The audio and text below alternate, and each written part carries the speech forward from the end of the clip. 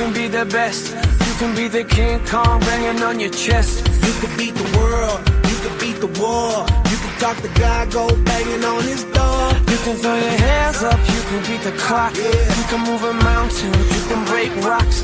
You can be a master, don't wait for luck. Dedicate yourself and you go find yourself. Standing in the Hall of Fame. Hello and welcome to the GRAPPL 2024 Hall of Fame. I'm Benno. I'm JP. I'm Gareth. And I'm Matty. Stick him in the Hall of Fame. What a song, Matty. What a tune, man.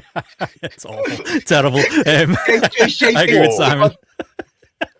What year did they use that in the Fed? I feel like it was like one every year from 2012. I think that song was 2012, and then they used it for a bit. It replaced, as Gareth said earlier on, though, that tune was great. Where Gareth that the WWF used it. That'll be the outro. Throw that in. Oh, but how are we feeling, lads? I've just missed the pre-show. You had Mark Buckledy on there to let everyone know about his must-see mixtape, which is coming up later this month. Some corker of some matches in there. So yeah, I did a great chat with him. Matty, you were chatting your trip to Paris and all the likes. I was just on a train back from Crosby, frantically scribbling down marks out of 10 for certain wrestlers and researching certain people. You know, all of our candidates in there as well. How we feeling tonight, Matty? Been feeling nervous about this one? We were going to do it Tuesday, but we've given it a few days to kind of tick over in all our brains, get ourselves ready for this momentous show.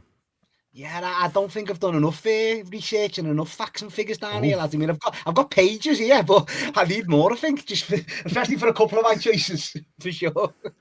I think we can all separate our facts and figures for the few that we're all going to decide on our lists. But really looking forward to this. Been looking forward to this since it got announced, to be fair. Since the nucleus of that, the idea, Ben, when we were drunk, and it's escalated into this now, so... And escalated and snowballed into now we're trying to replace Dave Meltzer with our special Hall of Fame.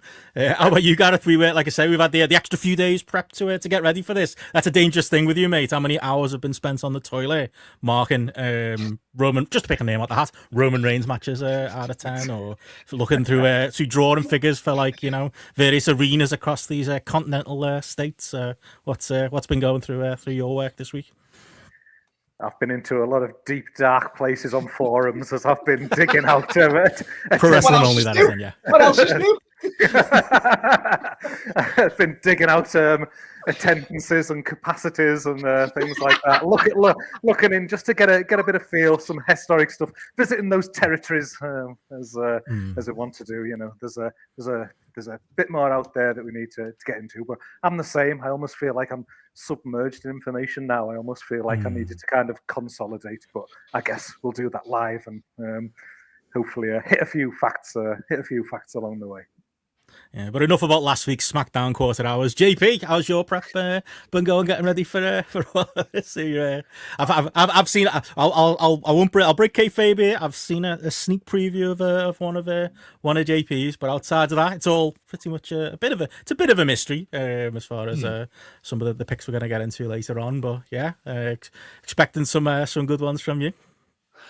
I don't know. I feel weirdly at ease with my top. With my selections in there, naturally enough, there is an element of eat your fucking greens that always comes along, and a little bit of the wacky in there. But there's I'm hoping that these, I at least think that the slightly not off kilter ones, but some of the ones I've gone for are you can at least see the reasoning behind it. That would be my explanation.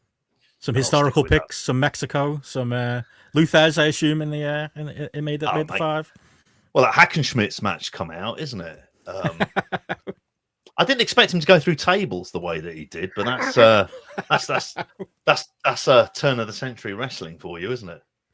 Well, as you said before, Matty, this is obviously an idea that has snowballed, and we're here for a bit of fun, but it is also very serious business as well. Like I say, the original idea of this late for this one is trying to come up with the top 5 wrestlers of all time, drunkenly in a pub, and now we're going to soberly have those very same arguments. For anybody who's missed it on the Discord or is unaware of how this is going to work, essentially, we're going to have 5 nominees coming up. They're going to be marked out of 10. on the 4 main categories, which will be in-ring, which I've gotten written down as match quality, skill, proficiency, ability to deliver in-ring and work to the highest standard. Hopefully no arguments there. The least important one on this list. The least important one. Okay. Now into the second category, the most important category, obviously, Matty, which is mic skills and charisma, which we've got defined as the ability to connect with the audience, deliver compelling promos and develop character. But yeah, part of they're kind of the 2 performance categories. We've split it in 2 for performance and kind of record type stuff. And then if we get into the outer stuff, we're getting into drawing, which is our 3rd category, the ability to attract audience and drive interest, including ticket sales, merchandise, TV and pay-per-view numbers. And then the final category, which is significance, i.e. historical significance in observer wording. So that's the second of our, I suppose, more fact and figure records, impact, including influence, longevity, and notable contributions. Before I get into how the rounds are going to work, lads, any arguments on that? Are we set on that? Are we okay with that? Can we all mostly agree outside of Matty? Is someone going to bend these words? You, yeah, you 100%. When you explained them then, I was rubbing my hands because no, that sounds good so far to me. How about you? As the forerunner of the grapple, Gareth, that makes sense. In-ring kind of works for you. We did bat around, didn't we, behind the scenes, Gareth, some other categories, but I like like I say, half record/achievement type ones and half performance type ones. And as much as we'll joke with Matty, mic skills, charisma, also important when you're talking about, the top wrestlers of all time, comes into that conversation. Definitely. I think having these 4 as the pillars, it just keeps it nice and simple. You've got that 4 pillars. You've got the in ring, obviously, so we can look at the work, we can look at that general sort of star power and things like that with the charisma and the mic skills. Obviously, the money is one of those. We can't measure the miles, Matty, but we can measure the money, and then but we can and significance spin on there as well. It's a Hall of Fame at the end of the day, so I think that's something that we have to factor in, isn't it? Really. So I think giving them equal weighting as well. It's the only way to go. You could fuck about with trying to make one more than the other, but I think we're on pretty safe ground here. Hey, wait till we get to the final 5, and then we'll just redo the numbers next year to like is it called gerrymandering, JP, just to get Matty's candidates on the outside. We'll find out if we fucked ourselves here in some of these categories, but I think it makes sense, JP. I think it makes sense. I think they're the only criteria really that you can seriously go with, unless you're wanting to throw in something about sort of crossover into pop culture stuff, but then that's part of charisma and drawing and all the rest of it. I'm perfectly happy with the criteria that's at play for this, and so should everybody else listening to this. You're coming up with stuff, not rather than I like such and such. So. Well, I've thrown our fancy graphics up on screen. If you want to play along at home, we have provided to our patrons and Discord members a cheat sheet that we'll all be using. And the way this is going to work in practice, we're going to have 2 rounds here. We wanted to make it interesting. So round 1, as this is the first class, and we do plan on doing this every year, ahead of time, we've kind of to make sure things are equal and make sure things are based on the numbers and nothing else. We are declaring our top 5 nominees each. There's going to be a lot of crossover there, as I'll reveal in a second. The other thing to say actually about the criteria is based, we said, in our lifetime / post 1984, depending on which of the 2 is relevant. We're a little bit loose with that, but strictly speaking, as much as we joked before about wrestling from the early 1900s, it's going to be things we saw while we lived, which is probably a good line in the sand here rather than us bullshitting in here. So yeah, we're going to reveal our top 5s first, and then we're going to get into the fun stuff, which is going to be announcing 3 additional wildcard picks each, outside of the obvious. I think are going to be a top 5 here that everyone's going to want us to consider, considering we're doing the very first class here. So yeah, once we've got all of our 5 nominees and we do the big reveal of the wildcards in a moment, we'll then get into round 2. We'll take all of our nominees and wildcards, go through their cases one by one, category by category, and do some individual scoring on them. Each of our marks out of 10 for each of the 4 categories. We'll tot up all the numbers, and then at the end of the show, we should be able to determine the top 5 on altogether points, the inaugural GRAPPL Hall of Fame. And also, Matty, as you've probably heard me saying on shows in the last while, the bottom 3 will be relegated from consideration next year. Don't know if that makes an impact on which wildcard you're going to pick, but I'm just throwing it out there. Makes it a bit more like a Premier League there. We've got 5 Champions League places, a couple of European places for the runners-up, and then we've got the relegation spots at the end. I think that's all fair. I think that makes sense. It does, but it's just injustice already. That's all I'm going to say. Oh, well, let's get to it. We'll do the reveal list of our, our 5. What do they call it? The categories like the historical Hall of Fame, when it's like the ones who are obvious that are going to be going and be considered, or maybe not so obvious. And when we get into them, but we'll do those first. So on the spreadsheet that people in the video version can see on screen, we'll run through our 5. I'll go first for my 5 there. I'll reveal them all in no particular order. This is in alphabetical order as I move the fancy sheet around. I've gone for Bret Hart, Hulk Hogan, Randy Savage, Steve Austin, and The Rock as my 5 guys who have achieved the most on points. So I'm willing to reveal that now. JP, do you want to reveal your 5? I will. I need to just make sure I can do it. Are you going to do the reveal on here, or shall I just get rid of this? There we go. Oh, there he is. Hey, right. That isn't the case. Okay, we're broken already. So not people on audio. JP apparently has 5 Bret Harts. No, that he's Bret Hart, and Bret Hart. That's who I'll go with there. What's happened there? I think that's me. Okay. I've gone with at number 1. I've gone Bret Hart. No, they're not in order, JP. Yeah, not in order. Yeah, it's supposed to be alphabetical. Yeah, it's not in order. Not in order, I should say here. So I've gone Bret Hart, gone Steve Austin, who won't come up on here, and then I've gone The Rock, Bryan Danielson, and Hiroshi Tanahashi. Cool. Fix that now. Fucked that up already, haven't I? Right. I don't know if that's happened. You're going to have to do mine, Barrow, because I haven't got a clue on this one here. You have to reveal it. All right, go ahead, Gareth. Do you want to reveal your top 5 considerations on yours? All right. Sorry, I think I've just done exactly the same as what JP did then. They're already there. They're just blacked out, cats. You don't need to change it. I know. I was selecting the colours to change the colours. I have gone with Bret Hart, Hulk Hogan, Ric Flair, Steve Austin, and The Rock. Good man. Expected. Bit of only one difference between me and the top 5s there, Gareth. But we'll get into a discussion on that in a second. And Matty, I know you haven't been in the spreadsheet, so you want to broken it. Do you want to give your 5, please, mate? My 5 are Bret the Hitman Hart, Hulk Hogan, Roman Reigns, Stone Cold Steve Austin, and The Rock. Makes sense, yeah. Nothing to consider there. All of our 5s are exactly the same. All right, starting off, Matty, what's he doing in the list? What's he doing? The top 5 rated wrestlers of all time. Yeah. Roman Reigns is in your all time. Defend yourself. Let's go. We started off early, are we? I mean, I've got the numbers down, and the numbers add up, guys. Genuinely, it's like, I know you're going to say the Hall of Fame and it's in history and that. But we're living through history now, guys. We can't all just go on the past and this, that, and the other. This guy's breaking records. He's setting money records. I've got all his attendance figures up for how many main events in WrestleMania, kayfabe, and in life, however you want to do this. Longest reigning title reign in the last 30 years. It's significant. It'll go down in history. No one will be there in the top 5. No one will break that for another at least 30 years. I can go on. There's that many things that we're living through it, though, and I get it all. We look to the past for stuff like this, which is mostly right, of course it is. But when something's happening in front of your eyes and you're living through it right now, it's got to be, no pun intended, it's got to be acknowledged, and I can't ignore it. And it's not just because I'm a big fan. We're living through it, guys. We're living through another era, another boom. He's responsible for another boom period. Some of these wrestlers didn't.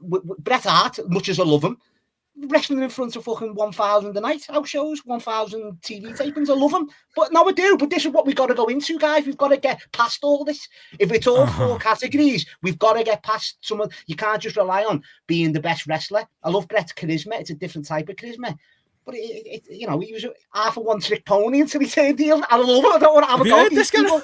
I don't want to have a go at these people. But he's in your top 5 wrestlers of all time. Yeah, no, of course he is. I know he is. But when it comes to it, like people say about like a Ricky Steamboat and stuff like that, who's not on this list, but people are saying, oh yeah, he's better than Roman Reigns. Talk about a one-trick pony. Was always a baby face. What he sold for like 25 years. Didn't draw flies to shit. Ricky Steamboat didn't do nothing. Why are we talking about Ricky Steamboat? I'm just saying in comparison to like someone who'd throw in to say, oh, he's better than Roman Reigns or bigger than Roman Reigns without even thinking about it. Most people would just say I've Steamboat and stuff like that. I'm just trying to give context, Gareth. But how's them SmackDown ratings doing since he came back? What? I've told we've had this, Gareth. We've had this. It's in a period where it's going to Netflix. It's just the way it is, that isn't it? It can't be that big a star, then, can he? If he can't, that's what I'm saying. Press the button.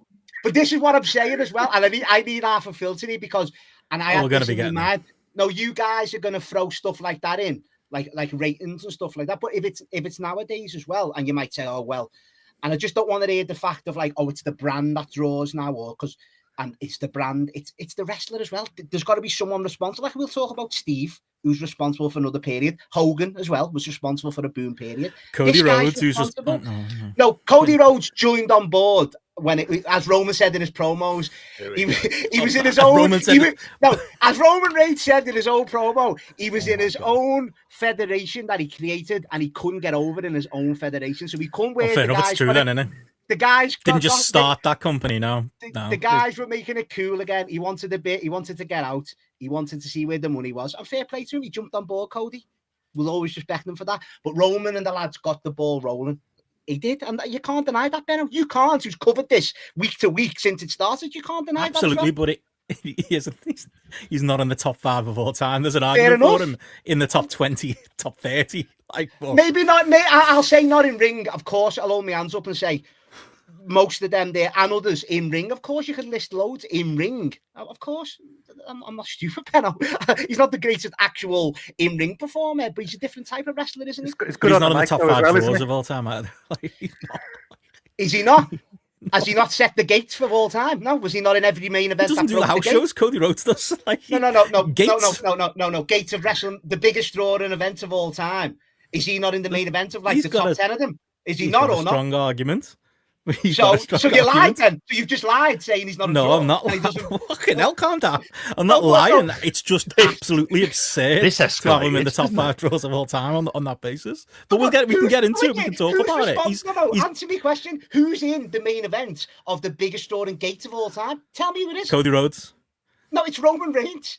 Who was also on top in like the bust period that WWE had for the 6 or 7 years of trying to get him on top. He's got an argument. It's just not a top 5 all time argument is the thing. You're arguing with the wrong people. I think being in you get the numbers of how many of the top 10 gates of all time, he'll be in the main events in WWE in wrestling. So that's Jack Swagger. Garrett's got the numbers like MJF and Adam Cole. This is house shows. This is.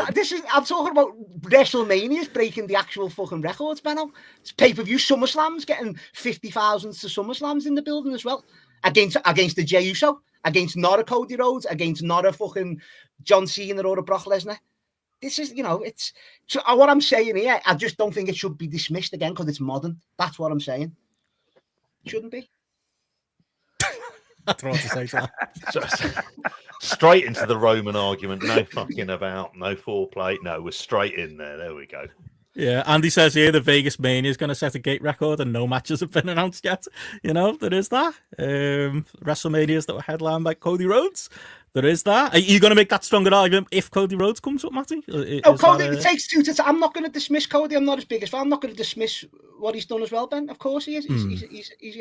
He's jumped on board and it does take 2 to tango, which I'll use later on. Of course it does in your big time matches. But once again, Roman's doing it with SummerSlams against the Jey. He's done it for a long time. Bloodline, Civil War broke records over here. There's all different things.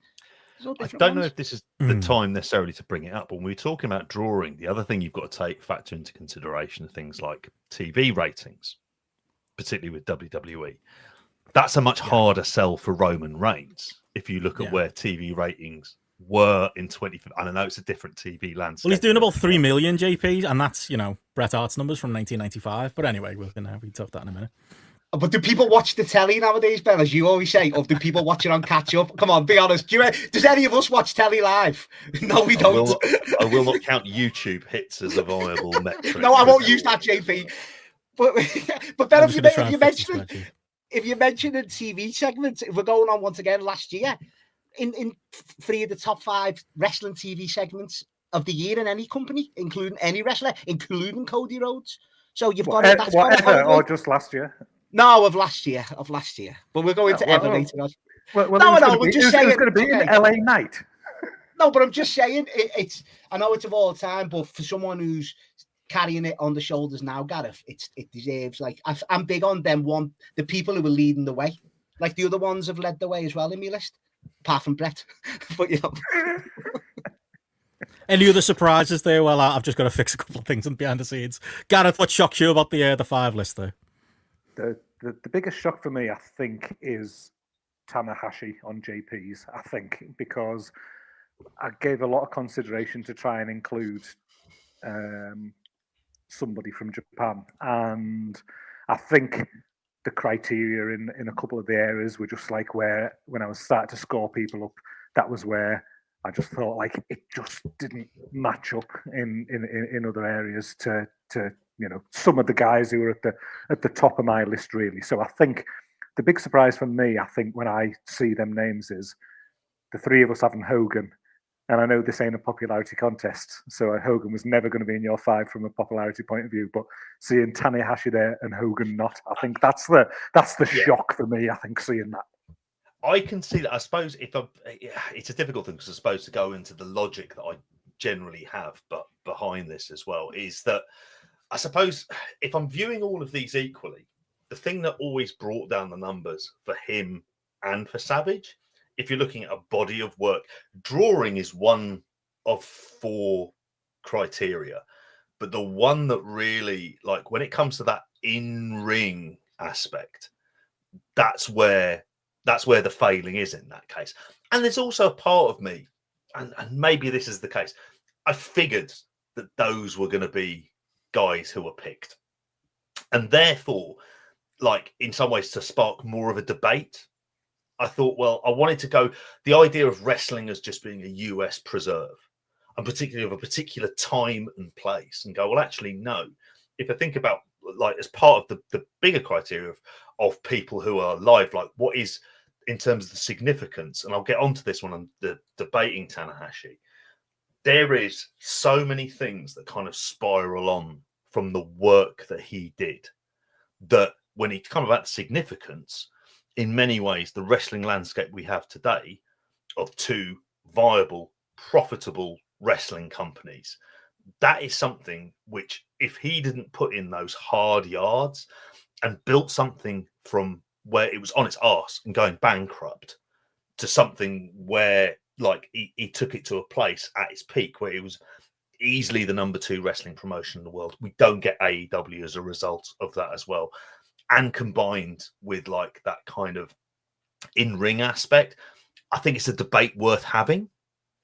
Whereas in some ways I feel like while, particularly Hogan and Flair, I would have said like, yeah, there are obvious like kind of like ones for that, but I was thinking probably more Hogan / Savage. But I get the idea of it, that it isn't like necessarily a popularity contest. But there was a part of me that wanted to kind of think of, okay, there's like pushed wrestler X as commodity, but how do they tick in all of the areas, particularly that in ring, which is a thing that if we're giving that equal weighting to the others, like we can go to a Warrior match, but there's not a fuck up. There's a lot of shit we'd have to sit through in the meantime. So I suppose as much as anything, it's for the debate. I mean, I'm looking at the chat here, and I'm sorry to go on again. I've got to go back to Roman slightly quickly, lads. The guys are saying ticket prices are the ticket prices being raised are the reason why. Well, isn't that the absolute definition of a draw? That if the ticket prices are so high, they're still paying to see him. Isn't that a draw, guys? No, am I stupid there, Gareth? Or is that literally what a draw is? You can charge are they paying to see him? Well, of course they are, because he was the champion for 4 years. So, of course, they're paying to see him. No, but now. Now they're paying. Of course, they're still paying to see him. Of course they are. But he hasn't got the belt. He's not the top. No, he hasn't got that. But still. What I'm saying is records that he's had. He was the champion, wasn't he? So that's a draw. That is a draw. You're paying so much. You could charge that £1,000 a ticket, and if the building's still sold out, no matter how much the price is, that's a draw, isn't it? That's the definition. But as Platt says, if they were paying that for the 6 months he was gone, like it's not really a tick in his box, is it? Or if they're paying that for the shows he's not on, Is that really a tick in his box as well? Again, it's not that he doesn't have an argument. It's that does he have a top 5 of all time argument? They were doing more arenas though, weren't they, when he went there? They're doing stadiums when he's on the show. They are though, aren't they? Like Cody was doing Leon, and I know it's breaking arena records. Cody was doing Leon and doing Berlin and doing fucking England. Roman's coming back doing your Summer Slams and stuff like that. But yeah, it's a good, I've calmed down a bit now. All right.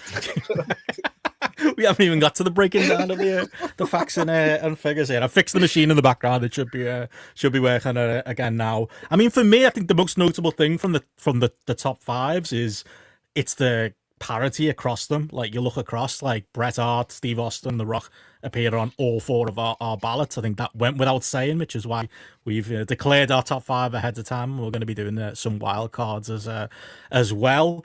After that, it's a bit more split. Doesn't hugely shock me that Hogan made 3 of the ballots and not one of the other ones. I'm wondering when we get to the grading whether he's going to be, hurt a little bit by the numbers that have meant that he hasn't made that particular top 5 there as well.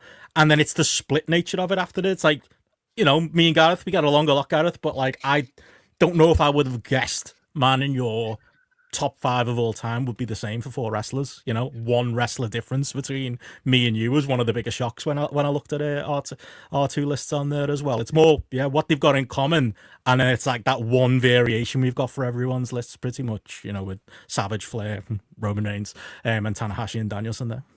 It's because we deal in facts, Benno. There you go, yeah. Measurements make numbers. Numbers don't lie. But yeah, I mean, there's some of them there where I think it was like a useful exercise though to like do them top 5s for that reason, because where we have got that commonality, and again even like across into Matty's list. I mean, I think certainly you've got 3 people there within the list as like forerunners that I think most people on these metrics you'd struggle not to have them up there. So I think it's a great starting point really, just to be able to say, okay, well, who are the people who we perceive to be up there as your top 5, and you tippy top on these 4 things, and then when we are then throwing these other people into the mix, these 3 or 4 almost, they just make kind of a good scoring like litmus test or benchmark really as to where these other people are. And it's that element of like, you can put a Roman Reigns versus Steve Austin or something like that in a debate and see how where the 10s fall for one and don't for another, and things like that. We can draw them comparisons. So I think it's intriguing, but also intriguing with the strength of the argument that potentially there's people who will crop up here in them wild cards, or who've been selected by one of us, that when we kind of, I don't know, get down to brass tacks and put our numbers in, I don't know, we might surprise ourselves, kind of, and then someone might shoot up a bit more than we expect. Yeah, for me, I wasn't shocked. Like, I expected to be shocked by my own list, and maybe that's confirmation bias. Like, I've got a cheat sheet here with 42, as I said before, of the greatest wrestlers of all time, all rated, and this is like what legitimately ended up in the shoot 5. Platt says there he's surprised of a certain omission, which might come up in a bit. We'll see. But I don't know. Obviously, I'll hold my hands up. Brett's on there, not Sean. That shocked me, Benno. That shocked me, Sean, not being in your 5, mate. Genuinely. Because Gareth, I base it on the numbers and not personal bias. That's, I think that's fair. He's there or thereabouts in the numbers, but we'll get into that in a little bit. But yeah, we've tried to be, at least for the top 5, as strict as we can to the criteria, and I think it's really resulted in a lot of commonality there as well. The other notable one, obviously JP, somebody mentioned in the chat before, Bryan Danielson being in your list, not in mine yet. Might be a consideration in a little bit. But again, it's weighting the numbers, isn't it? I found when I was doing the numbers, like I was looking at myself going, can I give Punk necessarily an extra point here? Can I give Bryan an extra point here to kind of put them in that consideration in that top 5? But clearly there or thereabout there. With Bryan, is it that before we get into the numbers? Is it the weight of certain categories? Is it the balance across the board? To answer that in the chat. I think there is. I think there's. It's how you look at the characters, because how you look at the categories is what I should say in there. Because I think the things that, and I think it's almost like the argument we're having for Roman about the brand kind of selling things. I think in some ways you can make that argument in the case for like the drawing element of Daniel Bryan. but I think it's the things about, for example, the in-ring and it being delivered at such a ridiculously high level. And I almost have to thank you for this, because there's that part of me if it isn't for the Patreon, if it isn't for your for the choices of doing a lot, looking back at a lot of like kind of classic Bryan Danielson from Ring of Honor and the like, you suddenly start on the story of the Yes movement and those kind of shows. You start to get really an idea of like, okay, this is how much of an important figure he is for a point in time where everybody else is kind of struggling around him, and there's this guy who seems like such a sort of obvious choice as the person to kind of go with, and he's also doing it in a way that's different to the others. So when it comes to charisma and mic skills, it's very different in a way to a lot of the other people on the list. And I'll probably say the same thing for Tanahashi as well. His charisma is much more sort of grounded in reality, I would think, more so than everyone else. Not in a Steve Austin, because we're creating a character of the working man up against the kind of tyrant boss. This is much more as a genuine human being. There is a charisma and a will that people have to want to see him succeed. So I think because it's weighted that way, and I think there's going to be a lot of emphasis put on the kind of drawing part. Don't get me wrong, as it should be. It should be like an important part, but it's not the be all and end all. And so I think it's he's not done the biggest attendance for like Ring of Honor or anything else. No, but does Ring of Honor get to the stage that it does without the work that he's done? He's not at all. All of those years beforehand. He's just not. No, let's not beat around the bush. He's just not. Significance, yeah, he's very high. As and people were in the building at WrestleMania 30 and all of that. He drew one Mania. Of course he did. I'm going to say he crossed over in WWE and was a big star there for a short period of time. And he's not a draw though, as Platt said there. WrestleMania 30 and maybe All In this year, which was, God, if you got the percentages off the top of your head, how many percentage down from last year? But we can go into that. But significant wise for Bryan in the business, how many wrestlers, him and Punk, deserve a mass credit for like opening the doors for? I just don't want to be the WWE fucking correspondent here, but opening the doors for guys like that. I mean, you called him Daniel Bryan several times. Yeah, so. to make a name in WWE. But you know what I'm saying? It was him and Punk were the two that broke through, and you could be a star, and you could have a presence on TV there. So fair play to that. And that's where then I think almost sort of like touching a little bit on what JP was alluding to there. Whereas, we've got like raw metrics, we've got numbers, we can compare numbers across different time periods and stuff. I think we've got to think of people contained within the time period when they were at their best or they were drawing and things like that as well, because you can't say, 20 years difference and just look at that number versus that one's bigger. There's so much context around Example, it. I joked about Brett and Roman before. That was a joke, to be clear. They are two different contexts. That's what I'm saying. That's what I was trying to say before as well, Gareth, so thank you. But the idea though is that you can look at something like a Danielson and a Punk in AEW and look at the impact that Punk had on TV ratings when he went to AEW versus the impact that Danielson had. And we can get into the nuances. Oh, well, they were booked different, presented different and things like that. And there is those facts around it, but at a hard level, you've got like a very clear like benchmark between two people coming into a promotion within a relatively similar time period and seeing, okay, well, what was the impact on TV ratings at that time based on those two people as well. So we do have them like for like comparable elements that I think we can build in there, and that's when you maybe do get into like a Brett and Shawn or a Stephen Rock and things like that as well. You're looking at people at a similar time period. So I think that's something we have to think about too. That's going to be keeping us all honest today. Before we move on to the wildcard nominees that we're going to be considering as well, any other overall takes yet on the top five? Any other shocks? I thought you'd be more shocked Randy Savage was in. I'm actually shocked Randy Savage is only in my top five and nobody else. I don't know if he came close in anybody else's, but obviously he's a legend, of course, but he didn't. No, he didn't factor in. I've got like 4 other names down for me wildcards, which I've got to whittle to 3, but Savage didn't really pop up, to be honest. Big fan, and legend.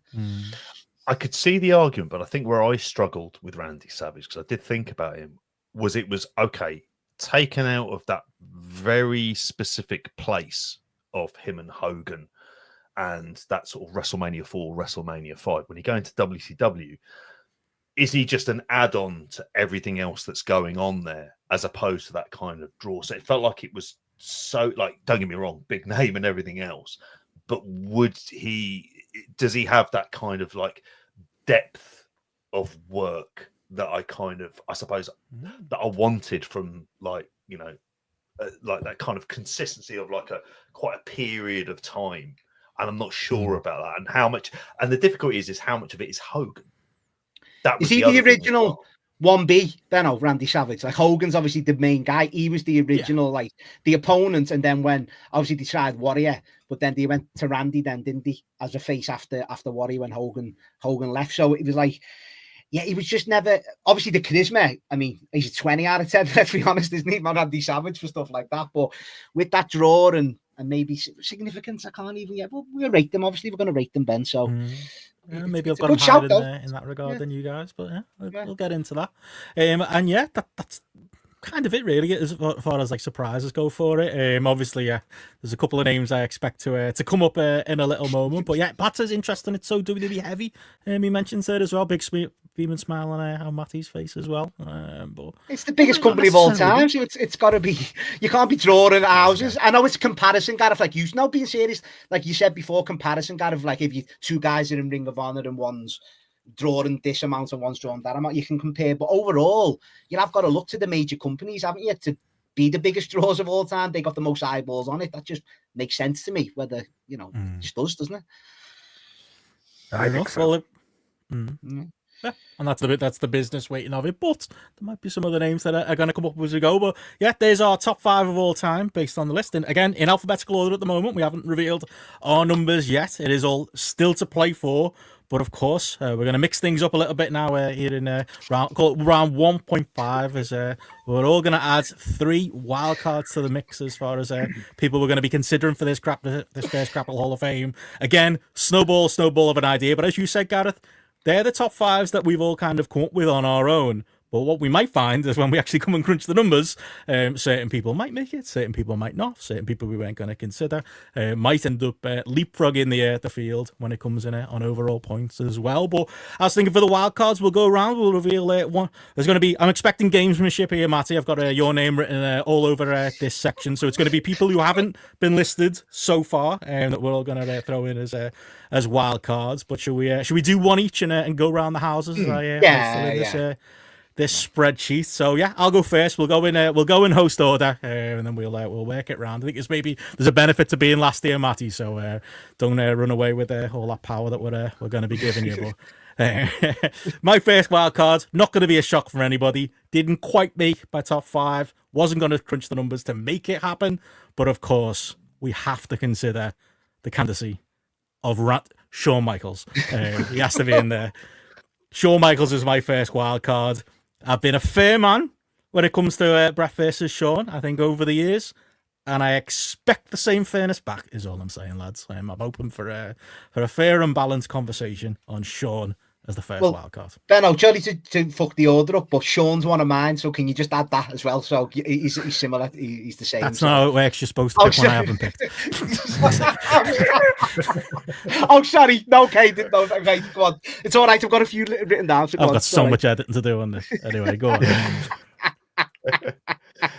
Okay. Shawn Michaels, my first wild card. JP, your first wild card. My first wild card, and this isn't really a surprise because I've already kind of mentioned the reasoning behind it, but my first wild card was Hulk Hogan. Again. Yeah, that's it. Well, there you go, JP. It's already been said, hasn't it? So we can't use it. To be fair, Ben, so we can't use him for that one on there. Okay. To be fair, that was brand new news to me, but go on. Okay. All right. In that case, if I'm picking if gonna go with someone else, I'm going to go with CM Punk. Nice. I was hoping somebody would grab him so that I didn't have to use one of my spots on it. I'm on it now. I'm on this. CM Punk had to be considered, had to be talked about here. Right, go on. Got it. I have to go with the biggest star of the modern era, John Cena. Nice. We're going to keep things modern. Cena. Modern? Did he retire about 5 years ago? Still going, eh? But go on, I'll pick The Undertaker. Fuck's sake. The Undertaker's what started this conversation. So, all right, for my second wild card, as I attempt to put Undertaker into the list, I was going to include John Cena. I thought he was a good one for consideration, and Punk was definitely in there for me as well. I'm going to go with somebody who figured high in my scoring and surprised me with how high he figured in my scoring. Rey Mysterio. Okay. Sort of wild card theft going on here. I mean, I'm going to go on for someone here who it's actually been the latest run would be one of the reasons. There's a bit of confirmation here, and that's Sting. Nice. Yeah, Sting. Didn't quite make it for numbers for me, but he was someone I definitely wanted to have a chat about. Gareth, your second wild card. Bill Goldberg.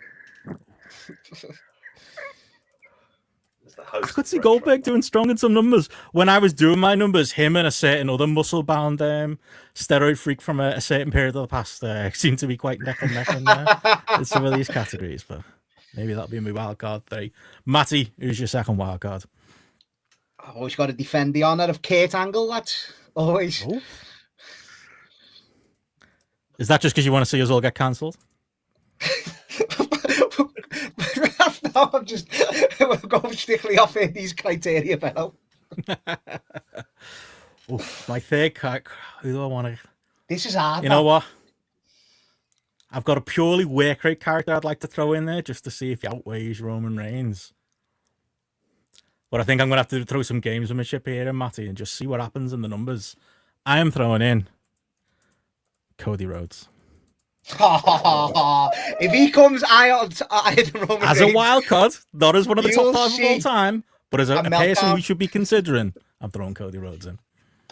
If we're considering Roman Reigns, we should be considering Cody Rhodes. No. Just no.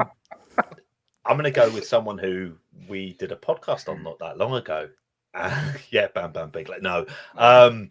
But in terms of someone who is a really important figure, and there's one run that's going to kind of mask a lot of the stuff, but I'm going with Vader or Big Van. Okay. Oh, this is hard.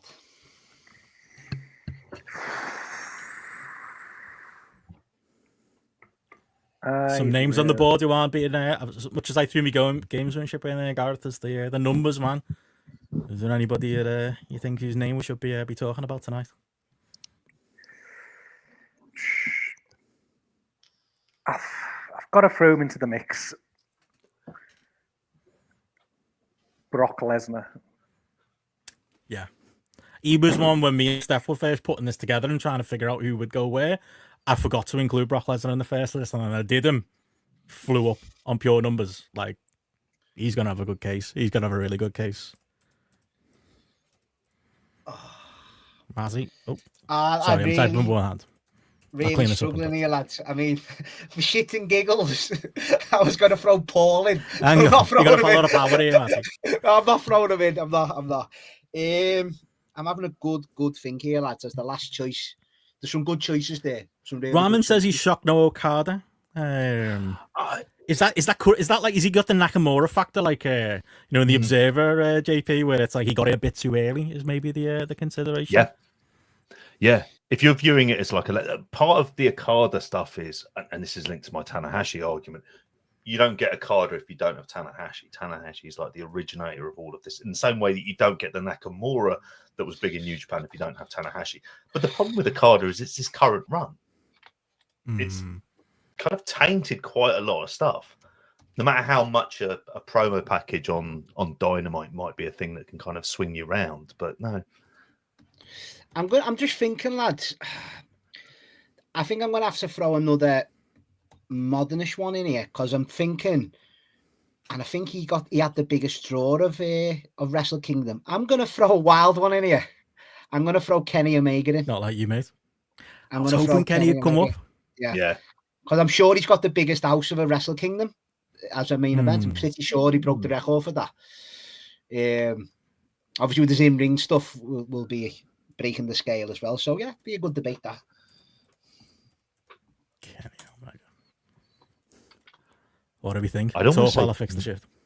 I'd almost say like the thing with Kenny Omega is as opposed to the Wrestle Kingdom house, which in some ways the argument would be does the current hotness of the product sell how many tickets they do for Wrestle Kingdom? It's probably subscribers to New Japan World and how well they did on the initial run in the US. Significance, How though, much JP? that was linked in. MSG at the point when that was announced for Ring of Honor in New Japan, that was very much Kenny Omega's.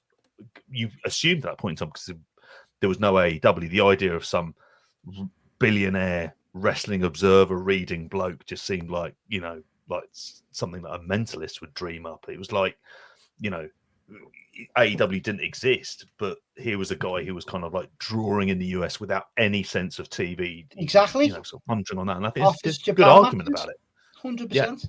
100%. Yeah, Cody and Kenny, big significance for starting AEW. Steph saying here in the chat, Jay White sold out MSG. Come on, guys. Any consideration for him? No. I'm a big Jay White fan. I've always have been, and yeah, he was the reason there. Him and Matt Taven, I'll always hang that flag. If we're still doing this in 10 years, he might have a shout. There we go. Chris Elliott says he's surprised no Chris Jericho. Any shock to that? Was he a draw, though?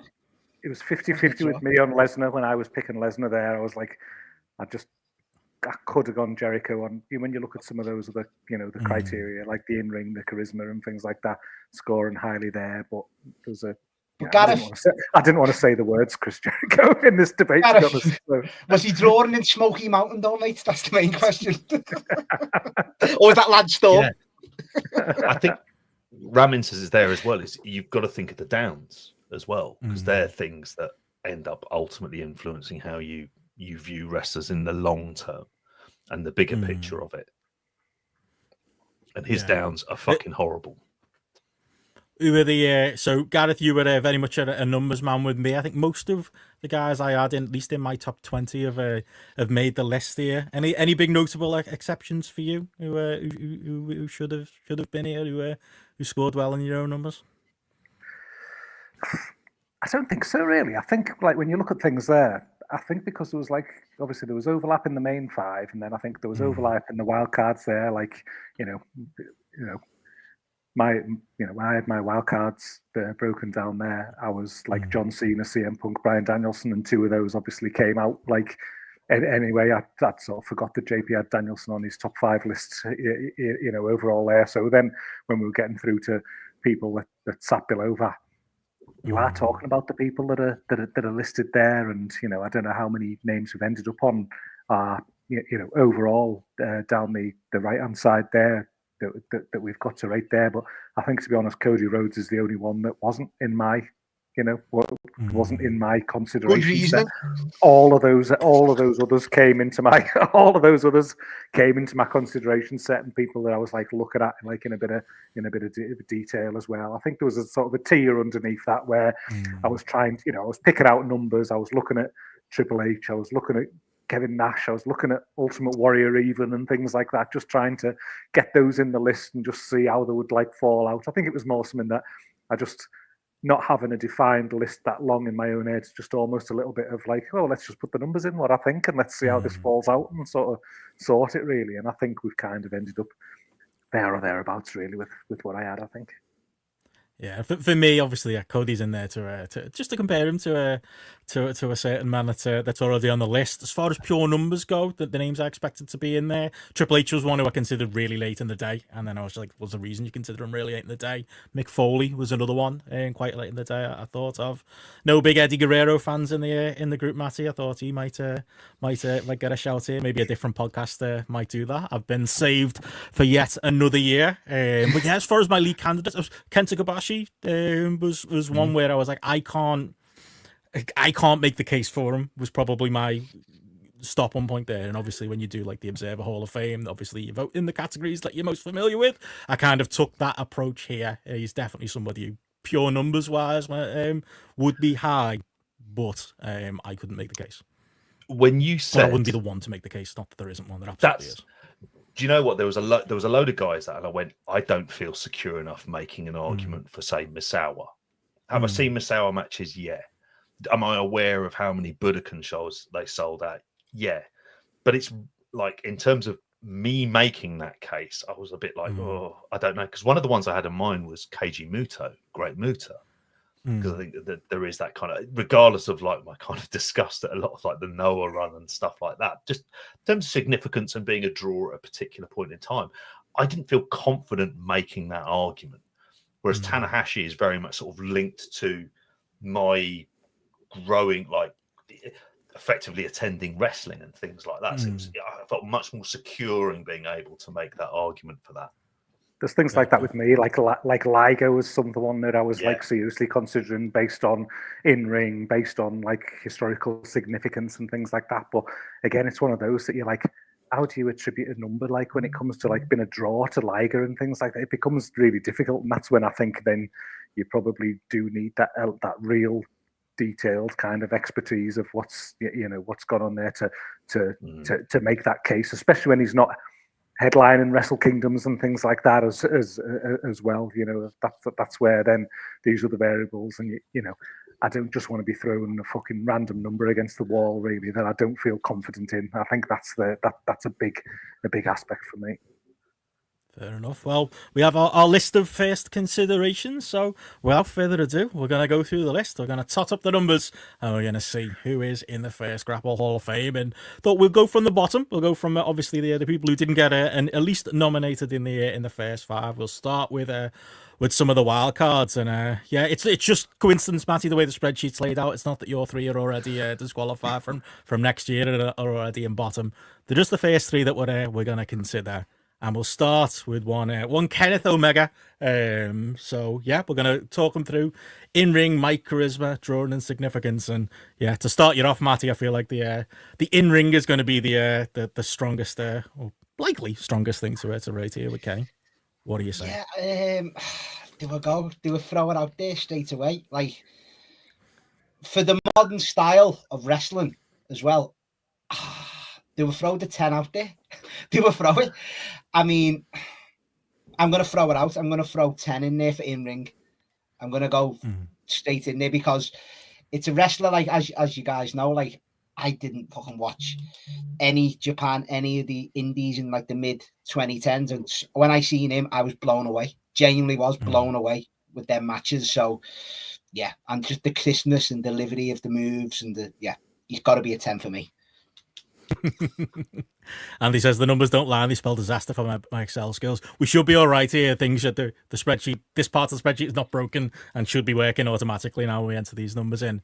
Steph throwing a 10 out in the chat there as well for him. Yeah, what do you reckon?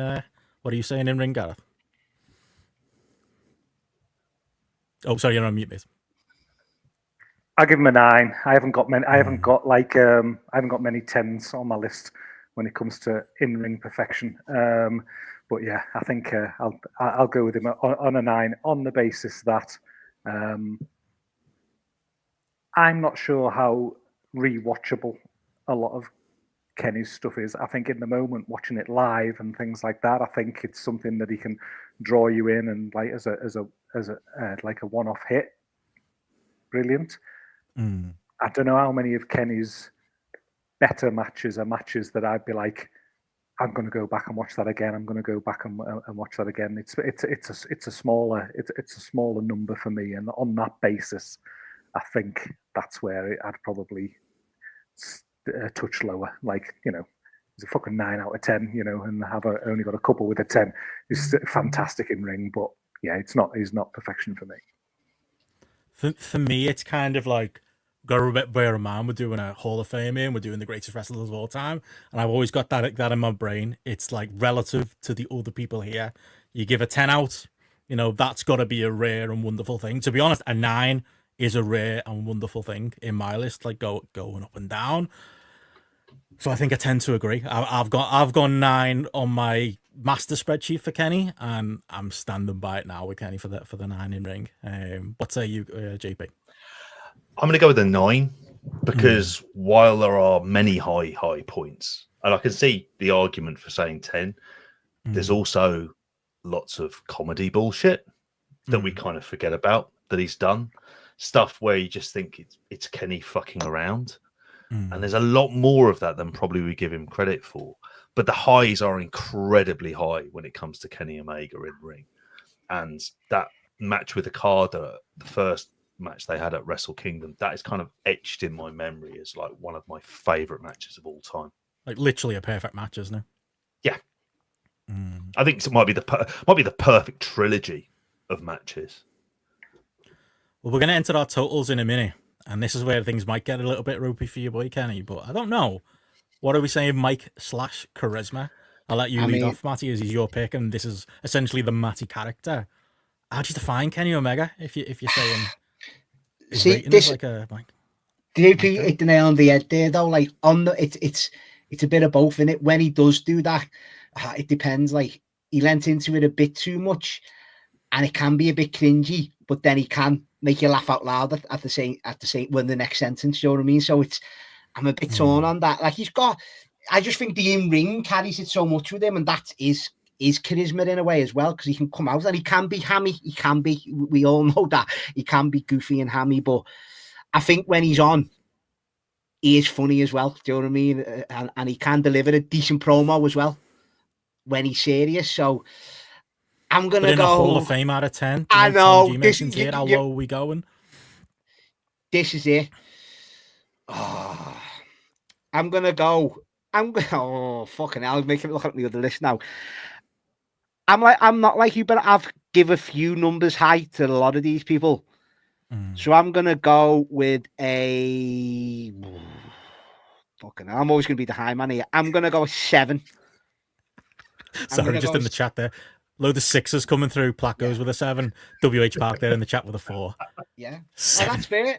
I know, Ben. I had 6, but then I think we'll just go with that extra high. I'm always going to be the high man. I am. What do you think? Throw it in as a 6. Throw it in as a 6. Confirm it. Influence down there, eh? I know. When it is though, because I'm thinking about it, and even I've shouted at the telly, and I'm a big fan. I'm like, fucking hell, Ken. It can just be too goofy and take you right out of it. I would give him a 5, to be honest. I don't think he's. I don't think on the mic.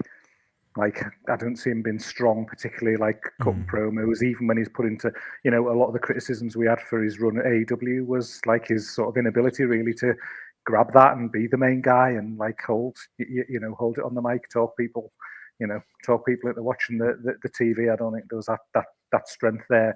You talk about his goofiness, but I think there's like an awkwardness to him as well, which I think like comes across that I'm not sure he's necessarily like comfortable in that position either, which when we're talking about this on like a Hall of Fame list and we're looking at him and we're comparing him against like a CM Punk holding a mic or something, or a Steve or something like that, and you're throwing them numbers out there, could I realistically say, oh, he's 3 less than Steve Austin or something? No, can't, like he's not. Can't, he's a lot less than him. So that's where he's, that's where I'll give him a 5.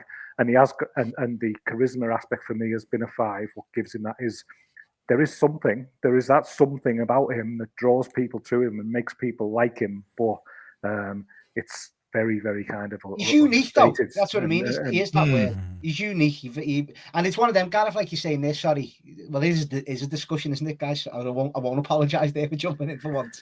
But the first one at 21. I know. Yeah. But are we just? Is it just this live mic in the ring though? Because I think Kenny's bossing like sit downs and maybe pre-tapes. Because like I know Hogan's got that. We'll talk about Hogan later on, but some of Hogan's good stuff is like backstage with Mean Gene, which you pre-taped. You know what I mean? So is it just influence of a live crowd, or are we taking everything into consideration for interviews? I think everything, because I think the thing for me, Gareth kind of touched on it there. It's like there's almost two points here. Mic work, like I can't stand a lot of the promos he comes out with. But charisma, while I maybe don't agree with Garrett's conclusion, I agree with the consideration. I agree sometimes he can be goofy, but is he a charismatic individual? Is he a magnetic individual? Is he somebody you... Because charisma, there's people on here who aren't English language candidates who we're going to be judging them on mic, I guess, but mostly it's going to be on that in-ring charisma. There's a lot of guys on this list who've got that in-ring charisma. I'm not saying it's a 10, but it brings his rating up for me. So it's stop. If I was just doing pure Mike, it might be lower than this, but it brings me to an overall 6. And I can see the argument for 7. The plot's gone on again. It could be a 6.5 type of case for Kenny here, but I'd go with 6 for that reason. I'd go 6. I'm kind of conflicted because there's things like when he does sit downs or when he's just being kind of himself, like I think of the documentary that we ended up reviewing, where they think, okay, this is a unique type of charisma. The problem is for this, and I'm probably going to say this a lot, is that when you've got the benchmark of who you think is like a 10 and the greatest of it, and well, where do they rank against that? It's hard not to go, okay, he's not within 3 rungs of people who we would consider to be 10, who just have it, just have that kind of absolute opinion, but are also able to talk people in. That was part of his charisma, was this is a guy who is offbeat, but also at the same time is so good in ring that's the thing that kind of draws you in, and is able to kind of do stuff that feels like it's just different to other people, but it is still niche. So I think even being 6 is probably me being on the slightly generous end of this, but that's where I would go. Well, getting into the non-in-ring stuff, drawing and significance. Tough this. When I was first kind of looking at these numbers, I think he's maybe got a stronger argument for historical significance than he does drawing, but it's not that there's no argument for drawing. How do we score Kenny Omega on those ones? I've just done a bit of finger. It's the highest paid Wrestle Kingdom attendance, and I've gone back to like 2014 here. He improved New Japan's business at the time. Yeah. He was the top Gaijin, wasn't he, JP? He was like you want to talk Bullet Club drove interest in New Japan, starting going back with Fergal Devitt and going through the different Bullet Club leaders and going through the different Western wrestlers that made it over there. Kenny Omega is kind of the poster child for that boom. If we're talking, the overall drawings, numbers, we're talking, merchandise sold, I suppose, is merchandise ridiculous. There, is a big part of what leads to AEW. It's actually part of the Young Bucks argument as much as it is anybody else's. There's an argument there, kind of across the board. How'd you rate him, though? See, I would say when it comes to the draw, there's a few factors in for it. The Wrestle Kingdom attendance, you've got to remember, again, it's a thing you're going to hear a few times. The brand was drawing at that point in time. It's like it's the next echelon of where Wrestle Kingdom business was kind of turning around. But that's not all down to him. It's also Okada. You can't rule him out of the equation for this. And it's drawing, but there's like a finite limit to it because it hasn't got TV, so it's not popularized in the same way that, say, a lot of WWE wrestlers would be. There's still like a kind of like a limit on that. I think the significance factor is much. I think the significance factor is much stronger for him than the actual drawing side. I would just say, on a drawing point of view, 2020 is actually the biggest Wrestle Kingdom. Is it paid? How was based on the numbers, and that's for like Naito, like Okada. But you just looking at them two like back to back. You had like Okada Omega in 2017, and then Okada Naito in 2018, and there was like a 9K jump between the Omega one and then the Naito one, and then there's building on from that. Omega's in the main against Tanner in 2019, and then the following year it's Naito Okada, and it jumps by like 2K to 40K there. So in both subsequent years after Kenny has headlined, it's jumped with Naito being involved in there. So, but obviously Okada's been omnipresent across that period as well. I think just as we're talking here about Kenny, I'm just thinking we should be talking about Okada here, not Kenny, basically because Kenny's high spots there in New Japan were with Okada, and Okada did a whole lot more around that and had a bigger impact on business, and probably had, a bigger variation of top-rated matches as well, really. So it feels like there's a flaw in the arguments for me from the off with talking about Kenny even. But the significance, like Ben was saying, comes into it with AEW. Do you know what I mean? That's like the whole thing of that. I'd say the drawing's lower, Ben, out than the significance. I agree with you there. I'm going draw 6, significance 7, but I kind of want to go higher. I might on go that. 8, Benno. I reckon 8. I'm going 6 for draw and 8 for significance. They're my two numbers. Because I think when you talk like the Observer Hall of Fame, like the amount of people who are getting credit for this now is getting silly. Like any podcast you listen to, like it's like, well, you got to give Cody credit for that. You got to give the Bucks credit for that. You got to give Jericho credit for that. You got to give Moxley credit for that. You got to give Tony Khan credit for that. But you probably have got to give all these guys credit for that. Like as far as like, for me, significance, and we talked about like how we're determining it, historical significance. Like 1, being at least a key figure in the growth of New Japan in the West for that period of time, even if you want to say he's the 1B to Okada, but 2, being a key figure in AEW, and 3, for me, I almost think he's one of those candidates, Kenny Omega, who I'm glad he's been thrown in for us to talk about, but like Roman, it's a bit early in some ways, because like I feel like we're living through the era of copycat Kenny Omega wrestlers, and like the influence he's had from an in-ring style and from like what a great 5-star match is.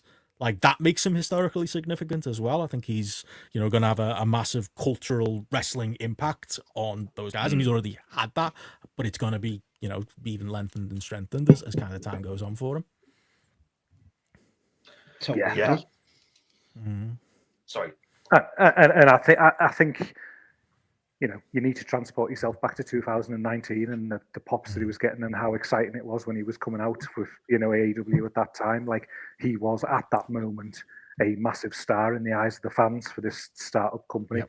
The problem's obviously been is if we're talking about down points as well, we've gone into depth about his delivery as champion. We've looked at obviously injuries and what have you over the last couple of years, bad booking and things like that. Taken a lot of like shine off him, overall. So I think if you take a step back in 10 years' time and you look back, there's going to be that influence on other wrestlers, but then actually you're going to be looking at his longevity and time period at that tippy top level, and that it's actually going to look quite small, relative to others, especially when we're looking at things like drawing power and things like that as a metric as well. Is way down the list for me personally.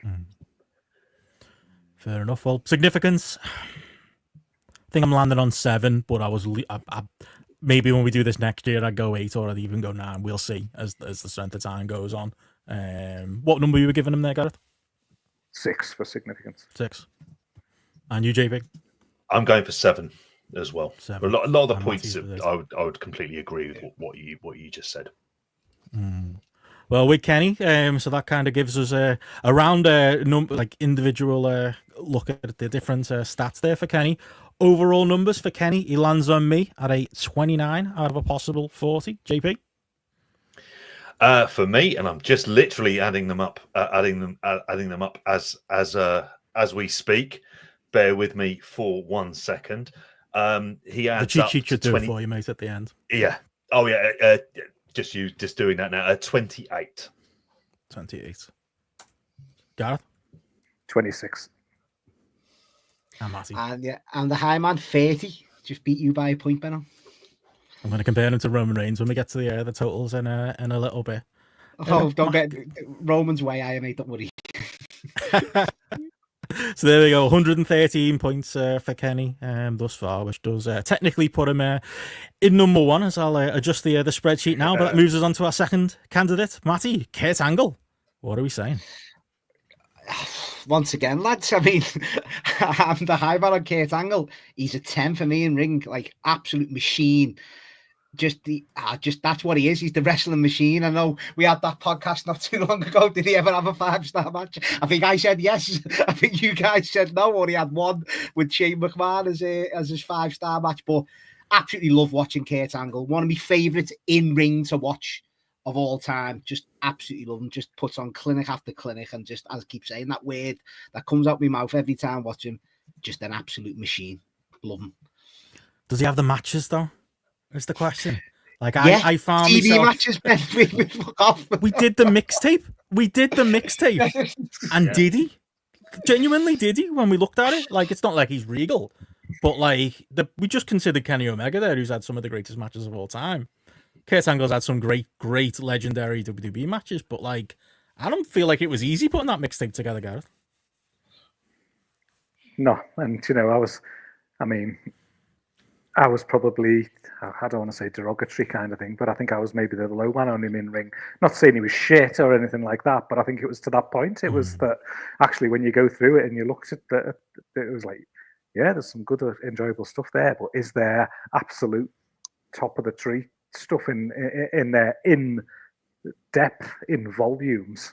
And I personally don't think there was, kind of thing. So for me, it's, that's where he's lacking again. When you're comparing him here with people that you are considering, yeah, they have got that body of work in ring. Like, I'm giving Kenny Omega a 9. There's no way I'm giving Kurt Angle that or that or higher. I'm in that 7 to 8 category for me in ring, and I'll probably go 8 to be, I don't know, to be maybe a bit fair on what he was up against, what you were looking at the time, context. And ring style and things like that. From a context point of view, I'll probably nudge him up there, but no higher than an 8 any day under the sun for me. I'd go an 8, but the reason I wouldn't go above that is it's primarily like the TNA run. Like, I mean, even the Samoa Joe series, of which there's parts to it that are very good, and 8 out of 10 is a very good score. If you got 8 out of 10 in an exam, that'd get you 8. That'd get you an A, like in old money. But JP, he's carrying Matt Morgan to good matches in Bound for Glory matches, mate. Do you know what I mean? That's where I'd have to see that to be the judge on that. No, one, he mate, does. Honestly, he like, does. Define good on that. But yeah, for me, he's consistent. He's also that's got to be considered. Yeah, there is a level of consistency there.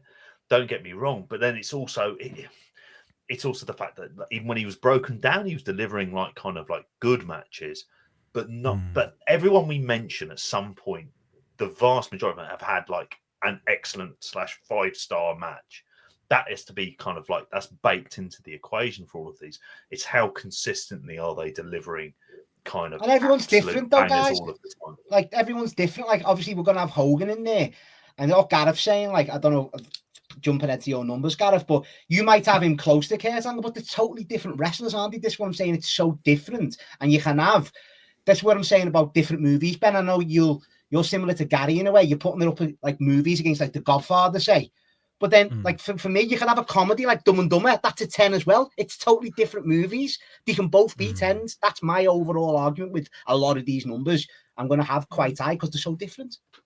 So what was your number for Kurt? Sorry again. WH has gone 8 in the chat here. That's interesting. I went 10 for Kurt. I went 10. For Kurt, yeah, in ring. I don't think one of the best. That 10. One of the best wrestlers, Ben. He's a machine. He's in there with anyone. He can elevate, as JP said. He's never had a fucking stinker. He never has an off night. He always gets in there and delivers. He's never switches off. For me, that's, as you say, consistency is a good key word. How many of these wrestlers have phoned it in on this list probably on night or had off nights? Kurt Angle never had an off night. I imagine every house show he didn't have an off night either. He went in there and took pride. I mean, he had some off nights when he was on the Somas, there was that.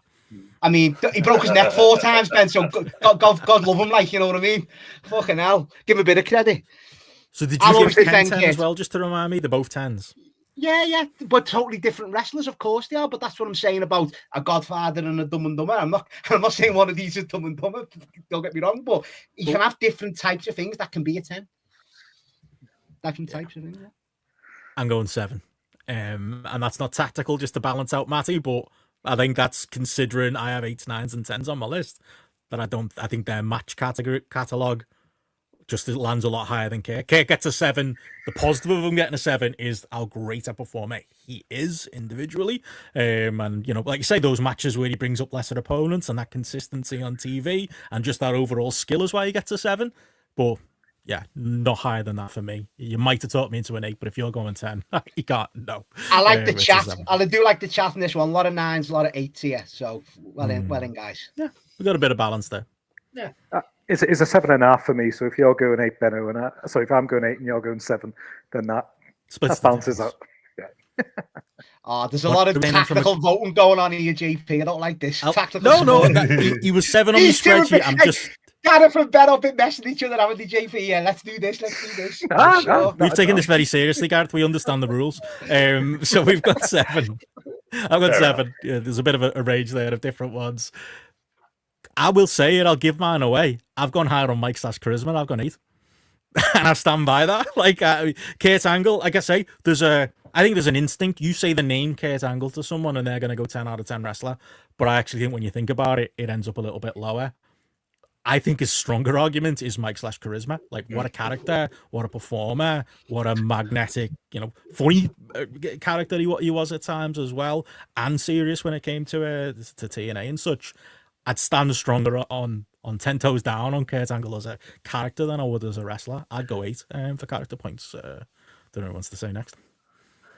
I'd say 8. I'd say 8 for charisma, and I think that's even probably being a bit. And again, it's probably there's elements of like the TNA run where it's just sort of like there's an overexposure, so you become kind of like almost numb to how good he was. But just that remembering him at that point in time when he debuted, where there was like no frame of reference. You just thought, here is a prototypical guy they're just wheeling out there. He's not going to mean anything, and he turned out to be fucking brilliant on the mic. And he went from really stupid slapstick comedy to like serious like machine mode, and you bought both of them. Like that's an incredibly difficult balancing act to kind of pull off. So I would go an 8. I'm going 8 for me. Sorry, Matty. I would just to reiterate, I'd go an 8. I prefer Kurt Angle the character than Kurt Angle the wrestler. Like, I prefer to see him like doing comedy spots and like doing his like backstage interviews and things. I got more enjoyment out of that side of Kurt Angle than the in-ring stuff. They've balanced out there with the scores I'll give, but it's an 8 for me. Go on. Why are you going high, Matty? He's 9 because JP nailed it. It's the line I always use with Kurt Angle. He can be the goofiest, like stupidest in the most comedy backstage segment of all time, but then flip the switch and he's fuming on someone and he's going to kick their ass and break their ankle. And that's what is the beauty of Kurt Angle. Like, he's so good, and he's probably one of the best of all time at that in like backstage stuff. He's genuinely funny as well. Like, you get these wrestlers how many times you've seen comedy in wrestling over the years and it's just not funny. He's genuinely funny as well. His timing, his delivery, got a lot of time for Kurt Angle. How about if that's the charisma side? How about the drawing? Yeah, That's where it comes low, really. I mean, he boosted TNA though, JP originally, didn't he? Didn't he get the best buy rate of all time? No, he did. The Joe stuff. The Joe stuff.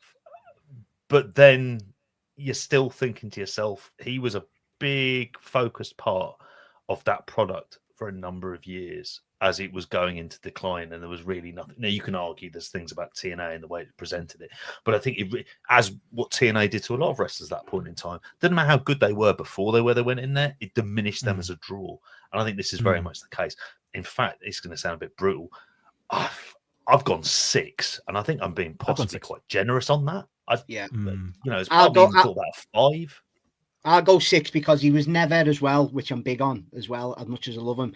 He was never positioned as the guy in WWE as well. So you can't really judge him if he was a draw or not. I don't know if his name come up on that World Champions list, Gareth. I don't know how he was on that at the house shows, but he never had a long enough run as champion as well, did he? He was always like a placeholder champion, really. Was never the guy. So 6, just for that TNA, because he did spike a bit of interest. And he was doing probably on top when it was doing TNA's biggest ratings on TV as well, JP, on Spike and stuff. So you've got to give him that. He's one of them. Yeah. He's like, I don't think WWE was like as much of a, right now, the argument against like a Roman or a Cody is that it's a team effort. Less so than it was the 10 years before that, when it very much was a team. No, I'm just saying it's the argument against, he's not calm down. It's the argument against that there's a group effort, and that was kind of been WWE for 20 years. It's been less about individual stars and more about a group. I don't think that was necessarily the case in the Attitude Era, but there's something to be said for that group that were backing up Steven Rock. And I would have Kurt as a key part of that group. It doesn't give him a 10, but it means I'm a little bit more favourable on him, which lands him on a 6 rather than me going he's a 4 or he's a 3 or something like that. He's very clearly a part of that puzzle, but as far as pulling him out of it, there's not the strongest argument, Gareth. Yeah, I go a 5. Like, I don't think there's any evidence out there to suggest that he's anything other than just an average, average player on this front. Certainly at that really like tippy top high level. What did the Atlanta Summer Olympics draw, lads? What did that draw? Did have Big Bang Theory on before it, mate, or Friends? Probably Friends back then, wasn't it? When it comes to the Olympics, the company is very much the draw. Yeah, that's the draw there, lads. Yeah, fair play. It's less about individual stars. I'll accept that one. Well, last point then, historical significance. That's a tough one for Kay because I think there's some historical significance there. I think there's some influence there. If that's, we're saying that's part of it. There's some, the significance. It's just, yeah. Can anyone mount a strong case for him on that? Let's start with that. I just think with him being such an in-ring, I know with the charisma we backed up as well on the mic skills, but for me, with him being that in-ring type of work rate wrestler, Ben, even though you disagree with that, you as you say many times with him, that was his gimmick series, rather than that's what I mean. But I think the wrestlers his themselves, gimmick was technical wrestler, who got into wrestling at that era or watched it, will always put him at the forefront, regardless of if they think about it or not. They just assume Kurt Angle, so I think he's got that to brain thing straight away with wrestlers coming into the business as well. I think he'll have that. But yeah, it's an hard one to put a number down there. I'm scared to go first on this one. I'm happy to jump in and give him a 5 because I just think he's one of those that if you erased him from wrestling history, jump in your DeLorean and get shot of him, I don't think it really, there'll be some elements kind of, but I don't think there's massive, significance that would come into play there. I think some of the things that jump out are him, obviously the speed that he became like a world champion and things like that. I think that's probably like the most significant thing. I think how people talk about people talk about how quickly like he got from there to there sort of thing. That's significant. That's notable. But given that he's had no impact as a draw, I'm not convinced that there's like reams and reams of wrestlers out there who are like basing their style on Kurt Angle or anything like that. Again, against other people in this list, I just can't put him any higher than that. Like Benno said, to back up what Benno said as well about the attitude there, people remember him though, Gareth. That's significant. Like that's got to have some sort of thing. They do remember him, not just as a casual. It's not a 10 out of 10 argument, but it's a 6 out of 10 argument. No. And that's exactly where I've gone, is 6 out of 10 for it, because I think there are, like, in terms of significance, because Gable Stevenson's not on this list, and the idea of winning a gold medal and then translating to something where it's entirely character based. So there's a physicality to it, but that's the only resemblance to kind of like Olympic wrestling. And he managed to make that transition. No one picked it up quicker. Nobody. There is nobody. Exactly like this. You speak about people being naturals, and he kind of falls in it there. And I also think there's the significance as well, dare I say it, of him going to TNA in and of itself, and kind of like I think there's something to be said for that. But then I don't know. I wonder if I'm clutching at straws for this. And 6 is probably being erring on the side of generousness for it, but I wouldn't go above that. I'll go 6 because I've always got to go higher than Gareth. 6 for me as well. So yeah, going around the scores for me, he is a 7 in ring, 8 charisma, 6 drawing, and 6 significance, which gives him a 27 total. JP? I've gone 8 in ring, 8 charisma and mic, 6 for drawing, 6 for significance. That's 28. 8, 5, 5, 26. I've gone 10, 9, 6, 6, which is 31. So higher than Mr. Kenny Omega for me. I love this already, lads. Looking at the live scores on the doors right here. 1 point separates Kenny Omega and Kurt Angle right now, as Kenny Omega's total 113, Kurt Angle's total 112. Shows you how close these things are to play for. There you go. Grapple Hall of Fame done. Kurt Angle and Kenny Omega are in. Sorted. No, got another 20 odd names to go. A few totals in the chat. Platlin 24. Steph ended up on 25. We better get a bit snappier then. Yeah, let's get a bit snappier. Moving on from there. It's our next consideration. The last one of yours. We got here, Matty. The man who started it all. You say we're going to hurry up here, Gareth. Me and Mark Calloway. People will be skipping along an hour here. Start us off, Matty. What is this man's argument? I mean, you're dismissing like The Undertaker as this fucking run-of-the-mill, like, insignificant, non-happening wrestler of all time. I know you don't agree with his political views, Benno, but when we're talking about like in ring and stuff like that, and as a character, you can't dismiss him. Like, it can't be denied. I mean, like, do you want me to give you all my? Do you want all my numbers across the board now? Then, if I'm making it snappy, yeah, I'll go In ring, I'll go 8. I'll go high in ring. I'll go 8. Charisma is a 10 for me, 100%. No. Sorry, no. We're going one by one. 8. Come on, go. He's an 8, Benno. 8. He's been a part. Yeah, well, yeah, of course he is. I give Kurt Angle 8. Well, he's an 8 for me, Undertaker. He's had some of the most iconic, biggest matches of all time in the history of wrestling for a start. So, yeah. But this my argument. Well, yeah. Of course they were. 8. I know you don't like the Shawn Michaels matches and stuff like that, Ben, but you're on the island. When we get to Shawn Michaels, I'll be bringing this back around. You're in the minority there with that, aren't you? Genuinely are. So that's like a thing. You're in the minority with that and the Triple H ones. Well, maybe I'm not in the minority with 8. No, we're not liking the Shawn matches and stuff like that. I mean, you're definitely on an island alone. I'll go 10 for charisma, 100%, because no one else could pull that character off. For as much as no one likes spooky characters and supernatural characters, you believed that character, and no one else could have pulled a character like that off in the history. Getting lumbered with that gimmick at that time as well, the occupation era maybe, and making an actual career out of it deserves a lot of praise because no one else could have done it. The occupation era, is that a thing? Well, it is, isn't it, Gareth? Taxmen, garbage men. That was what it was. That was a thing. Draw. Oh, I might cause a bit of chaos with this one, but I think for the sheer fact of like WrestleMania was built around the Undertaker a lot, I've got to go an 8 for a draw as well for the Undertaker. I mean, he was there, part of some of the biggest. I mean, he was there of all time. No, he wasn't. He was a big part of it, Benno. He was a big part. And significance, I'm going with a 9 as well. So I'm high on the Undertaker. I think significance, he's always going to be remembered once again for that character. You ask anyone across the board, any age, in the last 30, 40 years, 30 years, they remember the Undertaker, and he'll never be forgotten. 100%. So I'm high on. I know I'm going to be the high man with the Undertaker here. Well, fair play, but this is why we're here, Ben. This is what we all agreed it'd be shit, wouldn't it? This is what I'm saying. Oh, JP, where do you most strongly disagree with that? Let's have the conversation. I'll be in ring, and I've gone 5, and I think I'm being really generous there, and I'm remembering the Shawn matches, even the Triple H match at WrestleMania 17 and things like that, and there are bits of it in the Attitude Era where he was better because he was in there again. He was in there with better people.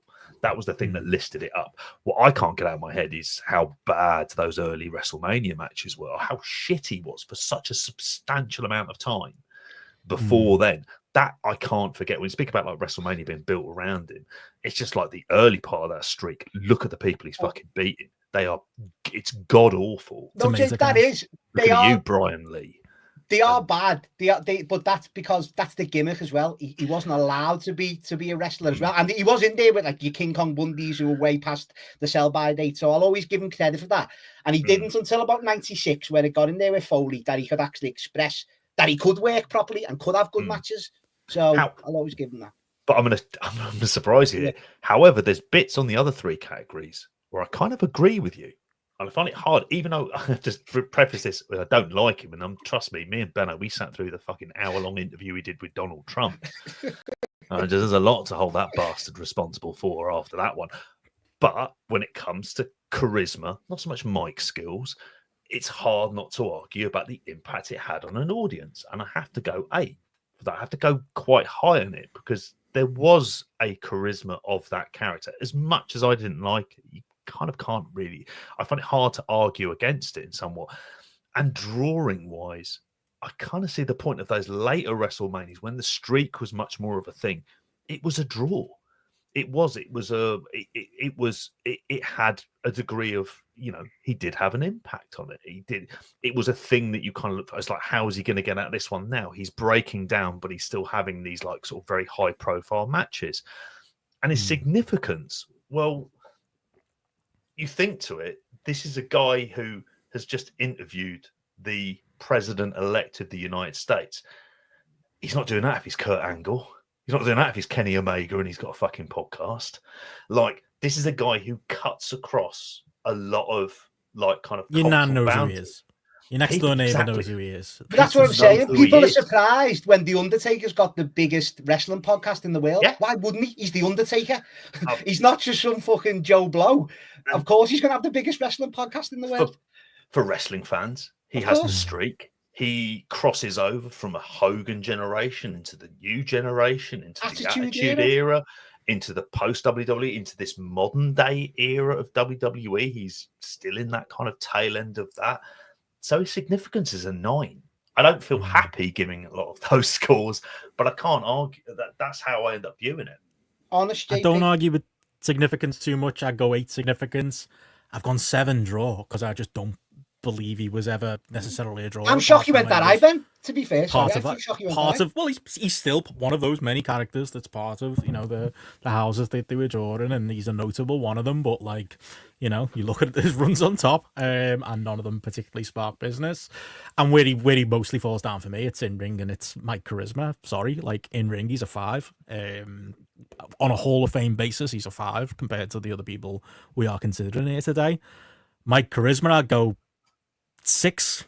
And that's mostly charisma points rather than promo points, but that's as high as I go on it, which gives him a higher total than I would have expected going into this.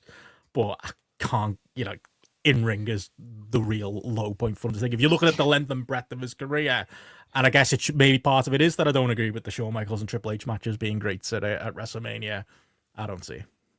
Can I just say as well, and not many people like the biker era Undertaker, but I think, and even Gareth begrudgingly as well, when he watched some of them stuff, he was all right on. He was like better than he gets credit for when he was serious as the biker on the mic. I know people don't like the rest in peace bollocks and all that, and I get that. I can totally get that. But when he's the biker and when he was serious in proper feuds, he was good on the mic. Underrated for me. Yeah, I'm probably a little bit like that, kind of in the same. Like I've given him a 6 in ring. I was torn between a 5 or a 6, and I've ended up giving him a 6 because I think the style of work that he did for the character, you know, that probably like elevates him slightly for me. That again, yeah, he's not going out there having fucking 5-star, you know, matches. He's probably got one good match for every year he's been a wrestler, if that kind, you know, sort of thing. Like I think is, you know, for the longevity, the body of work doesn't necessarily fit, but I think the working style and things like that, the believability and things like that were in fitting with such a character-based wrestler, like worked for what it was. I think I'd give him a 8 on that basis, on like the charisma, mic skills stuff, where again, while I wouldn't say he's like a big promo guy, that the character, the way that he played that character, you know, the way that it kind of evolved over time, and it still was something that people bought into, and things like there is that natural draw to and things, and you know that can't be denied. I think from a draw point of view, I go less. I don't think he was. I'm giving him a 5 for like a draw, like a draw. I don't think he was. You know, I think when you look at his house shows as champions, they're like really, really poor. Like he wasn't pulling people into the buildings. You know, he's less than the Miz and things like that. You know, like when you're looking at house show draws, like that's something that stands out. But then again, then there's like the WrestleMania stuff. You know, he's got the lowest WrestleMania buy rate of all time as a main eventer with like Sid at WrestleMania 13. So if you're picking out the lows as well as the highs, like he wasn't pulling anybody in then. You know, there was 3 times as much when Steve was rocked around at WrestleMania 14, like the following year, and that's just 12 months later. You've got three times as many people buying it. Obviously, Mike Tyson's involved and things like that. There's all them different variables, but it's still, you know, it's something when you're comparing like the list as a whole. And even when you get into the later WrestleManias, you know, when he headlined with Shawn Michaels at 26. That knocked another 100,000 off the buy rate. They've been doing million pound. They've been doing million buys. Like WrestleMania 26 was only 885, and then the following year it jumped back to 1.1. So he actually on top even then latter day and like big stuff. He had a decrease in the numbers there. So you can't call him a draw. Like you can't, because there's no evidence that comes across. And then in significance, I'd give him an 8 again, because again, he has got that memorability, he has got that longevity. The streak did mean something, you know, within the history of WWE, WWF as well, really. So it's like a 6-8, 5-8 for me there. And I think reflects that fact that it's more about like a character who was on screen for a long period of time, who played it well, but he didn't draw money and he wasn't good in the ring. So. Ken Barlow.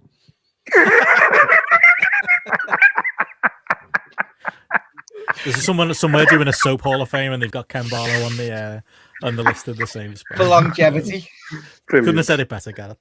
Well, on that, so on Undertaker, so that tots up my total, and I agree with everything Gareth just said. I went in ring 6, Mike Charisma 5, draw in 7, significance 8 for a total of 26, which, like I say, Matty, was higher than I expected it to be going in. JP, your total?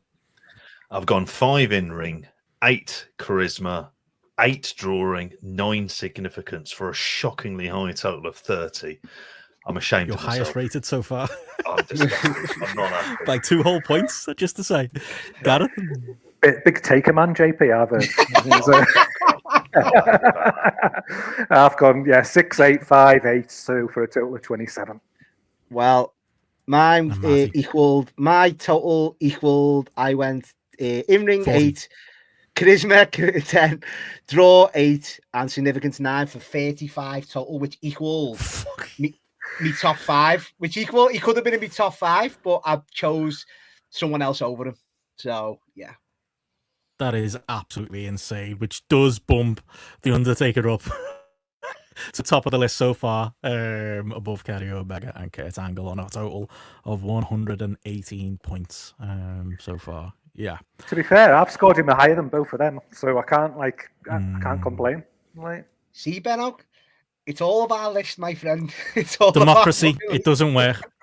But speaking of which, we should move on quickly into Gareth's 3 wild cards. We'll start with Brock Lesnar. Gareth, make the case for our Brock. Yeah, I just think, when you look at, Brock Lesnar as somebody coming in, I think he's obviously someone we've done shows on in the past, like from, various things, whether we're doing like flashbacks or whether it's like a bit more focused. And his in-ring work is something that always stands out. I think the believability factor that's in there. We always talk about how good a seller Brock Lesnar is. I always think about like the match structure when he's put in there with like certain opponents, ranging from whether it's someone like a Kofi Kingston versus when he's he's having a match against someone who's more of a power wrestler and things like that. He makes it work with different opponents who would like work in that Brock style and things. I think that's something that definitely jumps out there. I think from a charisma point of view, whether yes, he's not good on the mic. Yes, he needed like Heyman and things with him, but I just think as a presence, as a guy who like airport test or flicking through the channels and see Brock Lesnar on your screen, like, whoa, who the fuck's this guy kind of thing. And then like, just the way he holds himself, carries himself and things like that. It's that kind of like just understated, pure natural charisma that he has going along with there. And I think the other big one for me as a pillar for Brock Lesnar being is just that general significance, given how short that first run was. I think people still talked about Brock Lesnar quite a lot, like following on from that. I think people still had that clamoring for when's Brock back and things. So there was still that amongst the wrestling fan base. He was definitely seen as this prodigy. You talk about, Kurt Angle as, being someone who picked it up quick. Obviously, like Brock Lesnar did, very much the same. But then I think his return, and I think that the impact he had just, I think stylistically on WWE when he, came back into the mix on his return, and those, the title runs that he had, and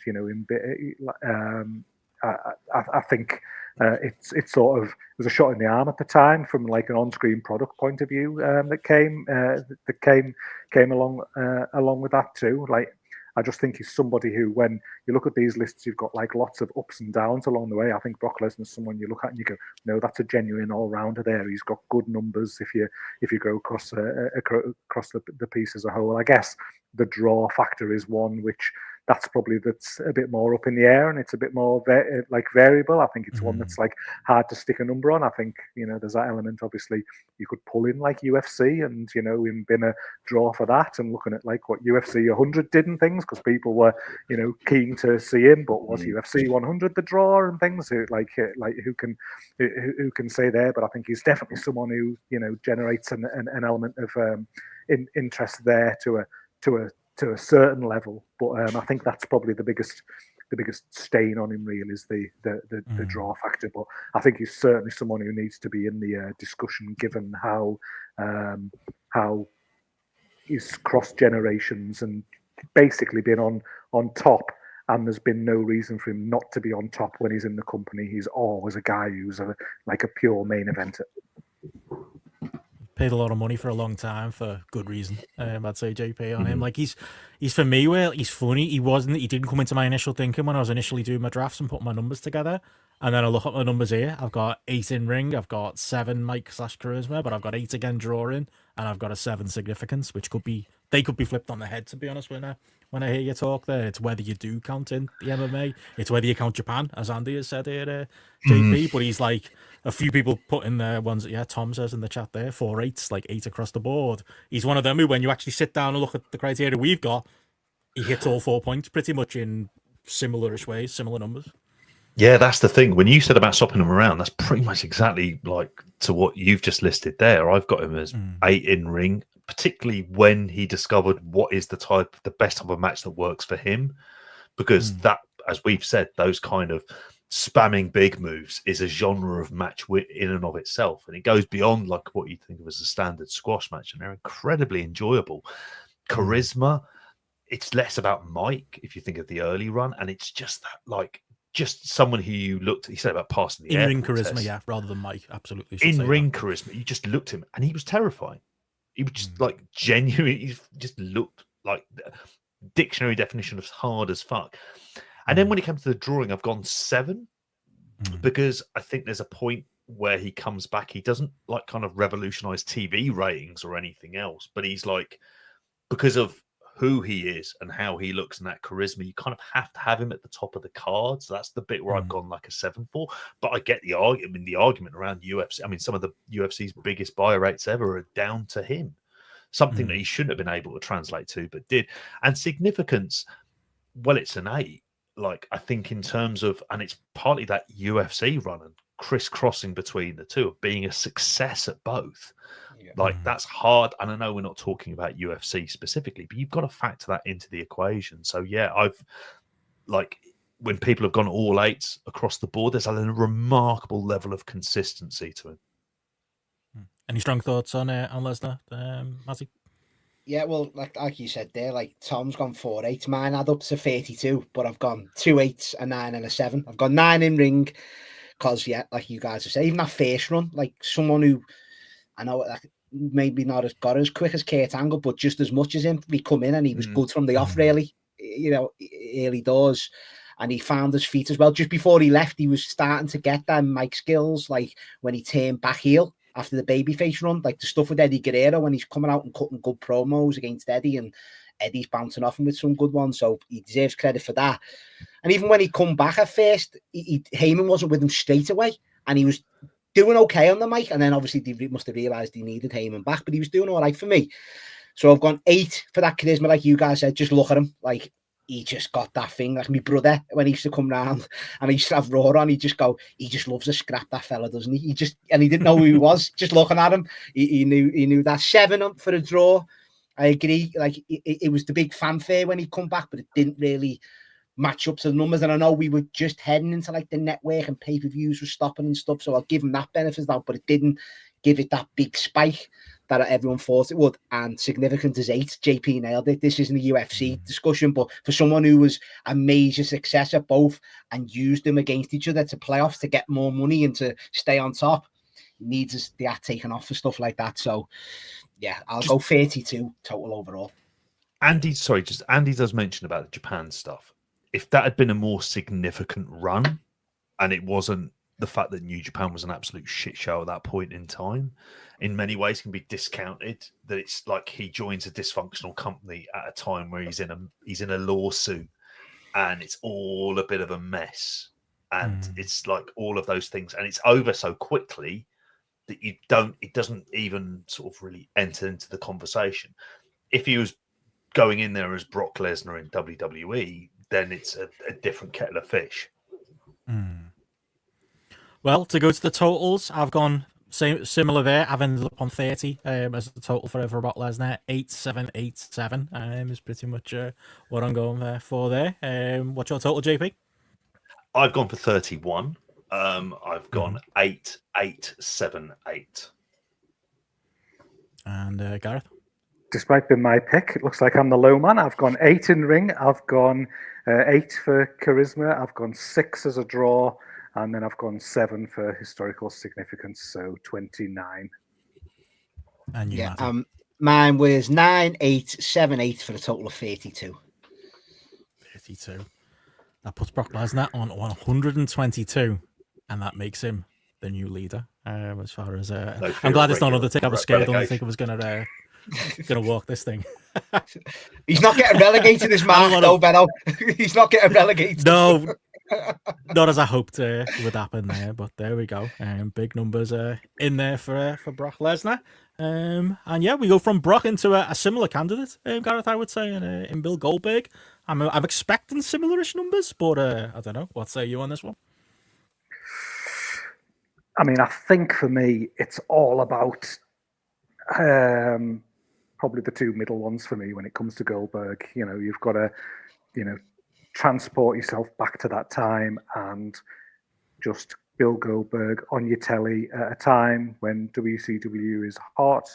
Bill Goldberg segments are drawing bumper numbers on Nitro. The crowd are fucking going, nuts for him, clamoring for him to get that, world title run. Everyone buying into that like progression week to week, and him being a guy who is just connecting with that audience in a massive way, crossing over to be in mainstream culture. Everyone knew who Bill Goldberg was at that time. He's getting big fucking sponsorship deals. He's popping up on TV guides and things. He's just somebody who's just stepping beyond wrestling, obviously, then to an extent that he's seen in other arenas outside of wrestling. So I think it's that charisma, it's the way he carried himself in ring, it's the impact he had on WCW's business, it's the TV ratings that he was drawing at the time. Obviously the fucking house for the world title change with Hogan is just absolutely fucking ridiculous from that point of view. You've then got the flip side of it though, where you go, okay, that was a very, very short run. At that point, obviously he came back to WWE originally, didn't work. The latter run obviously did work and was, delivered in a much better way. So again, he doesn't maybe necessarily have that same sort of like longevity at the top. And then you've got to look at the in-ring as well, and how he became exposed once he was expected to do more than just jackhammer, spear, that match format, which worked for him, but how much did that like put in for the overall quality of his matches and his inability to do more, and obviously only working again once he came back to the other way. But so for me, I look at it, he's on the list for consideration based on the middle two, where I give him a 9 out of 10 for charisma, I give him an 8 out of 10 as a draw, I give him 3 out of 10 in ring, and I give him sort of a 7 out of 10 for historical significance there as well. So for me, very much consolidated in that middle area. But if we're looking at in ring and we're looking at him compared to say like a Brock Lesnar or something like that, or even versus like an Undertaker and the different styles of matches that he's had and things like that, can't even remotely compare. So he's incredibly low on that aspect for me. It's funny because like I agree with your conclusion, but maybe my numbers are a little bit higher because I think there's something to be said for the Goldberg match, and like to Matty's point earlier, and being good at those Goldberg matches. And it's not a 10 out of 10, but for me it's a 5 rather than a 3. It's maybe a minor quibble there, but I went 5 in ring and I almost went 6 at one point. But I think, like you said, when you consider the weight of the other people in this list, 6 feels strong. So yeah, for me he was 5 in ring, he was 8 Mike charisma. Again, he's one who leans more charisma than Mike, very clearly. But unbelievable, undeniable like character. And then he's an 8 drawing and a 7 significance for me, which again I could be talked into going higher if we're doing the numbers live. It's that's maybe a stronger argument. Yeah, it's incredible how similar some of the numbers are to some of the stuff I've got on here. It's just how you feel about him in ring. I've probably split the difference really. I've gone for 4 in ring because that's not to say like that specific type of match that he does is enjoyable, but it's enjoyable because it's short. If anything, if you're thinking about like, and I love an analogy, but comparing it to like a film, he's the look of a film. You love the look of a particular film, but the script is nothing to kind of like. There's not that kind of level of depth to it. That's not really what you want from, say, a Goldberg as well. So I've gone 4 in ring. The charisma 8. I think there's an element of it. It's kind of tarnished when, and he's a better speaker than perhaps at times we give him credit for, but it's tarnished by that early WWE run. Like I think there's just a thing where they expressly went out to try and destroy it. You know, because that's their weirdo thinking for it. I've got 8 as a draw because he was a draw, and it's hard, like particularly when you figure that this was a guy who was a draw when WCW had all of these big names, and then he comes into the mix. But Hogan wasn't drawing those numbers to the Georgia Dome. Those people wanted to see him win the world title. That was the fucking draw. Now I know it's his home city and everything else, and that can't be discounted. And then you saw it for when he came back for WWE. He definitely, even if you're talking about the brand being the overall selling point, he was a big part of what the selling point of that would be. It'd be like he was their last big draw in that period, wasn't he? He was their last big star. I think the significance is the bit where he kind of slightly falls down for me. Is I've gone a 6 for this, only because I don't think there's the sort of the long term impact. It's significant. Particularly significant for a very small period of time. And then when he comes back, there's a degree of significance, but there isn't that longevity. And I know that's not one of the criteria necessarily, but it just doesn't really kind of stack up. Part of significance, though. It's part of the conversation. Oh, you can be significant, over time. Absolutely. What say you, Matty? Yeah, I've gone. I mean, I love Goldberg. I hate giving him like a low rating, but I've gone 4 in ring. Because, as Gareth said there, if I know it's my own argument before, Ben, but he's not a good wrestler, is he? He's genuinely not. He really isn't. He can do a few things, and that is it.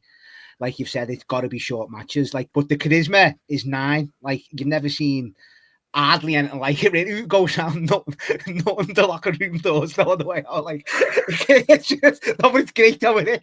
It really is. Like, it's genuinely so good.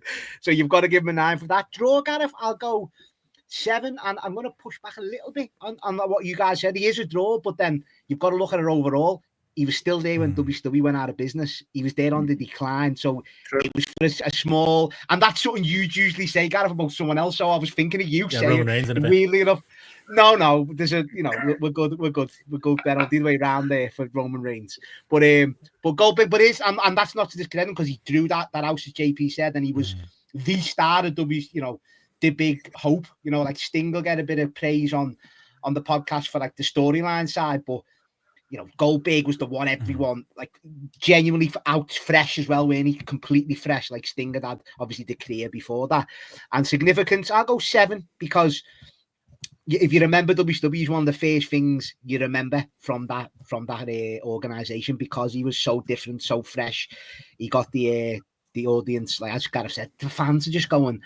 Like, honestly, we need to go back and watch some of these matches when he's against no ones because they're literally jumping up and down. Like, you've never seen visuals like it. Like, honestly, with hardly any wrestlers in the history, you've got to give him credit for that. And is Goldberg WWE goes down quicker is the argument for him, isn't it? Like, significance-wise. Yeah, 100%. Like, thing keeping the pendulum like on a certain swing before it completely flips.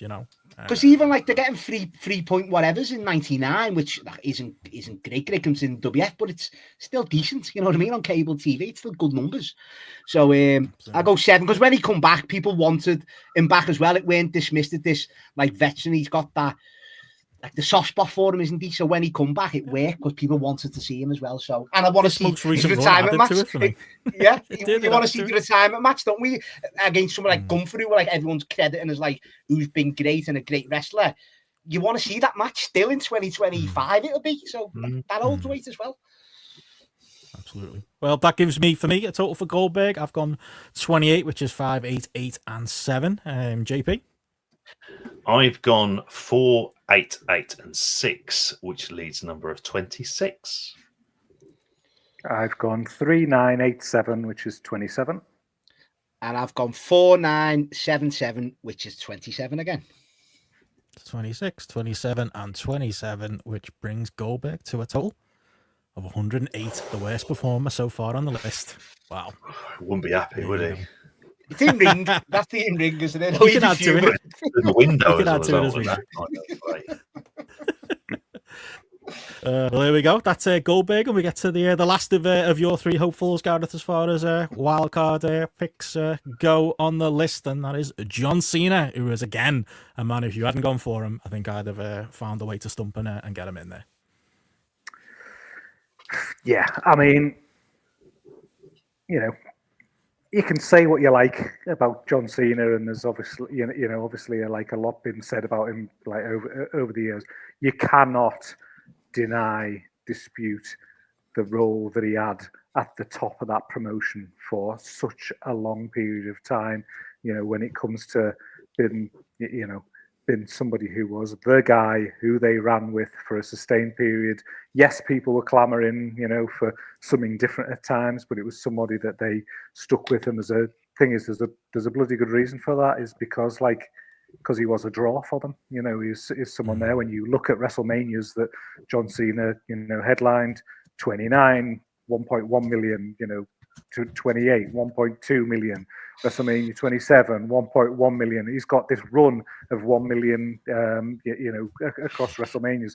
24 million, 23. I sound like fucking no one died, kind of a bit like going a bit. I mean, I've got to jump in. I've got to jump in. Sorry, you haven't. You can wait. No, you don't. Them 3 WrestleManias with The Rock, they weren't John Cena. They were The Rock coming back. Well, what about? But it was Dwayne. It was Dwayne. Let's not get it twisted. What about WrestleMania 21 with a million? WrestleMania 22 with 25K. Triple H 21 as well. Short of a million. 23, 1.2 million. 24, a million. The Rock's not in sight. Who's an omnipresent person across all of those? This is my argument with John Cena. He's never been the main focus of all. For the one who's the main focus guy, he's never been a reason for these buy rates. We all say it. You say it again. 21 was Triple H and Batista. 23 was Battle of the Billionaires. 24, he weren't even in the main event. 27, 28, and 29 were all The Rock. And he never main evented another WrestleMania. I'm not having John Cena as this big. He was the poster boy, but he didn't deliver. It's a myth. I've said it for years. It's an absolute myth. All these £1 million buy rates that I've got in front of me here must just. And there's a lot of them. It's not like we're talking one, is it? He's not responsible for any of them. He's not the main draw for any of it. Is my point. He's not the main. Like you're saying that about other guys. He wasn't as well. He wasn't. He was the main draw for the company wide, wasn't he? House shows, the whole business. You look at house shows. House shows. I'll give him house shows as champion. You've got Austin, Rock, Hogan, John Cena. When it comes to house shows, like house show business, is that a guy who's not like a focus? When he's got the belt, you don't stick with somebody and keep putting the belt back on him and make him like the focus of your television and make him, merchandise sales and all that. If they're not a draw, if they're not someone who's important, if they're not bringing money in, you don't. You find he's bringing money in, Gareth. Merchandise to kids, of course it is. You switch to somebody else, and in that time period, he was the biggest draw and the biggest guy, in business. Smart business for kids, 100% in business, and then you've got to look at that. And then you look at those £1 million buy rates, and then you look over all that number of years. We're talking over a decade there. When it comes to significance, he kept the company going when ratings are dropping for it, through the floor. He kept he put the business in a financial position by that sustainability, that consistency, that reliability that give them the platform that they could then make more money. Further down the line that they've been able to do as well. When you look at him as a guy from a charisma standpoint, You can't say that he hasn't got like charisma, you know, on the mic and things. He's better than a lot of people on this list on the mic. He's crossed over, and you know, from the movie side and the TV side and things like that. He's somebody who's like, people know who he is. He's part of the mainstream, you know, but like more people, you know, who he is than the vast majority of people on this list. And in ring, I'm not going to sit here and say he's good or by any means, but again, he's better and he brings more to the table than, you know, a lot of guys that you could include on this list as well. He's got like, just on all those variables alone, John Cena has to be somebody who's considered, and he's got to score highly in so many of these different things because there's just too many facts to back it up. He's like a walking contradiction, I think, for a lot of us, because and I hate him. Yeah, because I hate him. This is the funny thing. Later, Cena of today, I like in the main, I like, and I think, you know, and this goes into his kind of how well he's crossed over into the mainstream. Like that is outside of The Rock, no one else. Not Steve, in terms of like when you're talking about films and TV. This is a guy who's got like an entire one of the more successful HBO shows in the last few years. Like that was the Peacemaker. That was him. He is a massive draw, but he's also a draw to an audience that I very much wasn't part of, which was children. Like that's it. It's and so it's trying to remove my own personal feelings. For me, for a long period of time, he was the anti-draw. He was one of the reasons at point of he drove a lot of people off. That is true. Balance-wise, that shiny, kid-friendly WWE, and again, I wouldn't use kids as a thing to beat him with, but just being balanced, it did chase a lot of people off. He was it was a group effort. WWE, it was the brand is the draw, as Chris Elliott said in the chat before. Yes. Absolutely is the big thing for WWE in those years. But if any one man was the biggest factor in that brand being the draw, it's John Cena. But he's also the biggest factor in, you know, chasing a lot of people off and numbers going down in other ways too, even if maybe he was propping it up in other ways. A contradiction is a good way of putting it, JB. Oh, how many times would you read in the Observer about like how shit their house shows would be, 2,000-3,000, and then he'd be on some and they draw 5 or 6, which still isn't great, particularly if you're comparing it to present day WWE and the kind of houses they drew. But he was a significant impact. He did have an impact on that as well. And so it's almost like it's very attritional. It's like he ground us all down eventually into going, yeah, we have to kind of like remove our own personal dislike of this long period of time where he was on top. And I think these are the points that Matty kind of like you're making, where this is very much, and as Chris said, it's the prime, that the brand is the draw, and how many other good people we could have had as a result of it, but they had to be sacrificed at the altar of John Cena. And it just rubbed us all the wrong way, because we were just thinking there's so many sliding doors moments with various people in there. Where he falls down for me is the in-ring. Like, like his Steph says 2 here in the chat. I wouldn't go that low. I've gone 4, and I think that's because for a long time his matches were shit, and that will be a hill I will happily die on for the most part. Umaga notwithstanding, so much of it was I just wasn't interested. Yes, the crowd that there would be interested in it, but it was almost like the crowd were having their own kind of internal conflict where men of a certain age would just be booing the fuck out of him, and the children would be screaming along with him, and it just meant the crowd were engaged, but I don't know if they were necessarily engaged in the right way. But beyond that, as Gareth says, when you get to charisma, when you get to drawing, you get to significance, he ranks highly in all of those areas. Like it's kind of like undeniable. He was on top for a decade, as was mentioned in the chat sooner. It's like you don't do that as a fluke. So yeah, I've gone 4 in ring and 8 for the others. For me, overall ratings, John Cena, I've gone 6 in ring, 8 mic / charisma. I've gone, 8 drawing, and I've gone 8 significance, because I do think significance is a part of that long run in WWE. You can say for good and for bad, but I think that's a strong number. So I've gone 30 overall total. JP, what's your total? My total is 28. same as yours, but just 4 in ring as opposed to 6. So I've gone 4 in ring, 8 charisma, 8 drawing, 8 significance. Just because we didn't really talk there to defend the in ring, I mean, there's some low level Cena stuff, and it feels like he's got 2 left feet now, and he's forgotten how to wrestle. So that number might even come down on this retirement run that's about to come up. But obviously, Umaga is like my big hype for him in ring. But again, it's spoilers similar to the Hogan. Is he good at what? At his type of match? Is he? He's better than Goldberg, and I gave Goldberg 5. So I've gone 6 for the John Cena match and for what he can do in that. What say you, Gareth? Sorry, what was your total again, JP? I've gone for it's 28.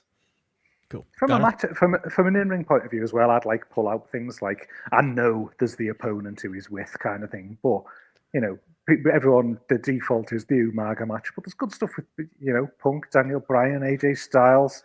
Like, I'm scrolling Kevin down. Owens. I'm scrolling down fucking cage match saying Edge and him had some like decent, like decent stuff there. There is good stuff there, and then there is also you've got to remember as well is significantly more people were watching him on Monday Night Raw at that that time period where we're looking at numbers post Cena and things like that as well. So you've got to factor that in. So I've gone 5 in ring, I've gone 9 for charisma, I've gone 9 for a draw, and I've gone 8 for significance. So I've got 31.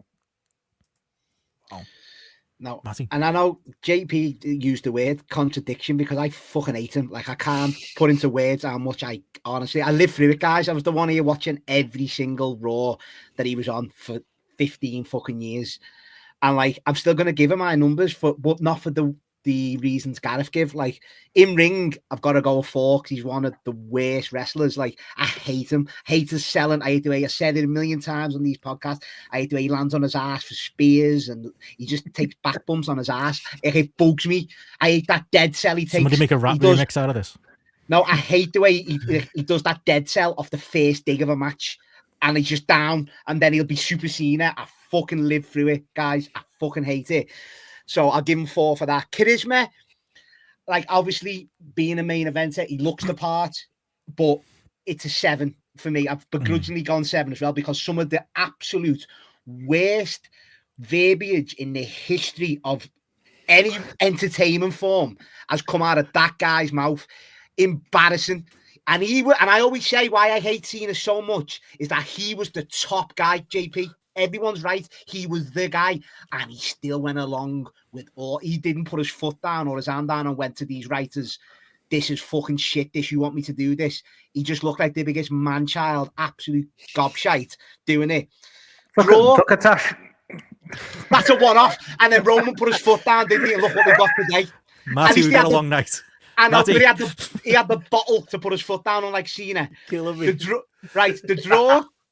The draw, I'll begrudgingly go an 8. Not for them WrestleManias, because I'll die on that fucking sword that he never drew a WrestleMania. But the house shows, merchandise, and all that, Gareth, and his longevity as well, I've got to give an 8 overall for that. And significance, I was going to go 10, to be fair, but I've gone 9 because, like JP said, he's crossed over into mainstream. He's one of the few successfully that have done it and is in big films as well. So you've got to give him that, and everyone knows who he is. So I'll give him a 9 for that, with a grand total of 28. But I hate him. Jesus Christ. 28 is what I'm getting. So yeah, that puts John on a total of 117, which puts him somewhere in the middle of the list. Yeah, all fair. Another Undertaker above Kenny Omega, sacrilege, as it were. But there we go. I imagine we're gonna have similar conversations to that as we go on, and we move to your 3 wildcards, JP. Let's start with Big Van Vader.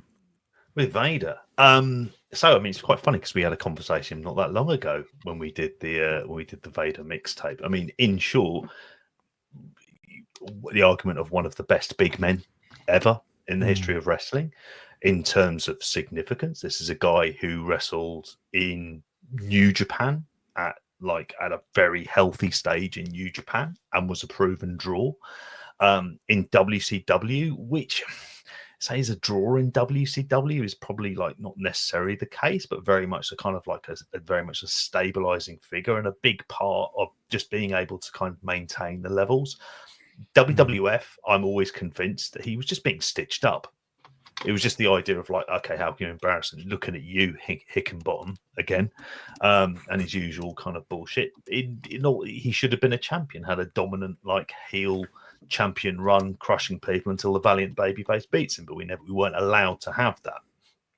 And then managed to reinvent himself. Well, I say reinvent himself, but managed to come back then in All Japan, win the Triple Crown, and have like a kind of like that sort of Indian summer to like the main part of his career. I'm not mentioning the match against Will Ospreay. We'll just leave that for the memories, even though I was there at the time. But I think he is an incredibly kind of important figure and remarkably consistent, I think, overall.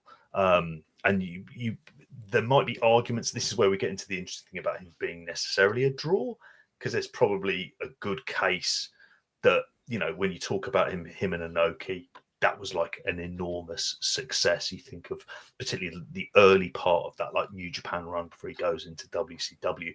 It's just that he's going into WCW where he's pretty well paid, but it's, you know, he's fighting against the tide. So I think that might be one of the things that kind of hold him down. But when you get into like in ring and you get into that kind of like big, hard bastard charisma, this fucking bloke had it in spades. Like, he is like an absolute, like, proper fucking, like, the epitome of what you think of as like a monster heel. So yeah, that's why I've got him into the mix. Tough one for me, Gareth. Platt says here doesn't feel like he's seen enough Vader to fairly rate him. Feel like I have and I haven't.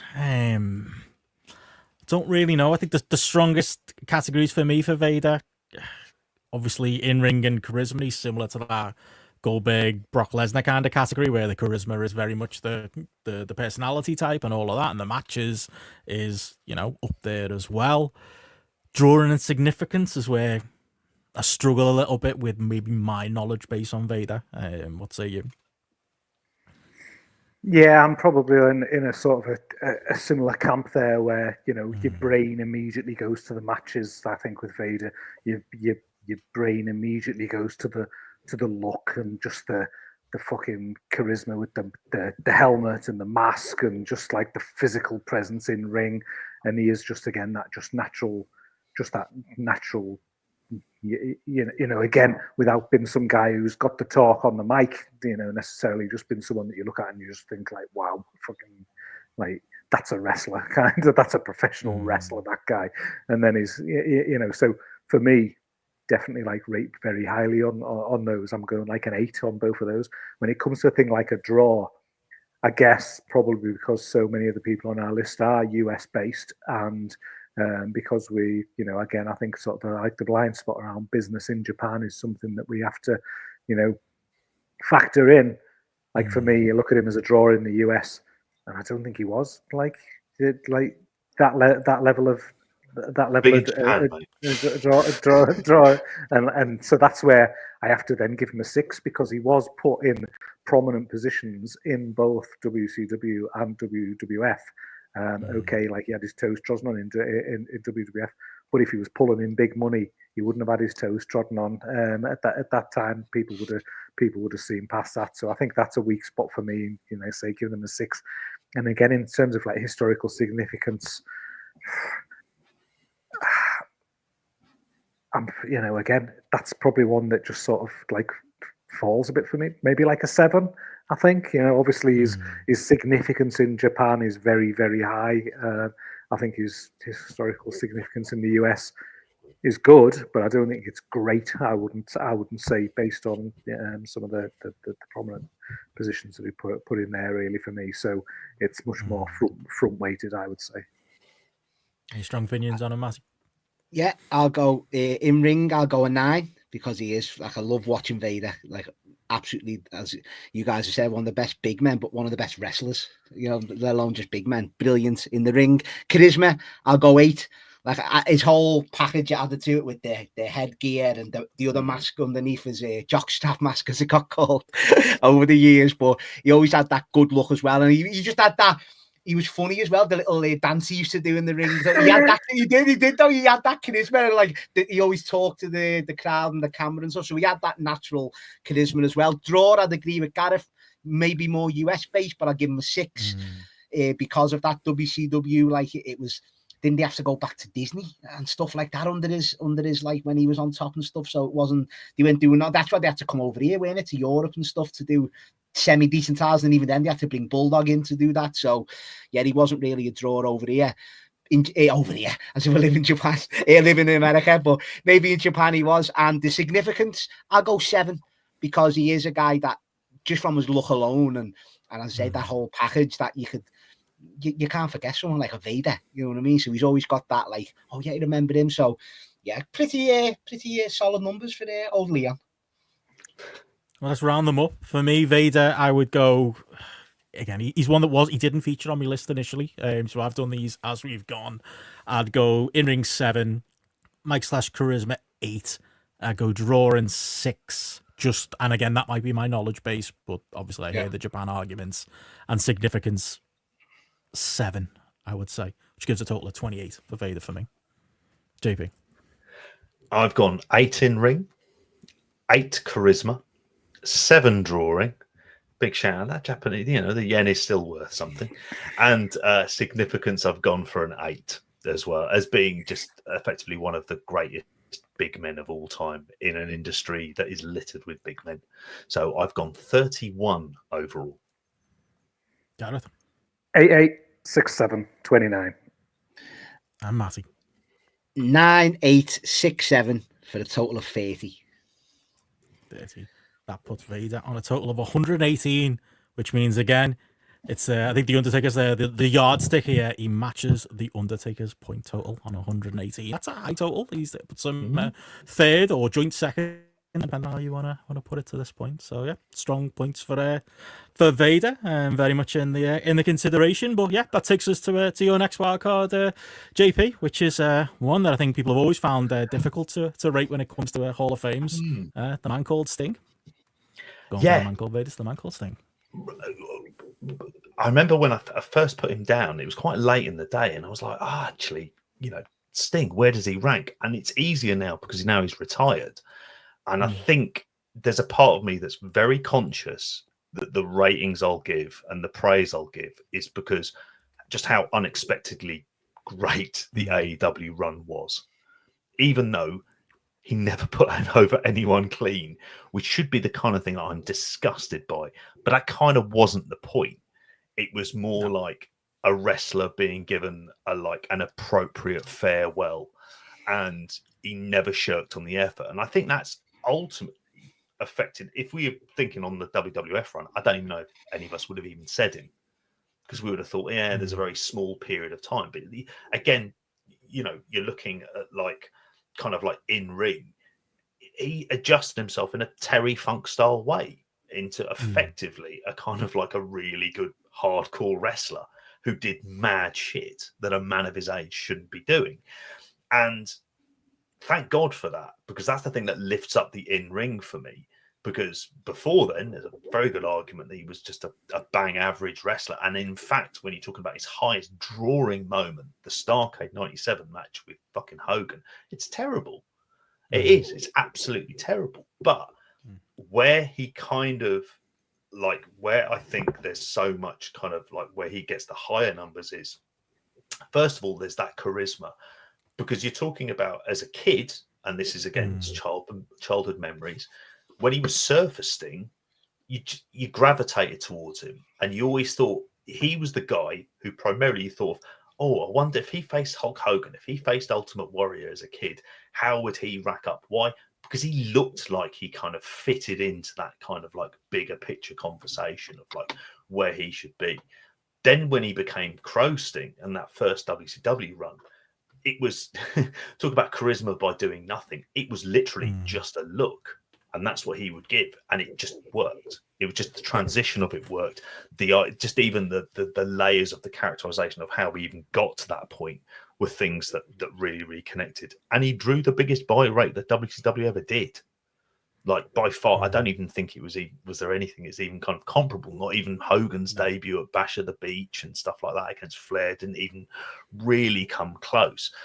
And that might be was always my argument in the Observer Hall of Fame, though, because that match gets kind of thrown out as a negative because it's like the Roman Reigns argument. It's one match, in a long period, and it's like, can you really call him a draw in that period? And like, maybe again, it's that childlike exuberance, and I was the right age. But if you want to give the NWO / Hogan half the credit for the hot years of Nitro, who was on the other side? It was mostly Sting. In fact, it was absolutely Sting. Sting was the other half of that equation. So it makes it hard to kind of go, well, I can point to this quarter or I can point to outside of Starrcade, this pay-per-view buy rate. But was he the main reason? Like, he was the main goodie, wasn't he? He was the main good guy. He was the main babyface that people were tuning in to be that other side of it, to beat up the NWO. I think he does deserve some credit for the Monday Night Raw and Nitro running away with it, like as much credit, I would say, as a lot of people on the NWO side. Yeah, absolutely, he really does. I mean, like, he's the perfect protagonist to a promotion run by antagonists. In a promotion run by heels, he was just the perfect good guy for that point in time, and in a very different way to kind of like what you had with Attitude Era, a perfect kind of anti-hero for that moment, just in the sense that he didn't say anything. He was literally like a kind of like almost a Clint Eastwood figure of just didn't say much. And it was like, just came out and kicked a bit of ass. And I think as a result of having like the AEW run, which has only just fucking ended this year, which is incredible. You think of just the length and breadth of his career. It absolutely stands out. Like he does. He crosses generational kind of boundaries. And he kind of had the perfect retirement. He had like the perfect retirement run, which worked, which was also an enormous success. Big success on pay-per-view. Was it their biggest pay-per-view of the year? Certainly up there. And it's not hard this year with AEW, but one of the biggest houses that they did. I remember, obviously Davey and Braden drove all the way from Canada to fucking South Carolina, for God's sakes, to watch that. There was just like, it felt like it was more of a kind of like a cultural impact than anything else. And it's just that when you look at all of these, they've kind of solidified for me those really high numbers. Yeah. So, I mean, if you want my numbers from it, I've gone like 7 in ring, 8 for charisma, 8 for drawing, and a 9 for significance. Any strong thoughts on Sting for you, Gareth or Matty, quickly? I mean, I'm similar-ish, but I don't with the drawing. I've gone slightly lower on a 6 for the drawing. That, like, apart from that Starrcade, like, really, it's like, once again, he was there at the end of WCW. And he was there, wasn't he? For 98, 99, 2000. He didn't have injured time like Goldberg did. But, yeah, I mean, even in TNA, in ring, like, I've got my numbers. In ring, I've gone 7. Like, as you say, I agree with JP. The latter day stuff, especially TNA, was like, but early 90s Sting, like Surface Sting, was great. That fire he had as that baby face. TNA, Rob. Unbelievable stuff. The charisma, I mean, you know what? I'm going to call it. I go 10 on charisma. Like, he's like 10. I go 10 on charisma. Like, genuinely, like, come on, like 10. That's strong. No, I'm going 10. I had 9 down, but then I just clicked for Joker Sting, and I was like, no one else could pull that off. It was so good. It made me jump to a 10 because I just thinking about it. But he did. He had that, like, I know he had that baby face, that surface, as JP said, that surface thing, that natural just aura, and then to go from where you don't speak and you don't do actions and you just literally stand there, he still pulled that off in a different way as well. But it worked. Anyone else, like similar to the Undertaker in a way, anyone else could have done that, and it would have been awful. He was the right man to pull that off. And then you had stuff like Joker Sting, which I just absolutely adored. Like, I thought that was so fucking good. Drawing 6 and significance, I'll go 8 because that longevity alone in multiple companies, like JP said with AEW as well, gives him that 8 for me. Strong thoughts from you, Gareth? Yeah, there's not much I can add beyond what they've said there. I think I'll give him the 7 in ring. Like, he's someone who he definitely improved over the course. I think I'll give him an 8 for the charisma. I think pulling off various different characters and things like that, something that has to, and doing them all very, very well. I think something that needs to be like ranked and rated there. I think there's a draw. I just don't think he is. Like considering the periods he had on top, he should have had bigger drawing periods there for this number to be higher. So 6 for that, and then as a significance, I've teetered between a 7 and an 8, but I'll throw him a bone. I'll give him an 8 just so he ranks above there, because he did stand the test of time. He did evolve. He has been like had that presence at the top in a couple of companies, and he is known. He was there at the top of WCW at the boom period for WCW as well. So throw him an 8 there. So round up the figures then, for me for Sting, I've gone 7, 8, 7, and 8. But they could have flip-flopped on some of those with a total of 30. What was your total, JP? I've gone for 7, 8, 8, and 9 for a total of 32. 7, 8, 6, 8, 29. And mine 7, 10, 6, 8 for a high 31 for Al Steve Borden. Well, for you, that, mate, in these numbers. But that puts Sting in second place behind Brock Lesnar, unbelievably, with the 30, 32, 29, 31 score that we've got there. That's stronger than I thought it would be. After all the the Observer Hall of Fame with old Real Estate Steve, but still all to play for here, and that seems to well clear of Taker. I like that. As he should be, Gareth. As he should be. Awful. Fucking awful. Undertaker should have been begging for that WrestleMania match, shouldn't he? It might have helped him, his drawing category if he was in there. But, oh well, what can you do? Well, it takes us to the last of your wild cards, Gareth, which is one CM Phil, which obviously was one that would have been one of my wild cards if we didn't get there. But I feel like there's going to be a controversial one. I think he kind of has to be there. I mean, God, in many ways, you should be doing the introductory bit to this rather than me. I mean, I think there's, if you want to think of a guy in terms of that modern day character, and I'm very aware that this latest WWE run may well end up tarnishing what people necessarily think of him. I just think, and this is probably, again, through doing the podcast, there's so much early CM Punk that we filled gaps on, particularly that trilogy with Samoa Joe. And I often think that leads to a lot of the kind of like my higher in-ring ratings on it. To say charisma, I go back to something that Gareth always said, where Gareth was very much like, I got the impression you were very much ready to kind of give up on wrestling. And then CM Punk is kind of there and he draws you back in.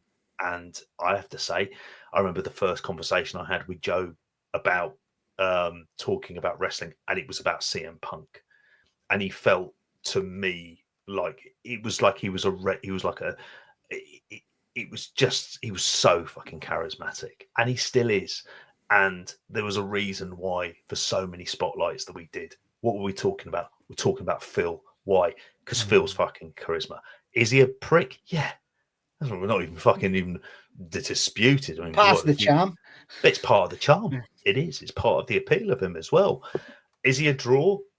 I'll put it this way: has Rampage ever gone close to doing 1.6 million viewers on a Friday night ever before or after? Then that was an enormous part of it. I mean, I think that might be the one area where you could look at some aspects of it, but I'd also say, when he left AEW, look what started to happen to TV ratings. Look what started happening to kind of some of the. I don't think it's a coincidence with some of the live attendances and stuff. There was an element about that man, whether you loved him or whether you hated him, he drew you back in, and his significance. It's fucking enormous. He is, everything he does is a big fucking deal.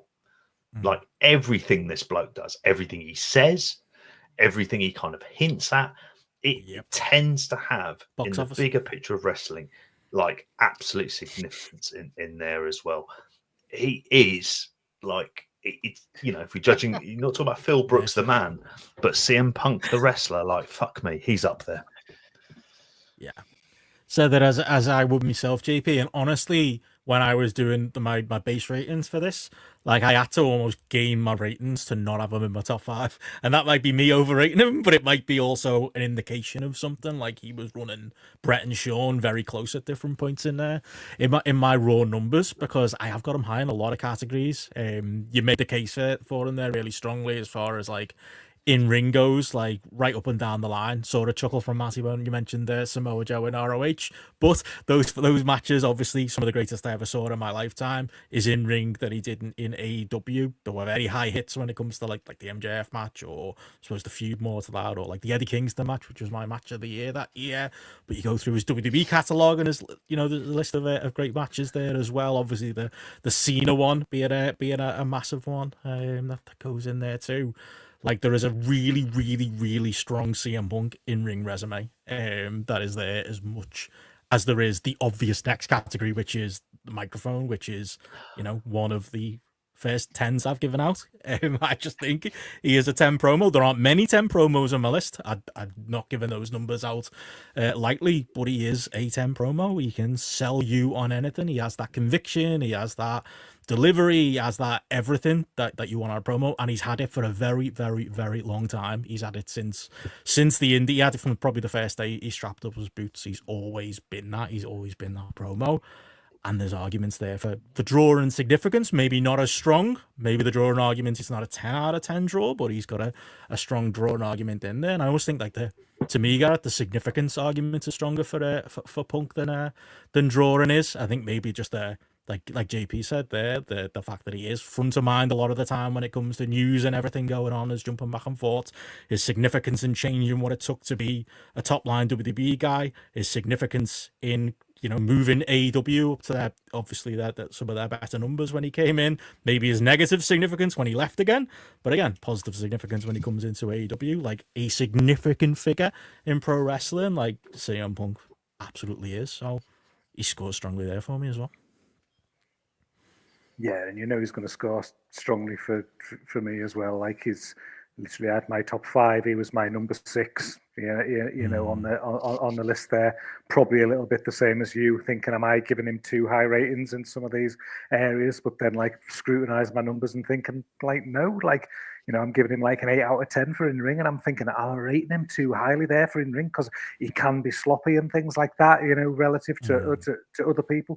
But then you look at the matches, and then you look at, well, what do I like about matches? I like the story that's told within the matches, and how many shows have we done where you're breaking down that the sense, the nuance, the detail and things like that he thinks about, he builds into his matches, he builds into his series of matches with opponents and things like that. So meaning builds on things, and it makes it important. You're rewarded for investing and thinking about the in-ring. And okay, he's not going to hit something absolutely perfect, or some of his stuff doesn't look as authentic as other people, but that other side of it, you know, makes them rank so high. The charisma and the mic skills.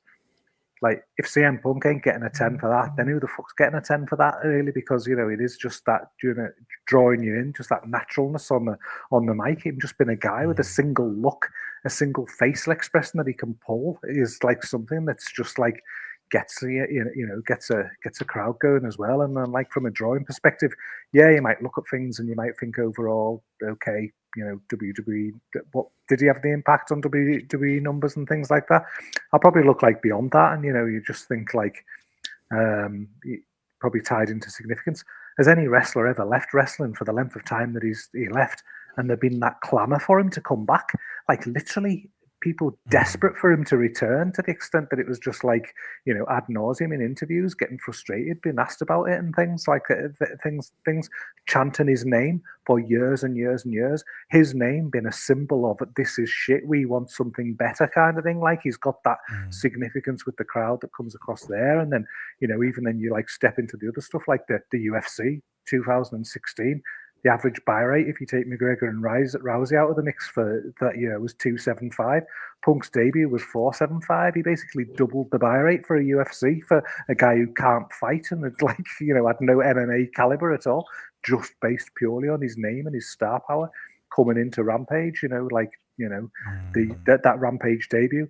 that was the third biggest rating in TV history for AEW up to that point. You know, the following week's Dynamite after he returned was the second highest Dynamite rating ever up to that point. The only one bigger was his debut. You know, the number of successive weeks of 1 million TV ratings prior to his debut was 4. Interestingly, those were the 4 weeks that led up to his debut.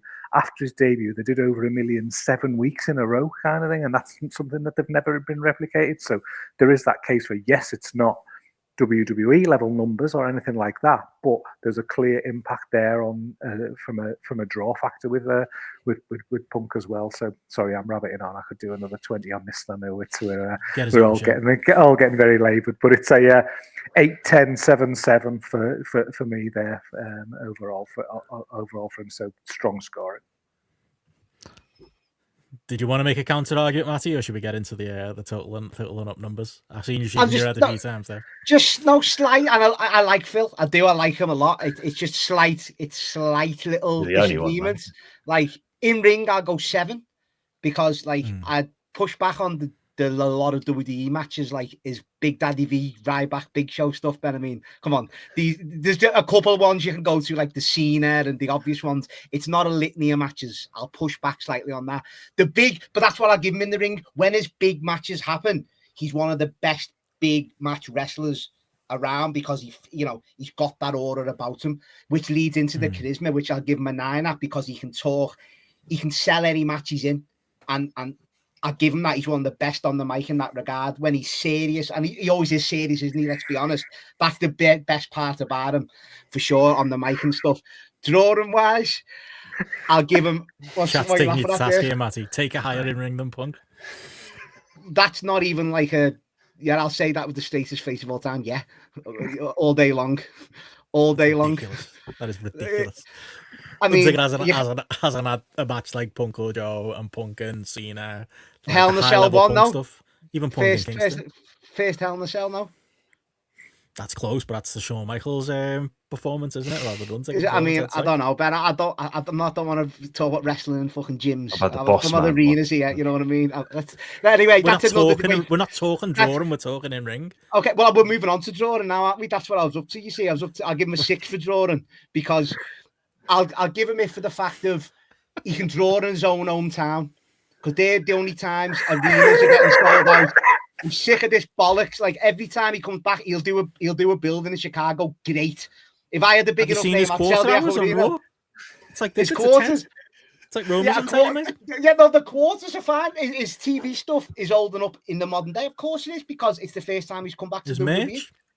I'll give him. That's the reason I'll give him a 6 for a draw. His merch can't be denied, and especially with him in AEW as well. Ignoring the Chicago stuff, it was like it dropped off when he left. It's one of the reasons why AEW is struggling now. I'll agree. Brawl Out is the decline for me of AEW. Ever since then, he was the biggest thing they had, and he chose the other guys over CM Punk. Tony Khan, I'll always say that about him. He should have, for as much he should have settled it. He should have sorted. For as much as he should have got rid of him on the night, he should have sorted it all out and should have been adults. Whatever. That's another argument for another day. But significance, I will give him that factor. I'll probably have to go 9 just for the fact, you couldn't go a fucking day in this modern bubble we're in, a modern world of online. You couldn't go a day without a story. What he had for breakfast, what he fucking had. He was just all over the news, isn't he? So you've got to give him a 9 for that, for significance. And the fact he was away, like Gareth said, for so long, and he was still getting the chance in the arenas, much to like as a negative to WWE. And then obviously when he come to AEW, it was a big deal. So got to give him a 9 for that. So my overall is 7, 9, 6, 9. Which is a total, if I'm not mistaken, of 31, which is still high for him. Go on, we'll go in reverse order. What was your total, Gareth? 8, 10, 7, 7, 32. JP? I've gone for 8, 10, 7, 8 for a total of 33. That's high. Wow, JP, I think you're the high man here. As for me, I've gone in ring. I've got 8, 10 on Mike Sass Charisma, as I said. 7, but a strong 7 in my mind for drawing, and a 7 for significance, and a strong 7 in significance. So there you go, across the board there. We're in lockstep here. Did you only go 7, Ben? Sorry, for significance. Sorry, did you only go 7 there? Was that? Yeah, but wait for our ratings for people later on, and you'll see why that's in. I forgot to say a strong 7. It could be an 8. It could be an 8 with time. But I'm a fair man. But Ben, it is also, I have to say, it's the WWE thing as well, where he was the first indie guy, wasn't he, to break the glass ceiling, really, and make a name for himself there as well. So that's why he's high significant as well. Yeah, and I do think like some of those are borderline numbers that will be stronger as years go on. However, they don't need to be, lads, as right now, CM Punk is sitting at the top of the pyramid with 128 points across the board and us all. Matty, for all that talk, I'm only 1 point higher than you, or you're only 1 point less than me and Gareth. I know, but that's what I'm saying. I love him, but I'd push back on the things. But the stuff he's good at, like charisma and significance, you can't deny that. No one can deny it. Fair enough. Well, that brings us to my 3 honorary people I'm throwing in our wild cards. And we're starting hot, Matty, with Cody Rhodes. And half in jest, half because I think he should be. If we're considering Roman Reigns, we should be considering Cody Rhodes. That is my starting point with Cody Rhodes. The conversation is absolutely one and the same. And as much as I'll push back on you, Matty, and I just think you're overrating in certain categories when it comes to a certain individual, it's not that I don't agree with you overall, that I believe at this point in 2024, his case for like the Observer Hall of Fame is stronger than it's ever been. And he is somebody I'll back it up on, but I think Cody Rhodes' argument is just as strong. Maybe in ring is the weakest part of it, needs to be carried by AJ Styles at certain points of his matches. I've gone for a 6 there, but when it comes to like mic/charisma, I think he's an 8. I think he's a strong 8 as far as like his ability to deliver the promos that he does, and as we always say in Spotlight in recent weeks, get away with the things he gets away with. Like, some of his choices are terrible, and they were terrible in AEW as well, like some of the choices of the things he said or the things he put himself into, but he's got an ability to carry that material. Like, he's John Cena of the current era. People say that for a reason, and he's very much John Cena, is an ability to deliver a lot of the material that he's handed. When it comes to drawing significance, like I say, I think Cody's argument is in lockstep with somebody we're going to talk about later on, in that, yeah, he is absolutely, if we're giving all those numbers for Roman Reigns, I think Cody Rhodes, especially these last 2 WrestleManias, especially the house shows when he's the one who's on the road and Roman Reigns isn't, when he's the one who's on the television a lot more, I think Cody Rhodes, if we're talking it being a group thing that's bringing WWE to this point in time, him and Roman are a 1A and a 1B, 100%. They're in lockstep there. And that takes the significance, which is, there's the significance of him being the face of this, WWE era, whatever you want to call it, same significance as Roman Reigns. But the point he's got over Roman Reigns is the significance of, and I know we're giving a lot of people credit for this, AEW. Like, that is a gigantic thing that goes in his favor. Like, he did literally change the wrestling business, if we're talking significance, from leaving WWE to being part of Bullet Club and, being a very key part in that thing getting over. And, obviously New Japan were along the way at that point already, but all of that, getting the merchants in Hot Topic and getting the Bullet Club and all of that to be like a drawing entity that managed to put together the first All In. Like, I know it's not a WrestleMania with 900,000 people there, Matty, but it's a indie show that, drew the numbers that they drew. That's big, significant, of course it is.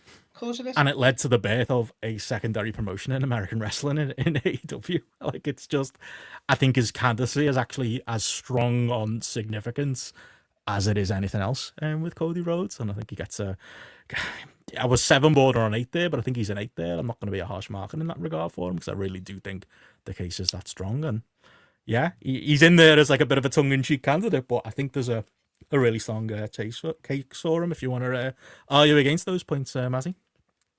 No, because I'm a fair man, Ben, much to like you don't think I am. Like, it's not the fact of I don't agree with you on most about Cody Rhodes. It's when you're putting up against Roman. I know this is turning into a fucking personal battle. The 1-on-1, mate. The numbers are pretty much the same. No. One started this though, Benno. It's like Stephen Rock. I'm not having dare on equals. Steve started it. We'll go into that later. Well, Cody doesn't have the 6 years of failure on him that Roman does. Like, he doesn't. The fact that he couldn't get over in his own promotion, had to come crawling back, does that not go as a failure? The fans hated him. So no, they hated him. We done a mixtape. That's a negative. So that's a he negative. had to leave because they didn't like him. Their fan base that loved him, he turned them against him. So we had to come back. I mean, he could have just turned heel and everything would be fine. But well, that's another conversation, isn't it? We all would have wanted to see it, and we probably will see it in WWE. But I'll say in ring, I'll go a 7 because I do think he's got that stuff. Just in being that white meat baby face, he's got that natural, like the selling and the story that I like. He's got them in his matches. He's very much that base when it comes to in ring. Charisma on the mic, got to give him a 9. We'll go high for that. I do like him on the mic. He's been a bit flat the last few times. He's had a go on the mic, but when he is on top form, you can't deny that he's a 9 and can talk you into anything really and make you believe. And once again, I think this is more the thing to do with Triple H's book. And it's like, I preferred him on when he was chasing the title. I've said this on a few of our shows where as champion, right, he's doing the touring champion gimmick and he's still over and he's beloved by the fans. But I just think he was better promo-wise and stuff in the build-up to him being champion. Draw, I mean, I can't argue he's doing, he's doing the traveling where I will agree that like your big stars don't have to do it, but he's the current one that is traveling around doing these like breaking records in all these foreign countries and stuff like that. So you've got to tip your hat, and he is the champion, as Gareth alluded to at the minute, much to my chagrin, Gareth. So I've got to give him that. And significance, I will give him an 8 just for the fact that Benno, you nailed it. When you put it in them terms, I know Gareth's going to push back that he's not responsible. It's a group collective, but considering how many years we wanted a secondary promotion in America to actually try and compete with WWE, for him to be part of that, to get that done, you can't not give him that significance that he'll be remembered for that. And the fact that he did jump ship he was the first one to jump back ship to WWE after all that, that's significant in itself as the same character presented that he wanted to be after all the years of having crap gimmicks, etc. So then I do like him, but it's just when you compare him to Roman, I just can't have it in any day of the week. I can't have it. All of the reasons you just said are why you can have it. Like, I know, but compared, no, it is, Ben, because Roman will always trump him. That's what I'm saying with me. He'll always trump him no matter what. He'll always have higher for every aspect of this. He'll never be that. But that's what I mean. It's Rock and Steve all over again. I don't like it when people say Rock's on Steve's level. I can't have that either. So just similar. Oh, that's going to be a fun discussion. JP Gareth, with you. He's obviously not only 5. Like I'll say that, but there's a case. There is a case. I think there is, and I think there's more of a case of someone who, if you count in, I wouldn't say not so much the New Japan stuff, but it's more the idea of someone who was able to go and reinvent themselves, and then obviously being the kind of real of all of the wrestlers involved in the creation of AEW, he was felt like the biggest driving force for actually it going about and actually having it and giving those guys the kind of impetus of we can do this and do this in a professional way as well. But I think the problem is just because it feels like we don't know what the outcome of this WWE run is. That's the thing that I kind of like have tempered some of the ratings I've got on here. So I've gone this case is being made like Romans.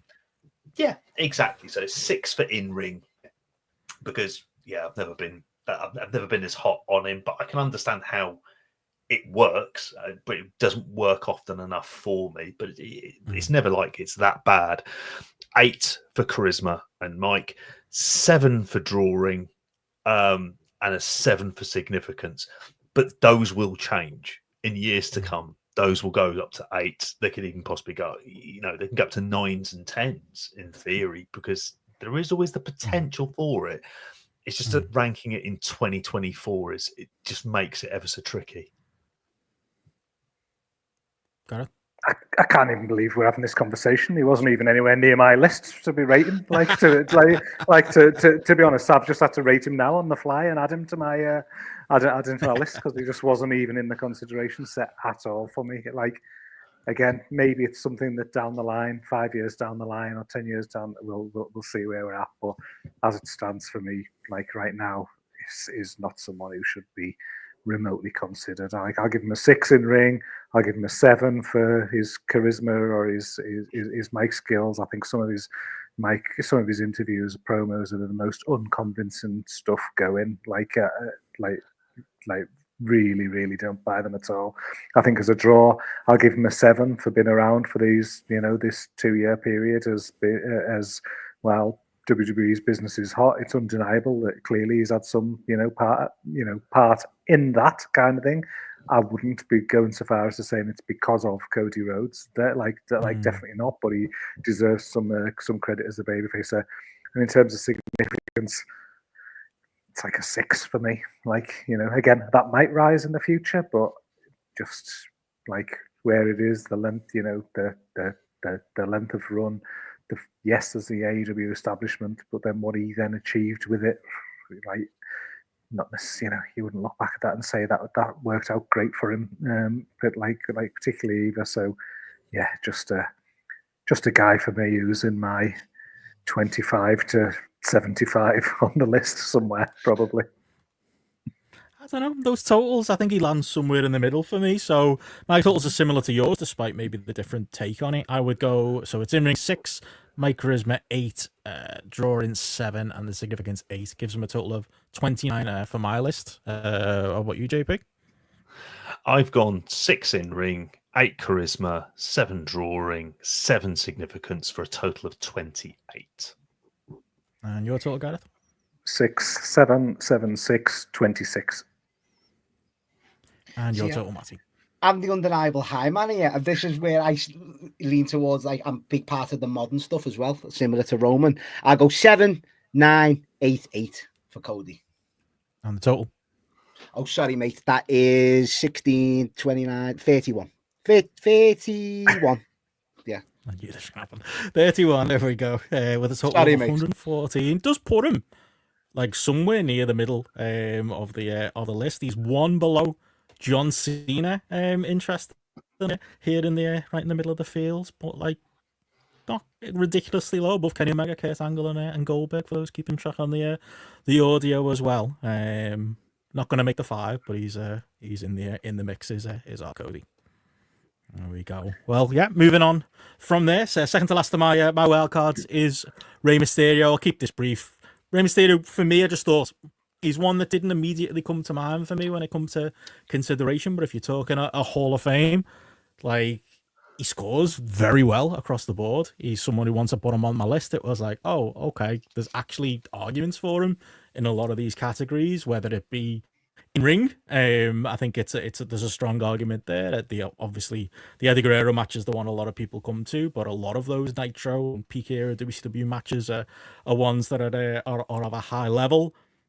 You go to WWE and you talk about his, I suppose, getting over there as well as getting over in WCW. He was different than every other cruiserweight that WCW tried during that period, and a lot of that was because of not his mic skills but his charisma underneath the mask, as an act and as an enduring figure, which goes into his drawing and his significance. And I think significance is, again, maybe one where it's a stronger argument than drawing for Rey Mysterio. For me, again, significance, we can talk longevity, we can show his consistency in a place across the time. There's a reason why they've tried to create the next Rey Mysterio, the next Rey Mysterio, the next Rey Mysterio, only to find out with his bionic knees, the next Rey Mysterio is just the same man. It's the current Rey Mysterio.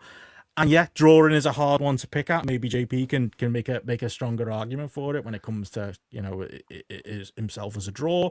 It's maybe the weak point there, but I suppose it's another one as a name and as the face of, you think of masked luchador, you think Rey Mysterio, that's the mask that people draw, and I think there's something to that. Maybe that's more of a significance argument there, but he's been consistently a man that's a big part of the picture when it comes to WWE, and it comes to just being somebody who will sell tickets to house shows and be a guy there. So not the strongest arguments in that regard, but not the weakest either. So yeah, for Rey Mysterio, I was going 8, 7, 7, and 8, which surprised me. And when I put my numbers together, it was like, whoa, he's actually in the European places for my lot, which was a surprise, JP. Yeah, it's a funny one, really. I mean, I'd say when it comes to European places, it feels a bit more Conference League for me than, say, Europa and perhaps not Champions League, but incredibly consistent. And I think you've hit the nail on the head, which is the kind of the charisma and the significance are kind of one and the same. Because it is if we think of as masked luchadors, there would be the argument from some people saying Mystico is the most successful. Mystico is would be one of the most successful in modern day, but purely in Mexico. Taken outside of there, no, hasn't translated to numbers. He works MLW for fuck's sakes. Whereas here, it is a case where the mask is part of the charisma. That is part of the draw, and the fact that they could bring it back, it works so well. And like I say, get himself over even after he'd unmasked for a significant period of time in WCW is an absolute credit to him. And so when I was like doing the ratings for these, it's like he's incredibly consistent, and to the point where they had to push him as a big star, even though he was, he's pissing into the wind in this one, isn't he? He's fighting up against Vince, who everything about him, Vince would be like, no, you're small, you're flippy, you're charismatic on the mic, but he's coming in and out, JP. His signal.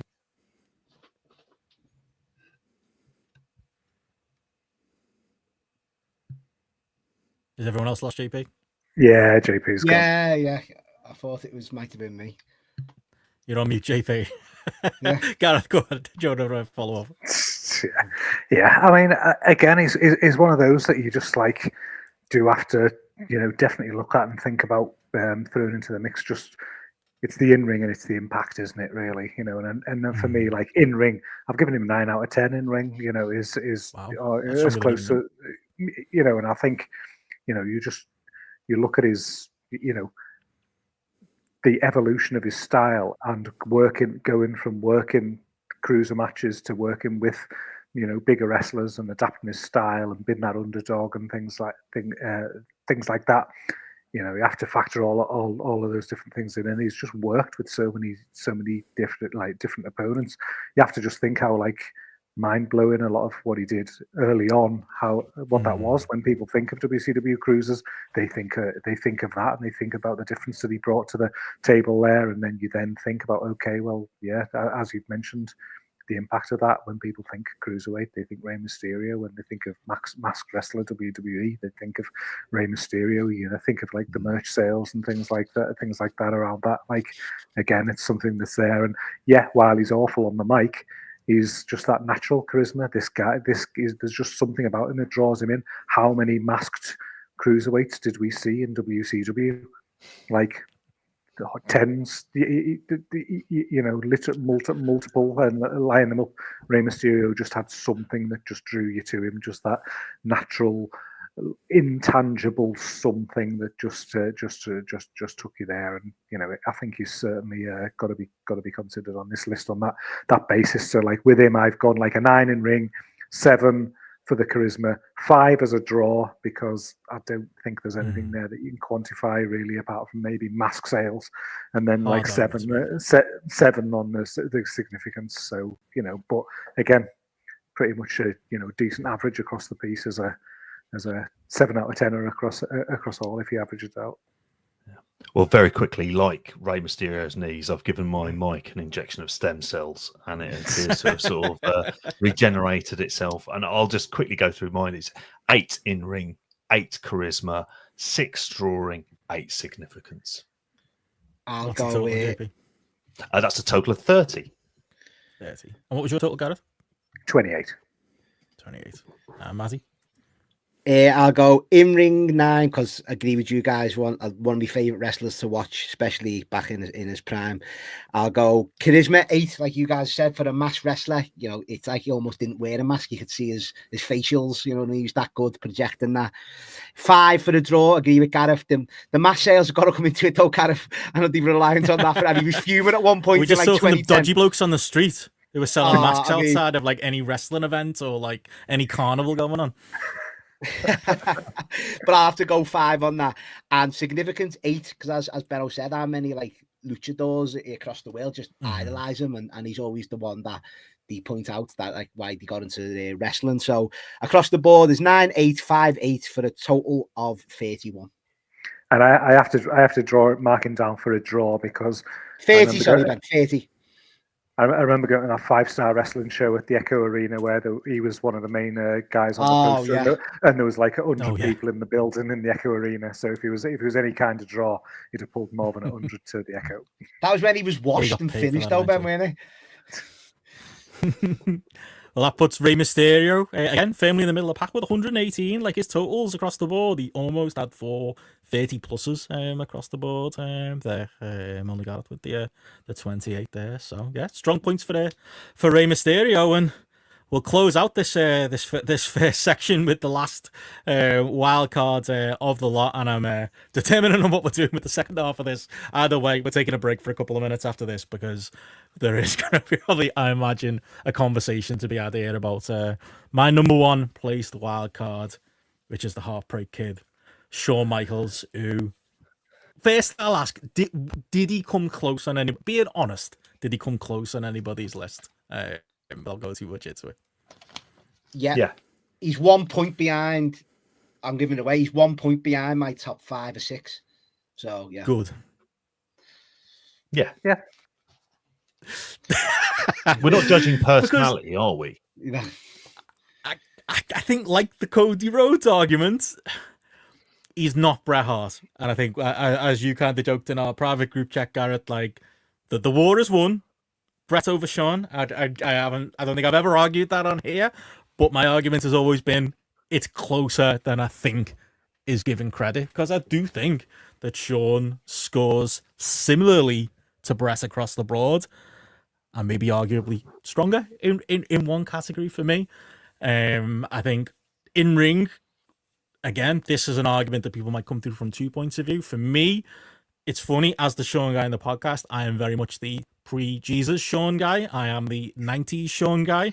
I am that side of the fence, and there might be something coming up when it comes to the next dealer's choices to some more of Shawn that we can get into. It's not just all 1996. Marty, you mentioned obviously the Hell in a Cell match before, which is one we might talk about at some point as well. But as far as like a consistent worker across the 90s, as far as like if you look at that, WWF roster in the mid 90s, if you look at American wrestling in the mid 90s, again, I'm happy to say it's Bret number 1, but I think it's Shawn a very close number 2 to the standards of the time. I'm obviously from that podcast the high man on some of the 1996 work and some of those individual matches, but I do think across the board in the 90s, I think the water level is high. You can consider him post that. I love the Triple H match in the comeback in the post 2002 era that you can have in there, and some would have that higher. I'm not a fan of the Kurt Angle match from WrestleMania, but some would have that among the top matches in his career in there as well, because you have essentially got an entire second career of Shawn in there that kind of comes into consideration. As a mic / charisma, maybe Mike isn't the strongest, but I think charisma is extremely strong for him. Just as far as like, call him a cunt. He was a great cunt. He was an entertaining cunt on TV, and he obviously was very much I would say a strong personality on TV. Drawing is where his argument is weak, but there are other candidates where I think there's a weak argument. Again, can you give him credit for some of the post-2002 numbers and his place as part of like the overall WWE in those parts? Maybe some would do that, but I'm not necessarily sure that's his strongest point and significance. It's funny, I was talking to man and your friend Mikey Hamfler, Matty, about Shawn here, and I think my argument for Shawn on significance is one, is place as a historic figure in wrestling. Obviously, that's the point you go to, and he's obviously up there. But it's kind of two, his influence on wrestling in general. Like every wrestler who pretty much trained post the 90s tried to be Shawn Michaels for a very, very, very long time. Could argue whether that's good or bad. It has produced some bad results as well, but a gigantically influential figure when it comes to, like Kenny Omega argument before, what makes a good match, and being the leader of that, along with Bret as well in there as well. So I actually think he scores much stronger there than he does in drawing. And yeah, my overall numbers, I'll reveal them in a bit, but he came very, very close to Bret. And yeah, interesting to know with you, Matty, at JP, that he scored close to some of your top 5. Yeah, and I fucking hate him. I hate all the Jesus stuff. I think if there's one downside to him, it would probably be the drawing part. That would probably be the weakness in the argument, and it's probably the thing that meant he wasn't in my original like kind of top five, but he was incredibly close. Like you said, I mean, I'm not going to reiterate a lot of the arguments you've said already, but like in ring and the charisma, and I think there's a thing where you realize in the fullness of time that him and Brett, they needed each other. They were different types of, they had a different type of charisma to them, but they worked so well against each other because they butted their heads. It's just the fact that when he was a champion and when he was on top, it was somewhat of a failure.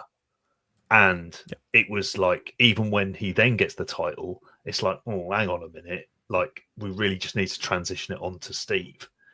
And that's like, you know, that's where the boom time's going to happen. But I agree with a lot of the points you said, particularly around the significance.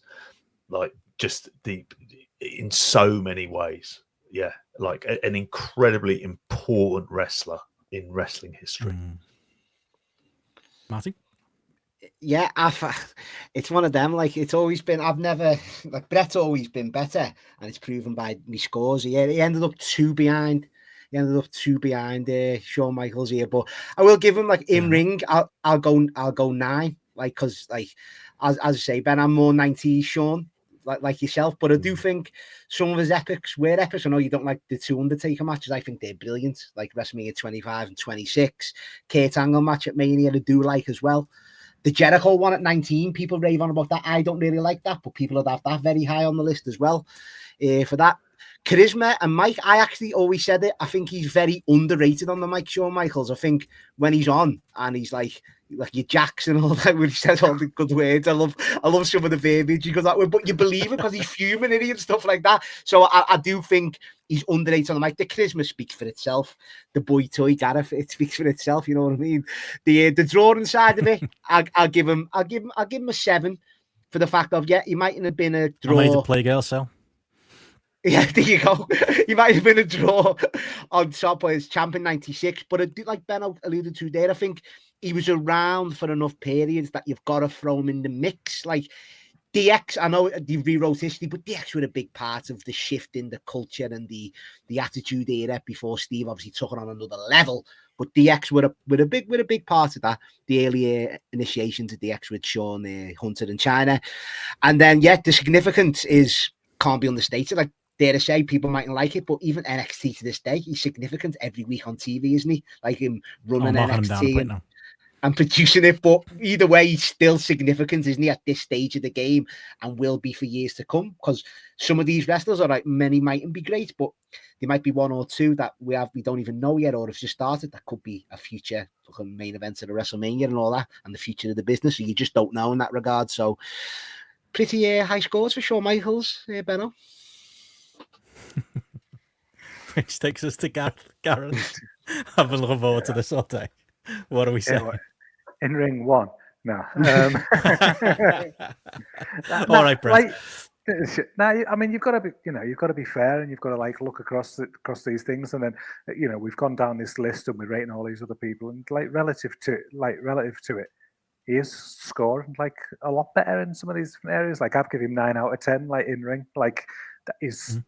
Again, the diversity of opponents that he's had good matches with and things, like working different styles. Again, he's somebody who cares about the nuance and detail, sometimes a bit too much that it becomes a bit like hokey. I think, there's obviously things that I've pulled out that I dislike about his matches plenty over the years in terms of like his selling and things like that I'm not, totally on board and things with. But you can't fucking deny it. Like, that when he's on, is fucking on, and like the best wrestling matches that happened in WWE for a large number of years there through that second run of his career, even like involved him, or he was like massively involved. So you can't deny that. Like, from a charisma Mike standpoint, I've just got him at 8 because he's not as convincing for me on the mic. I think but he does have that kind of natural pull to him. He has got that like he did have that cool factor and things like that drew like a certain element to him. The draw, 6 out of 10 for me. There's no evidence of him being a draw to me. Yeah, in not fact, unfair. there's when you look at the numbers and things, he is behind Brett. It is a fact. When you look at TV, ratings and things, he is. In some when it comes to pay-per-view buys, like when it comes to in that first run, the numbers. Raw average ratings as WWF champion, Shawn Michaels 2.93, Brett 2.68. We've got different numbers then, because I've got Brett ahead and we've got them from different areas, but I've got. That's fine, but it's not a wash. We've got I have Undertaker at 2.77 and Diesel is 3. So it's like, and obviously there's variance there based on who's on TV, but I don't think it's a wash. Absolutely, I think they're all, to be honest, they're all failures. Diesel, Brett, and Shawn. Yeah, it's slightly ahead of him. It does go Brett, Shawn, Diesel in that order. You look at pay-per-view buy rates from 92 to 98, and Brett's ahead of him on 214 average to 205 average for Shawn. Diesel just tucked in just behind Shawn there. So there's Shawn's as close to Diesel as he is to Brett, pretty much. Really, when it comes to none of them are good numbers. Comes to they're not. Look at WrestleMania 26, where they finally put Shawn on top, and it's the only WrestleMania to drop below 900K for a decade. When it's Shawn and Taker on top there as well. So even retirement match as well, Gareth. Retirement match though. Even in that latter stage, it jumps up by 300,000 the following year for the Miz and Cena. So there's even them numbers. So I'll give him a solid 6. I'll give him a solid 6 there for being involved around the Attitude Era. And I think the one thing when it comes to significance, I agree with you on the significance for all other things. I think a thing that hasn't been mentioned from a significance part of view is probably his significance behind the scenes around that time of pushing Vince McMahon that the product needed to be edgier, it needed to be more modern and things like that as well. And while on screen he might not have the same impact as a Steve or something like that, he's certainly amongst that gang of lads who's trying to push Vince backstage that something needs to change here. We can't continue with this shit. It's got to become a bit more contemporary. It's got to become a bit more real and things. And again, I'll always give him credit for that, of you talk about, say, someone like a Cena being a main eventer and not using his power and just going along and towing the party line. Shawn Michaels didn't do that. He was pushing against it. So complete opposite. So I'll give him credit for that. So I'll give him an 8 there. So he's got a 9.868 from me for a total of 31, which is good score. Guess what my rating is, Gareth? 9.868. We agree. That's exactly what I've got now. I thought we'd argue. I mean, I've got a similar number. We might argue then, but I think that's fair. I'm not going to argue the draw point, and part of that, I almost give him points for being the one who was influenced from Vince a little bit, but also it's not lost on me that the moment he gets out of the way, the biggest boom in the history of wrestling happens. There is that. So there is that argument there, but. Maybe if I was a higher man on post WrestleMania, despite being the show man in this podcast, post Jesus run comeback, I might even go higher. But I think that's a really strong rating. That puts him literally that makes him my number 6, 31 points, and no one else really comes too close. Incredibly, I've managed to go higher than that, mate. I've got 9.869. For this, we're a total of 32 points. I need a deep shower after that. Yeah, and I've gone 9.879 for a total of 33. I'd say he was very close to making the top 5 or 6. So did no one give him a 10 there in ring? No one gave him a 10 for nothing. Yeah, good. I consider it, but you know where. At this kind of halfway point of the show. Oh no, that's my whole list. Stop it! No one look. Shared the wrong screen. I got that. Puts him. It's late, folk. That puts him in second place overall on the proper live. Which puts 128 for CM Punk and 127 for Shawn Michaels in that second place, nestling in. very, very nicely. Oh, I can't have CM Punk getting in this 5. We need to get to the big names now. Come on. Oh, how do we want to do this? We've got 8 names left to go through. Do you want to take a couple minute comfort break before we do like a unofficial mid-show, pre-show type of thing for 5 minutes before we get into it, so we can get a piss and a drink and let the audience reset a little bit? I don't know. What say you guys? I'm almost happy to go straight through personally, but if anyone needs to go, of course, then but I can keep going. It's up to you guys. Can you give me 30 seconds then? You talk for a couple of minutes and I'll come back just so I've got to reset this spreadsheet. That sounds good. I might as well have one while we're having a break. Oh, well, I might as well have a piss then. Sorry, leave me here on my fucking Todd then. In which case, what I'm going to do is I'm going to run through. Let's take shifts. I didn't expect everyone to leave. We are still doing a live. We're doing a podcast, lads. What are you doing? I will go through the list so far. So at the top, you two sort that. Go on. We'll talk. Should I go from the bottom or the top? How should we do this? So go from the bottom, JP. Work your way from the bottom. In last place, and I'll tell you what, it's looking like relegation form at the minute regarding something, and there's something dramatic happens here. We've got Goldberg on 108. Then we've got Kurt Angle on 112.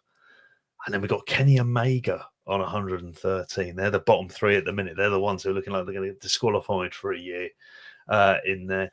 Then we've got Cody Rhodes just outside of relegation form in, I don't know, you might think of it as the Everton role at this point. We've got John Cena at 117, 5th from bottom. Then we've got Rey Mysterio and Vader and Undertaker all tying on 118. One of them is not like the other two, really, is on Didn't wear a mask, Undertaker, only for a bit, JP. He did, didn't he? Yeah. That Phantom of the Opera one, remember? Oh, my God. Dark fucking days, mate, for that. Then we've got Sting on 122 alongside Brock Lesnar as well. There's a match I wish I'd seen between those two. They are joint 3rd at the moment. And then there's a clear 2nd place. We've got Shawn Michaels, who we've just gone through there. And at top of the list at the minute, before we get into all of the big guns, CM Punk. Oh, that's outrageous, that. But we've got the big guns to come up now. I'm assuming 5 of these will be in front of Phil. Well, I'm hoping anyway. I'll be back now, guys. Well, take us not. But he better not go. He can't go down though. That's the thing. He actually can't get relegated. I'm happy. And then what I'll do in a second when one of those lads jumps back, I'm gonna get I will go and grab my bottle of water to carry us through to the end as we're going home. To quote DDP Yoga in there. I mean, anything that's really shocking. I mean, I suppose just going on to the bottom 3. I mean, Goldberg at the bottom. I don't know if that's necessarily too much of a surprise. It says a lot about how much the in-ring, I think, influences this. If you're a disaster in one category, I say disaster, but if you're very low in one category, doesn't really matter how you do on the others. That's the thing that's going to absolutely affect it. Yeah, I think it's one of those where you're like, look, and like I said when I gave like my Rey Mysterio scores there, it was essentially one was up, one was down, but it essentially just averaging out across the 7 across the piece. And there you've got Rey Mysterio like sitting above John Cena and sitting above Kenny Omega and things like that, which if you'd have asked me cold, do I think Rey Mysterio is going to rank higher than John Cena or rank higher than like Kenny Omega on this, it would have been like a hard no, even Goldberg kind of thing. Probably I would have expected that the charisma and the drawing power and things like that would have put Goldberg higher. So when you scan down the order of this, it's quite surprising. And to be honest, even like when you look at some of the numbers, like Sting been 4 above Undertaker on average. I thought even though we're all, we're not obviously pro Undertaker like Matty is, I just thought his scores in some of those areas would have been sufficient to kind of like pull him up as well, really. So it's pretty fascinating. I think it's fascinating for me how similar me and Benno have been across the board. Like terrifying. Throw a blanket over some of our ratings. I promise we haven't been in collusion or anything like that. Even though the same for Shawn Michaels. Like what? It is, and I think as we get towards the end of this, obviously there's going to be those names that we've all sort of said, and in many ways, I think they kind of end up. I'm not saying they kind of rate themselves, but there's very like you're not going to find, like, obviously for three of them, there's not going to be really any particular argument, I don't think, and the reasoning why behind it. It's just going to be interesting to see some of the names where there's like one vote, or like for particular people, how that then affects. Is there any way that anyone's going to be convinced to give a higher rating for it? I think that's going to be an interesting thing we'll get into. I'll be back in a second. This is shift work, this. It is. I wish I wasn't in Manchester tomorrow. What time have you got to be up, Gareth? 6. I'm thinking it's bad me getting up at 8, getting up late for work. Wow.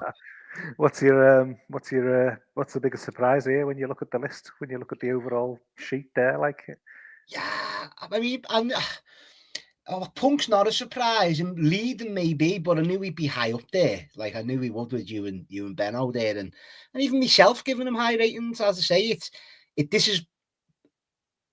I made up we done this in a way of, like, until you actually sit there and put your numbers down, you might think you like someone, or you might, but then when you put the actual numbers to the thing, does it surprise yourself? It's good, isn't it, to actually do it? You know, so it's that's where you just got to be honest as well, haven't you? Of course. Like, and that's where, like, I think Benno was saying with the Punk stuff, like, you're thinking, am I overrating him here or not? And then, like, you know, the amount of times there where I was just like putting like my Brett ratings in and comparing it to other people and just going like, oh shit, it's not going to be as high as him, but it's just a fact, kind of, almost, you know, with some of these metrics. Like, it's obviously how you see it as well. You know, within ring and charisma, kind of, that's your opinion. Obviously, with draw, obviously they're all still your opinion, but it's more fact based, like Benno was explaining earlier. It's a bit more solidified with like draw and significance, maybe, but in ring and charisma, it just, you know, it's personal preference, isn't it? It's funny when you look near the top here, like, so far based on the scores.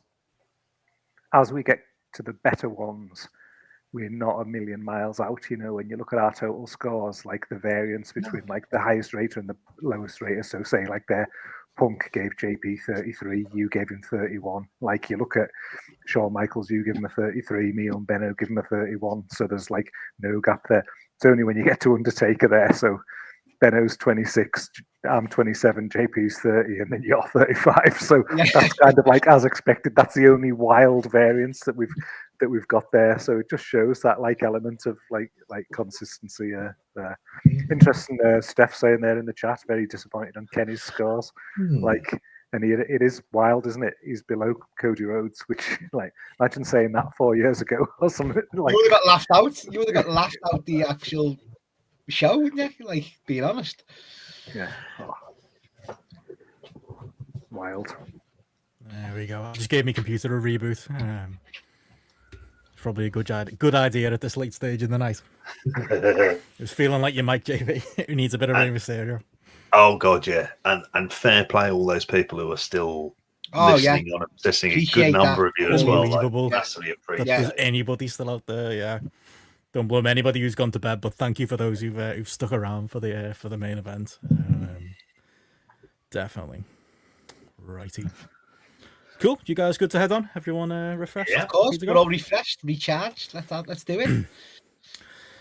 Right. So let's get on with our the second half of this show, which is we've gone through the wild cards. Now it's the I'd say the top peg people, the people who are what do you call it in the Champions League when they're there's the haves and the have-nots. Seeds. Like the seeds. These are the seeded places, aren't they? These are the people who appeared on a few of our lists at various different points, and yeah, I've definitely earned their points at this point. But as you said earlier, Gareth, does that mean they're necessarily going to finish ahead of some of the people we said earlier? And is obviously what we are gonna get into. But yeah, might as well start hot and get right into it, lads. Let's talk it. We have our list. The first place to go, and this is just alphabetical, Matty. It's not on purpose. Make the case, Matty, and this will keep everybody away, for the Hall of Fame candidacy of Roman Reigns. Right, and obviously I'm going to be waxing lyrical here, but I'm so intrigued of your guys' numbers for this. Like, I am really, just the explanations, etc. But yeah, in ring, lads, I might shock you here. I'm going to go as high. As high. Look at Benno's face for every one of these ratings, you know. Not happy. I'm going to go as high as an 8 for Roman Reigns. And you got it. And you got it. Just fuck off, mate. I'm going to go as high as an 8 for Roman Reigns in the ring.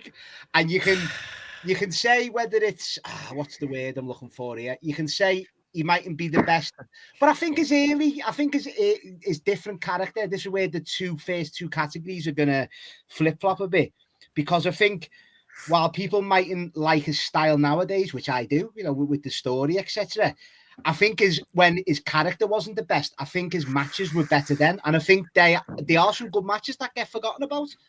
I really do. I really, really do that. Like the first Brock Lesnar WrestleMania match is fucking one of the best WrestleMania main events for me of all time. It's fucking so good on an underrated match. You've got his AJ Styles stuff in there as well. Their matches were great. He did have some good matches early on, but obviously when his character wasn't there, Gareth's gone off that, aren't you, mate? You've gone off that. But then you've got to fast forward to the character now, where his matches, I say, they mightn't be for everybody. They're very mixed, of course, but if you're into this stuff like I am, then they deliver on every aspect of watching what we watch every week. You know, you don't have to be doing all these acrobatic style moves and destroyers as there's a 5-year-old shout, but you don't have to be doing all this. This is, you're watching each week for the character work you're watching, and it ties into what you see on pay-per-view. Gareth still got off that, aren't you? But which does lead us into the charisma once again, and I don't give a shit what you say here. I'm giving him the full 10 for charisma. No, seriously, it might be. We're gonna have to have some kind of mechanism next time for how many points you're allowed to give out. Like, come on. Why not? No, seriously, I think once again, considering I'm guessing. We'll save this for the end when I say. So you think he's as charismatic as this person?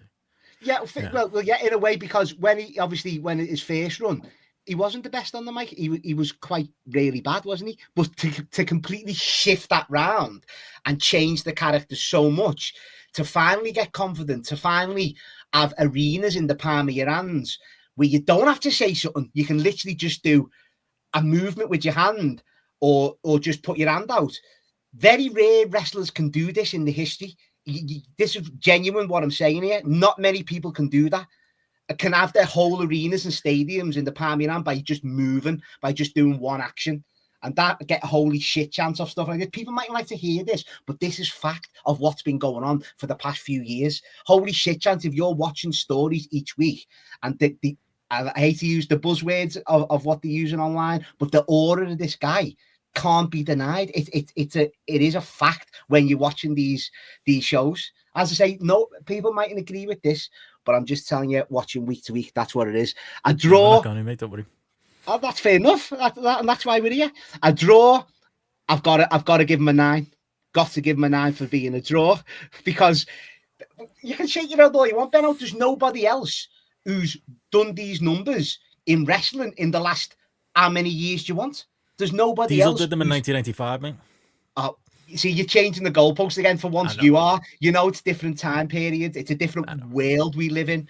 And no one like JP doesn't like the YouTube, etc. So I'm not going to go down that route, even though it is like a modern way of judging stuff. But no, it is merchandise, top 10 merchandise. So you know, as recording on this day of the actual day we're recording this podcast, he's got the top 2 fucking selling merchandise things on the whole of WWE. Cody's not in the top 10. I just thought I'd throw that one in there.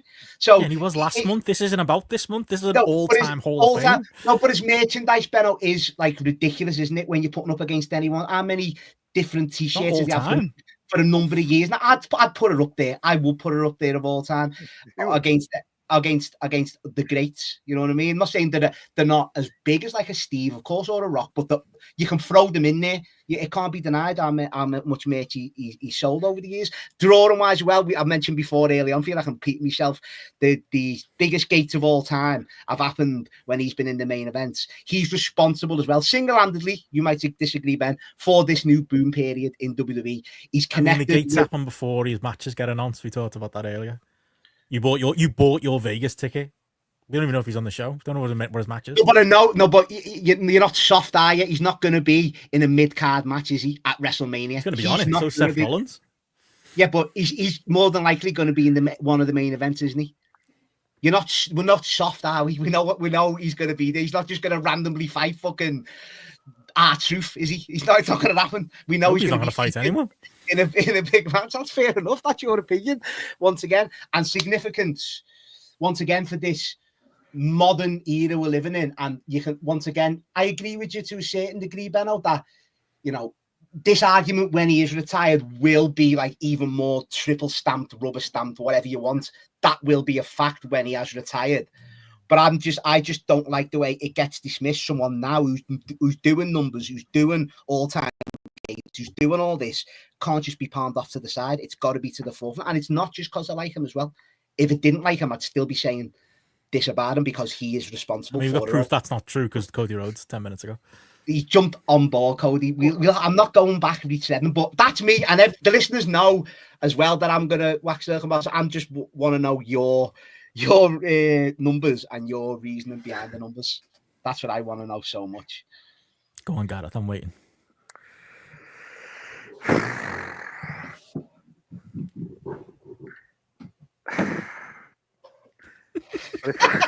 I'm expecting low ones. Just go for it. I'm just still recovering. I'm just still recovering from some of them numbers. Oh, I mean, do I give him a 5 or a 6 in the ring? I gave John Cena a 5. Is he better than Cena? Yes, slightly. So I'll give him a 6 for in-ring. I mean, you're like talking about matches going back in the thing there. He was very much known as the workhorse of the Shield, wasn't he? For his in-ring quality. Like I can't see how you go back these matches he had back in the day. Like he doesn't have like the ream of like in-ring stuff, the modern stuff, the whole fucking talking to your hands, making a match last 500 hours and stuff. Like just awful, terrible, absolutely. Like, so I'll give him a 6 there. I'll be generous.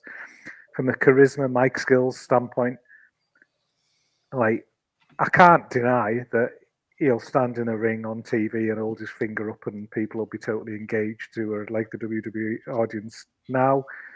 You'll get good reactions, but we're not talking fucking Hulk Hogan or Steve Austin or anything like that from when it comes to those. Like in my eyes, like not at all. So I'll give him a 7 there for charisma and mic skills. As a draw, I mean, what are these all-timer gates that you're talking about? Is it this like adjusted for inflate? Like, is it just this is the biggest gate we've ever had for like this event in France, where they just say it and then no numbers are ever released to back it up or anything like that. It's just a WWE soundbite, or just selling a small number of tickets at a high, value. That's a draw. I'm not buying that.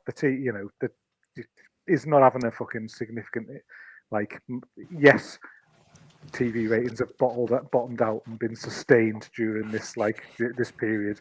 They might have done like slight year-on-year increases, but it's not like it's fucking drawing masses to suddenly want to watch WWE product like anymore in the same way that people did back in the day, like a Steve or anything. So I'll give him a 7 for that. And then in terms of significance, like, what is his significance? Been part of this storyline that has,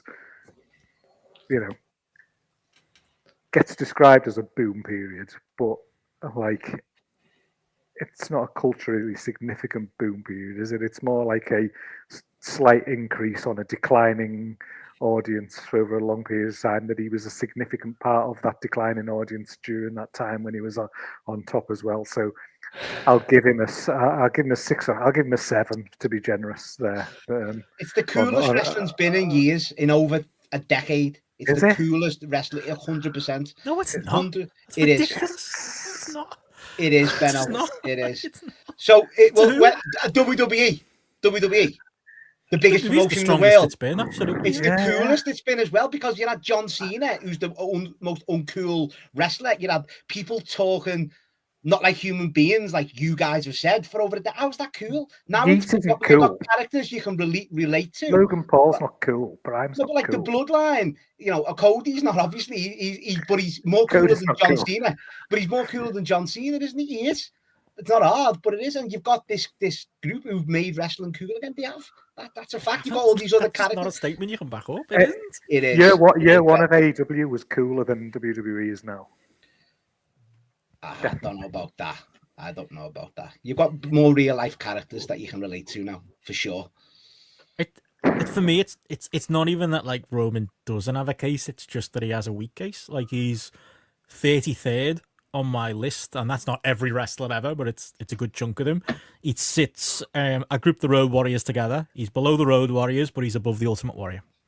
Like that's where Roman Reigns is right now in my list, and he's very similar to Cody. Like in if I was talking about it from a positive point of view, and I wasn't having to defend against like some of those 10s and those numbers there, like I would boost him up and say, he's a 6 in ring. I think I agree with Garrett there. I think he does deliver his style.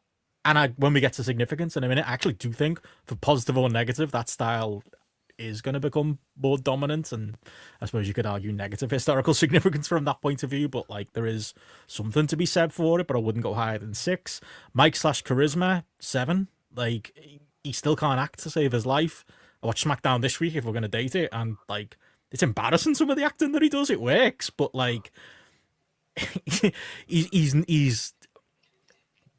weird. It's like he's not that great at delivering the verbiage, and he's not that charismatic, but he does pull it off, and that's why I'm giving him a 7. That's why there's like still a positive number coming out of it, but it's not higher than 7. Like it's just not. Like it's there's something about the act that is working, but like I think 7 is as strong as I go on it.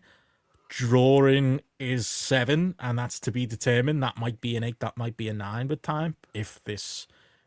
I'm higher on, the success of this era than Gareth is, clearly. But if this era continues, and yes, you can give Cody and Roman, I think, a lot of credit for it. If you want to give Roman 6 out of 10 credit and Cody 4, fine. But they both deserve credit. And he's going to end up probably higher than that, but he's a 7 right now. Historical significance. This is the problem with the Observer Hall of Fame. I'll give Simon that, sorry, but I'll give him that one. Relatable characters like Samoa Millionaire who really shows up to work. But yeah, it's way too early to give him a strong significance number. He's a 6. Like, and he might become a 7, he might become an 8. But we're talking the Hall of Fame. We're talking the historic GRAPPL Hall of Fame. Bigging it up more than it probably deserves there. But we're talking, hopefully at the end of this, the 5 greatest of all time. And he is 20, it's like 27 places, from the boil on that. Like we shouldn't even be talking about him. I'm sorry. Sorry, Matthew. Wow, that's fair play, Ben. Well, we should have been talking about him 2 hours ago. Is when we should have been talking about him. My ratings are, I suppose, a tiny bit up on yours, Benno and Gareth, but it's not. It really isn't much in the scheme of things. Partly because I suppose I'll put him into the Cody rank, whereas some of this stuff is to be determined. We don't know what the influence of, say, the Netflix deal is going to be on how we end up viewing how big this guy is. Because for all we know, that's going to lead to him doing a whole series of kind of, action films, and he becomes like a more significant figure, kind of like even outside of wrestling. But in ring, I find it hard to go above a 6. And some of that is just like, it's formulaic matches that work, but it is a formulaic formula. Oh, that's a weird phrase. In terms of charisma, I can see something there because I don't think people would react to him in the way they did. So I've gone an 8 for that. Drawing, it's tricky because I think it's one of the things that we have to accept. It's not the individual wrestler who is drawing the crowds for these. It isn't something. It's just, I can see what you're saying, and he is the focal part of this company. And that has to be factored into consideration. But for me, it's still at this point kind of like a 7.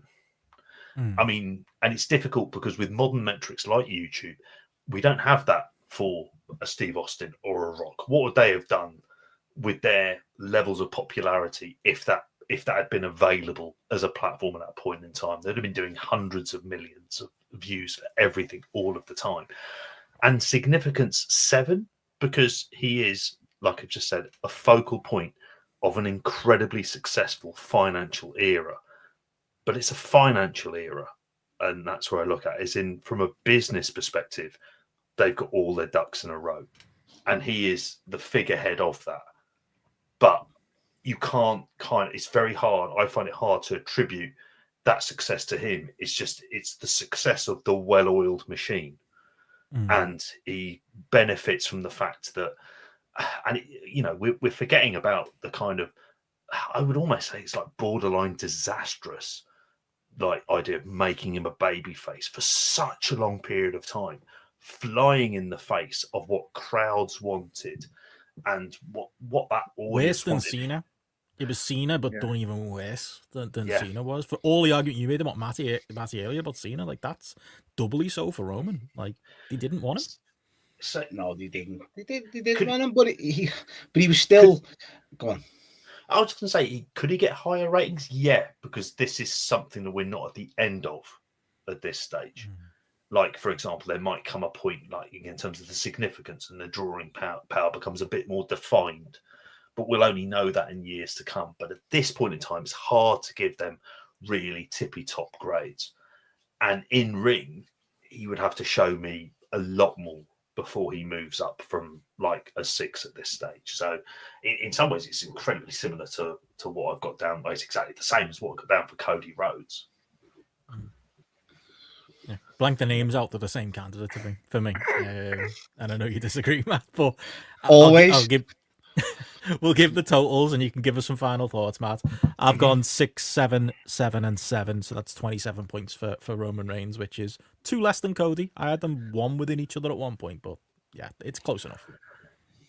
I've gone 6, 8, 7, 7 for a total of 28. Yeah, split the difference there. I've gone exactly the same as Benno, frighteningly again. 6, 7, 7, 7. So that's ended up on 27. So I've got him 1 above Cody Rhodes there, Matty, just for you. well, Gareth. And I've gone, what have I gone again? I've gone 8, 10, 9, 9 for a total of 36. He's me. Well, he's avoiding relegation on that. He's my fourth highest rated. That's ridiculous. That's the highest number anyone's given for any wrestler so far, but it slots him right mid-table, below Rey Mysterio and above John Cena. Happy with that. By 1 point is hell. Where Roman Reigns ends up. 1, 2, 3, 4, 5, 6, 7, 8th overall at the moment for the audio listeners. Well, I hope he falls lower. At least he's not getting relegated. He's not, so I'm happy with that at least. But fair play, lads. Let's move on. behind Rey Mysterio. That great draw. Behind Vader. I love it. Happy for that. Above Cody Rhodes, though, Matty. There you go. Above Cody Rhodes by 4 points overall. Cody and Cena, the 2 are 1 to the above, so I'm happy with that. And he's not relegated. And yes, I'll get off Well, this now. next man should be finishing above him, but only appeared on 1 list overall. And the list he appeared on, I believe, was yours, wasn't it, Gareth? The Nature Boy, Ric Flair. I expected them to be more prevalent across the lists. Maybe it's a taste thing for me. I'll get into that. Or made the case, Ric Flair. It's Ric Flair. Fair enough. Moving on, Randy Savage. Nah, it's we're talking about like, okay, so we're doing like the lifetimes. It's like 1984 onwards that we're covering off there. Yeah, that so goes against them a little bit. So we're still considering like big period there for Ric Flair of you're getting into that crossover period of WWF. You're getting in, there's still that big sort of like territory element to it where Ric Flair is the NWA champion because he is the biggest draw, is the guy that's getting sent around, different territories because, they keep the belt on him because they know that he's going to draw money. So, he's you picking out things there. Meltzer says he's in the top 5 wrestlers who've headline cards that drew 10k or more fans to the building there. So as a draw factor is something that definitely comes across there. Moving around the territories in that time period, record gate in Mid-South, record gate in World Class. Even his last match that he had, Ric Flair's last match, an absolute joke of a match, an old man who can barely move, is the second highest independent gate in TV in history, behind All In terms of money drawn. So even as a fucking washed old man, he's still drawn more money than everything else that's going on out there outside of WWE and AEW there. At the end of the day, he's got the matches, he's got the feuds to, back it up throughout that time period there, moving on from your Dusty Rhodes through into your Steamboats, through obviously into your Terry Funk there. Then obviously, he's got that big influence on the industry at that time period, as well as obviously the, outside of the WWF, money's getting lost everywhere because of obviously the WWF machines moved into town with Hogan on top, and they're dominating things, but Flair playing a massive role in being able to kind of stabilize that to a point, making Lex Luger, making Sting, who became huge draws for that business at that time. From an in-ring point of view, I think you probably point to some just classic matches that happened throughout that period, and then the impact that he had from an in-ring point of view in WWF, and even beyond when he left, things like the Vader match. When you look at TV ratings as well, Ric Flair was still drawing on TV during that NWO period. Meltzer picking out Flair, outdrawing Hogan on TV at that time period as well. When you break things up, it's just and a guy that you look at when you just look at the absolute historical significance. Who can match Ric Flair for historical significance? Such a massive influence on the business. Somebody who's gone around to every territory, worked with absolutely everybody, been omnipresent in the wrestling scene from 1984 onwards and throughout. And just and then I haven't even mentioned charisma and mic skills. Just that obviously been a fundamental part of it, delivering in ring. But then it was the promos. It was talking people into the building. He was the character before people had characters. It was absolutely just synonymous. Living that Nature Boy character too much. That again, just undeniable, and then it just been something that's transcended into popular culture as well. For a guy who's predominantly an NWA guy, he is known. People know who Ric Flair is. In probably American pop culture, American zeitgeist. Ric Flair's just somebody who's still been able to be used for advertising and marketing and things like that. So again, he ranks really highly for me in all of those areas. I've gone 9 in ring, giving him a 10 for charisma, mic skills, give him an 8 for drawing, and that's probably more reflective of his bigger level drawing versus someone like a Hogan or something like that. But then a 10 for significance as well. I think it's someone who's well clear of a lot of the ratings that I've given so far. Yeah, this is GP. I found this one was on your list. He was very high up. He was just in the echelon originally where I had Shawn and I had Punk. There was a whole stream of guys who were incredibly close to my top 5. It's partly it's almost the later years stuff I think has tarnished a bit of legacy. I'm not talking about obviously personal issues, behavioral issues, any of those kind of things into the mix. But the in-ring, the further and further we move away from the NWA and even the Rumble in 92 and things like that, there is a marked drop-off. And it's probably, I'm pretty sure we did the him Steamboat matches on a Patreon, although all of them feel like a distant dream at this point. And they are very, very good. But they do also follow a formula, and perhaps I'm tired of that formula, and that might just be my personal preference on there as well. Much like the charisma, it's very much of its time. is how it feels. And in terms of like it particularly aging, but it's high marks across the board. I mean, I won't go on too long about it at this stage, but I've gone 8 in ring, 8 for charisma, 8 for drawing, because you mentioned about like his last match as well. Like he still meant something, but then obviously there's the kind of TNA stench and stuff like that where it didn't work in any kind of significant level. The AEW run, which was just a complete waste of time, but significance 9, like it's up there. It's like his one, like you can argue he certainly should be one of the top 5 most significant wrestlers of all time. Will Ferrell was doing an impression of him for Eastbound and Down. You see the amount of American footballers going, you know, Ric Flair they would, was it give me 2 whatevers and a Ric Flair, and then they're all like kind of doing. These are young guys who are in their like late teens, early 20s. How the fuck should they even know who Ric Flair is?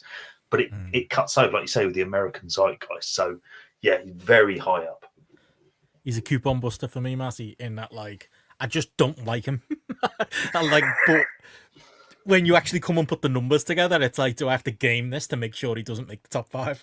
And he didn't in the end, but like he ran closer than I would have wanted him to. Roddy Piper, the cunt, is at the far end of my list. At the other end, who's another cunt I don't like, who people would rate quite highly and would probably say we should be considering here. Whereas Flair, being honest, he still ended up high. Like, I'll be quick. I don't enjoy his in ring, but I recognize it's good. Like, I don't know, that's a horrible thing to say as a wrestling fan, but it's just, yeah, the formula and all that, like JP said. So it'd be 7 in ring, same as JP, 8 mic charisma for me, 7 or 8 drawing. I think I'll go 7, but I think that's my lifetime and my knowledge. So maybe he's getting marked down there unfairly. But I agree with JP, 9 significance, like culturally significant. On the list with The Undertaker, Hulk Hogan, you know, that short list of your next door neighbor, your nan, your auntie knows who he is. And unfortunately, in some cases as well, he's gigantic, isn't he? Like in that regard. So like I couldn't go lower than that, which puts him on 31 for me overall, which is up there with, you know, my 5, 6s and 7s. Like it's he's in the mix. But not for me, I don't know, Matty. Just about missed out on my 5, but like the numbers are, like Garrett did an incredible job, as the chat are saying there. Unreal pitch, should be putting him into the Hall of Fame. Gareth there, Steph said there as well. But yeah, with all that said, he's still Ric Flair. That's the thing. It's one of our rare ones we agree on, Ben. I'm the same in ring with Flair. It just doesn't do it. Once I've seen it all. And I have seen some of like the older stuff. I've got the Terrace best ofs, and it's similar then, even, you know what I mean? But if he's a 10 for some people, I'm not arguing. I get it. I absolutely get it. Like, absolutely. Yeah, I mean, that's just, I don't know. That Steamboat trilogy is so different. The 3 matches, like, oh. Yeah, I mean, I've seen them for a long time, and one stood out to me out of them 3, Gareth. It might have been the last one that I preferred. I'd have to watch them again. But I did like the last one more than the others. But just yet, once I've seen it, for me, it's just not for me at all, that style. But where I do flip it is the charisma. He's a 10. Like, he's one of the best on the mic. He's fucking hilarious at some of the, like, literally, I've been crying, laughing some of his promos in WCW and his segments, and he is hilarious. Like, back then, he was one of the best on the mic as well. But even when he was like being half serious back in the 80s, where he's in the Dusty feud and he's ripping into Dusty and going and cutting these great promos, brilliant stuff, really is good stuff. Draw, I'd go 8 because I recognise he was probably wasn't the original, or was he? Got the touring champion. You got him into the territory, and it did pop the numbers, it did pop the houses. That was just a fact back then of what happened. And WCW up and down, maybe, you know, with some of the gates and such, but. Gotta give him that touring champion role. But then the significance, like you guys have said, it's an 8. It's an 8 for me. Like, it's still to this day, as you say, the songs about him, the stuff like that. So you can't deny that. So just not for me in the ring. I'll always push back. He's just not for me at all. Once I've seen it, and he did wrestle in front of chairs, as the great Bret Sargent had said a few times. Kind of. So is he being bitter there? He's no Roman Reigns. Good, mate. We'll do the totals. If anyone's got any closing thoughts, we can do them. I think he's going to be higher, yeah. So I was 7, 8, 7, 9. That gives him 31 for me, JP. I've gone 8, 8, 8, 9 for 33. Wow. Gareth? I'm 9, 10, 8, 10 for 37. 8 for charisma. What are you doing, lads? And I've gone 7 for in-ring, 10 charisma, 8 draw, significant, 8 for a total of 33. That puts him on a total of 134 points, which puts him square top of the list right now. He's the man to beat.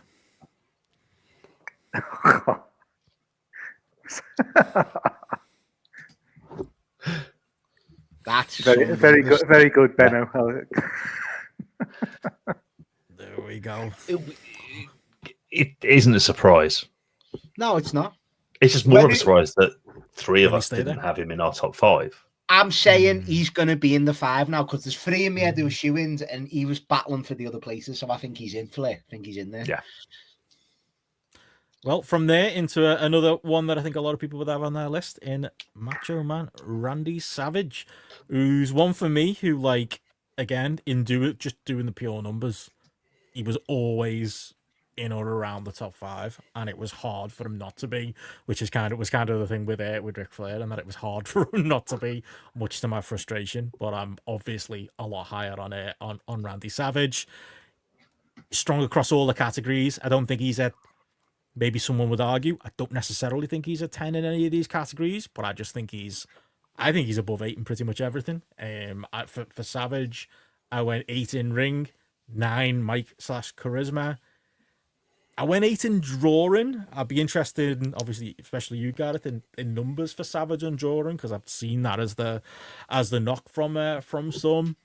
But then historical significance, I feel like maybe I've even gone low. I went 8 on historical significance for Savage, and that's, he's on that list again. He's the man. Like, everyone can do an impression of Randy Savage, can't they? Like, he is literally, you think pro wrestling, you think wrestler, you think general public, he's top of that list as well. I mean, a lot of people at this end of the list are going to be in that category, but I think he's massively a case there. But, like, yeah, one of the all-time promos for his era. I think one of the great wrestlers, whether it was obviously the big matches as we've talked about, Steamboat is the one that everyone's going to go to, but I'd go for the Ultimate Warrior. But outside one of the best ever, yeah. Matches on, you'd watch like Saturday Night's Main Event, or you'd watch like the random squash matches. Like, he was so fucking compelling. It was him back when I didn't know what work rate was. Him and Bret Hart jumped off the pages. Like, they are doing something different in their matches that I don't quite understand yet, but is clearly levels above what everybody else is doing in here. And on top of that, it's longevity of doing that. Like, it's into, obviously he gets shoehorned from WWF at what was the right young age of, like, 40 or something like that, whatever age he was. And then as, the WCW run, which doesn't end great, but the DDP matches we obviously talked about, and he's a strong, memorable character, during those periods as well, a big part of the cast of characters across 90s WCW too. And like I say, he's not a 10 anywhere, but he's so strong in all 4 categories for me that he just bombed into my top 5. And yeah, I'll go to you first, Gareth. I'd be interested on your take on that, because I know it's funny, if Joe was still doing the podcast, he wouldn't be in Joe's top 100. Joe famously fucking hates Randy Savage, but I'm actually not sure your take fully on him, Gareth. No, I'm like a big Savage guy, and he's like right on the edge of my 5. I think is one there with, like, from an in-ring point of view. Totally agree with you. Like, there's obviously those big matches that stick out in your head. There's those, the one that immediately sticks out into my head is that Savage versus Bret, Saturday Night's Main Event, like the selling of the foot and things, like, just like quite like brilliant stuff there. He's a guy who was, again, obviously we know from, like, he's putting the match together, very focused on, like, what happened in ring, focused on the detail, focused on those elements to a fault, like in some instances, but definitely delivering there. So, like, he's an 8 for me in the ring. From a charisma, Mike skills point of view, I've gone 9, and like that is,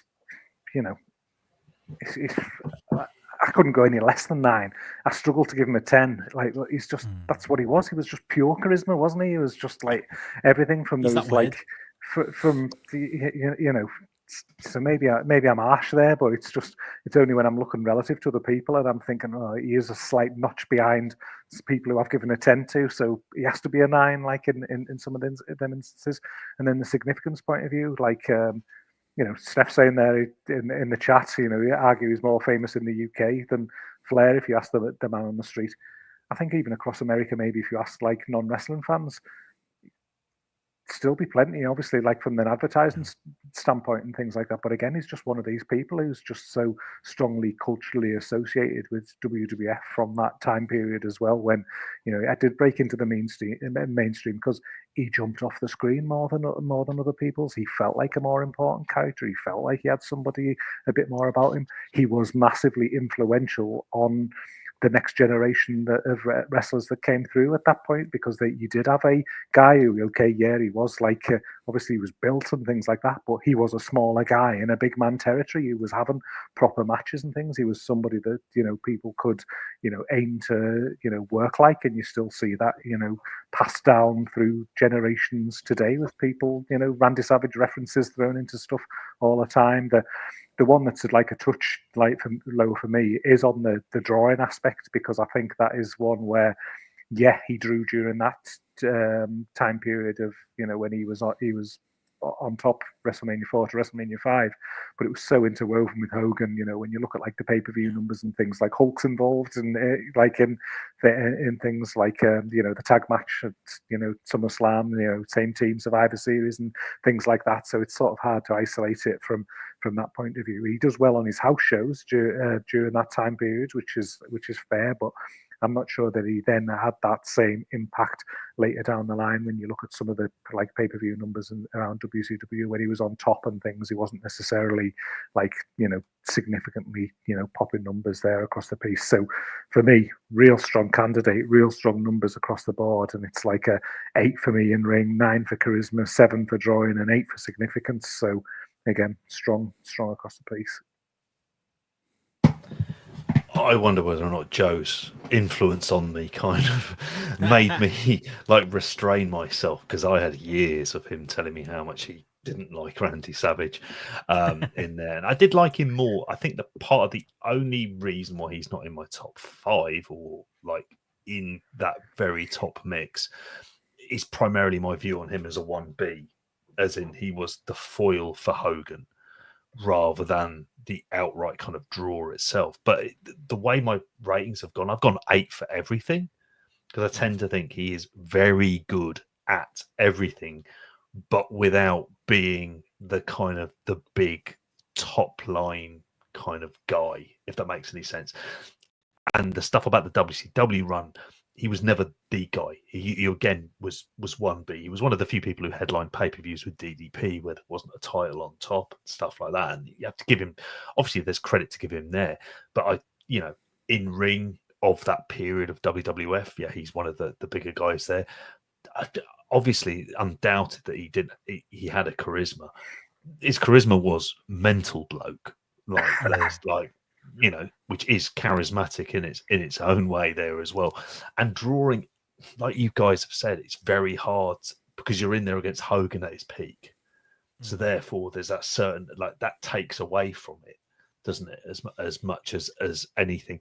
And in significance, I've gone 8, because I tend to think as well, there's a lot of his significance. And I see Steph's point in the chat there about he'd be more famous in the UK than Ric Flair.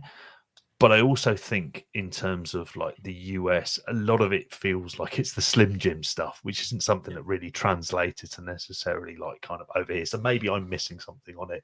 But I've just gone for 8s for everything for him, because I just tend to think he's very, very good, but without being the guy. I think to that point, Matty, I think he's so famous for me that he's not Macho Man. He's not Randy Savage. He's Macho Man Randy Savage. People know the nickname and the wrestler. They know them both. Yeah. Like, they know him. People don't know Nature Boy Ric Flair. They know Macho Man Randy Savage. Like, he is an entity above all else, Yeah, I've high numbers again. It took me a long time though to be a fan of Savage. When I was first getting into wrestling, I just didn't get him at all. But then as you get older, you just appreciate what you guys have said, the little stuff he puts in, the charisma. Like, I've got to start with charisma 10, because like he's just, as you say, he just Well, if you jumps gave off the Roman screen. 10, then yeah, that's fair. No, but it's different though. It's different types of charisma. He can command it without saying it. Roman Macho Man's got a fucking scream down the counter. But to be fair, it's different types. But unbelievable voice, of course, Macho Man. In ring, I'll go 8. I'll go at 8 on there because, like, yeah, he's had some of the best. Like that Warrior match, like, how good is it though? Like, it's one of the greatest, like, just performances of all time by everyone involved. It's so fucking good. Draw, I'll go 7. I agree with you guys. Like Tom said, him and Flair don't get enough credit for that little mini boom they had before the NWO come in. That did like draw more than I think Hogan and Flair. I'm not too sure, but that should get a bit of a big bit of credit. That, but overall, that Hogan shadow, especially in WWF, always loomed over Randy Frozer's whole career. And then significance, I'll go 8. What you guys have said again, like there. I feel like I'm repeating what you guys said being last, but it's genuinely what I think. It's like, as you say, Ben, everyone knows who he is, Macho Man, Randy Macho Man Savage sometimes, Ben. That sounded better, I think. Yeah, that'll sound a bit better. But high numbers, high marks across the board, and he could jump into the top 5 here on these ratings. Top 2, I think. Let's total them up. Yeah. So yeah, for me, Savage was 8,988, which is 33. Gareth, JP, sorry. 8,888 for 32. 8,978 for 32. And 8,1078 for 33. Wow, 32s and 33s across the board, which puts him right now into second place behind Ric Flair on a total of 130 points to Ric Flair's 134. Not going to be much in it there. But where he belongs. Well, moving on from Savage into another one of the guaranteed considerations here, and yeah, we'll go to you, JP, to make the case for one Hiroshi Tanahashi. He was on your ballot, and yeah, he's your man. Yeah, part of the reason I went for him is obviously we're currently getting into what is going to be the last active year of his career, and God bless him, he seems to be stepping out at the right time, which is what wrestlers do, because he's very much past his peak.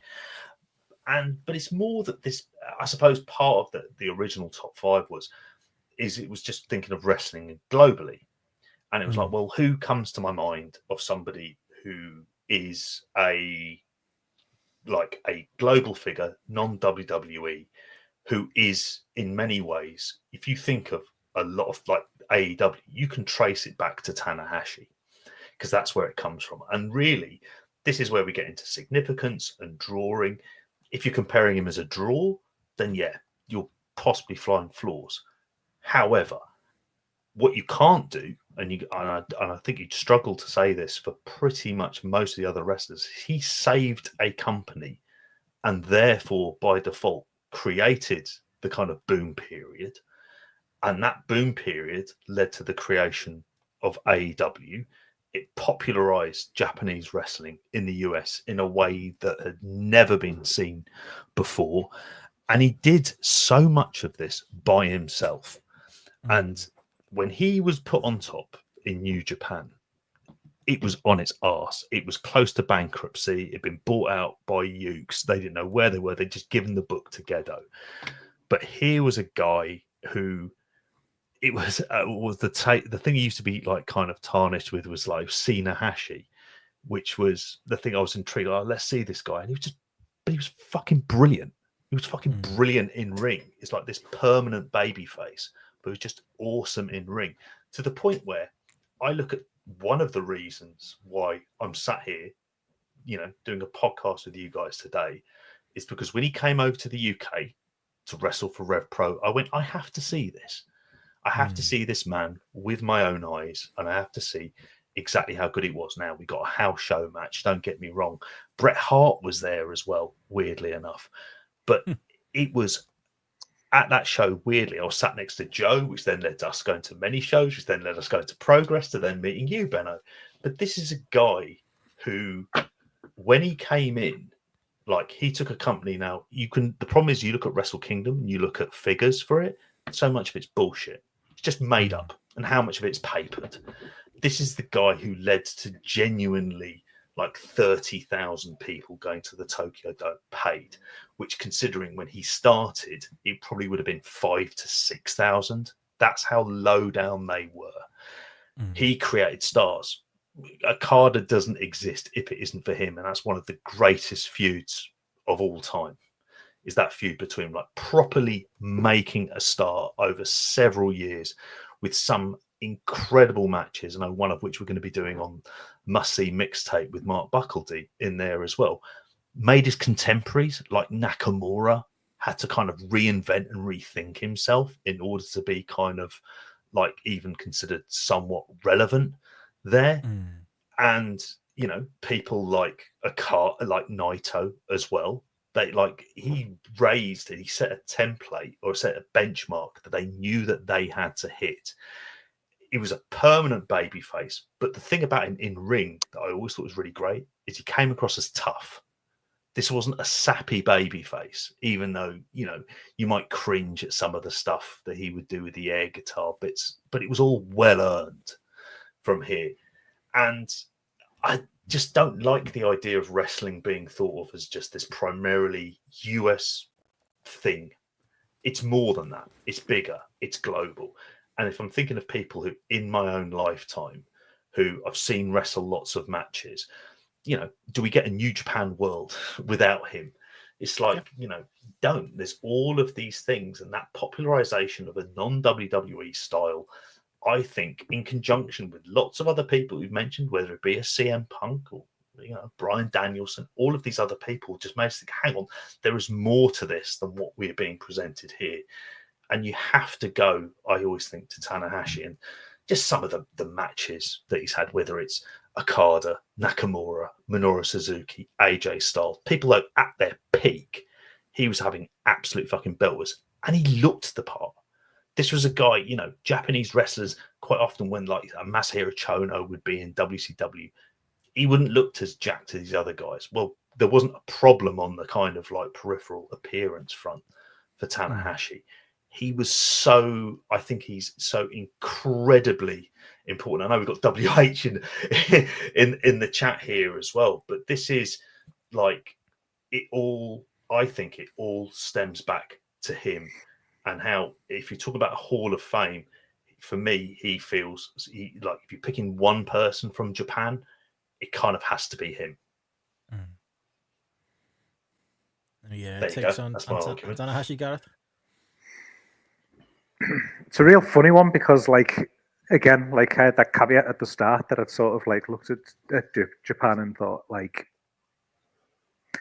you know, can I have that educated opinion on things like, you know, the draw and things like that, and on the impact. And Tanahashi is probably the one who stands out for me that you feel like you can, because of that like time period, and like look at the, you know, the change in attendances over that time period, and then you look at like the impact that came across there. So whereas, you know, knowing that he was on JP's list, like it was something that you kind of like look and you step back and you say, okay, well, you know, you need to evaluate this.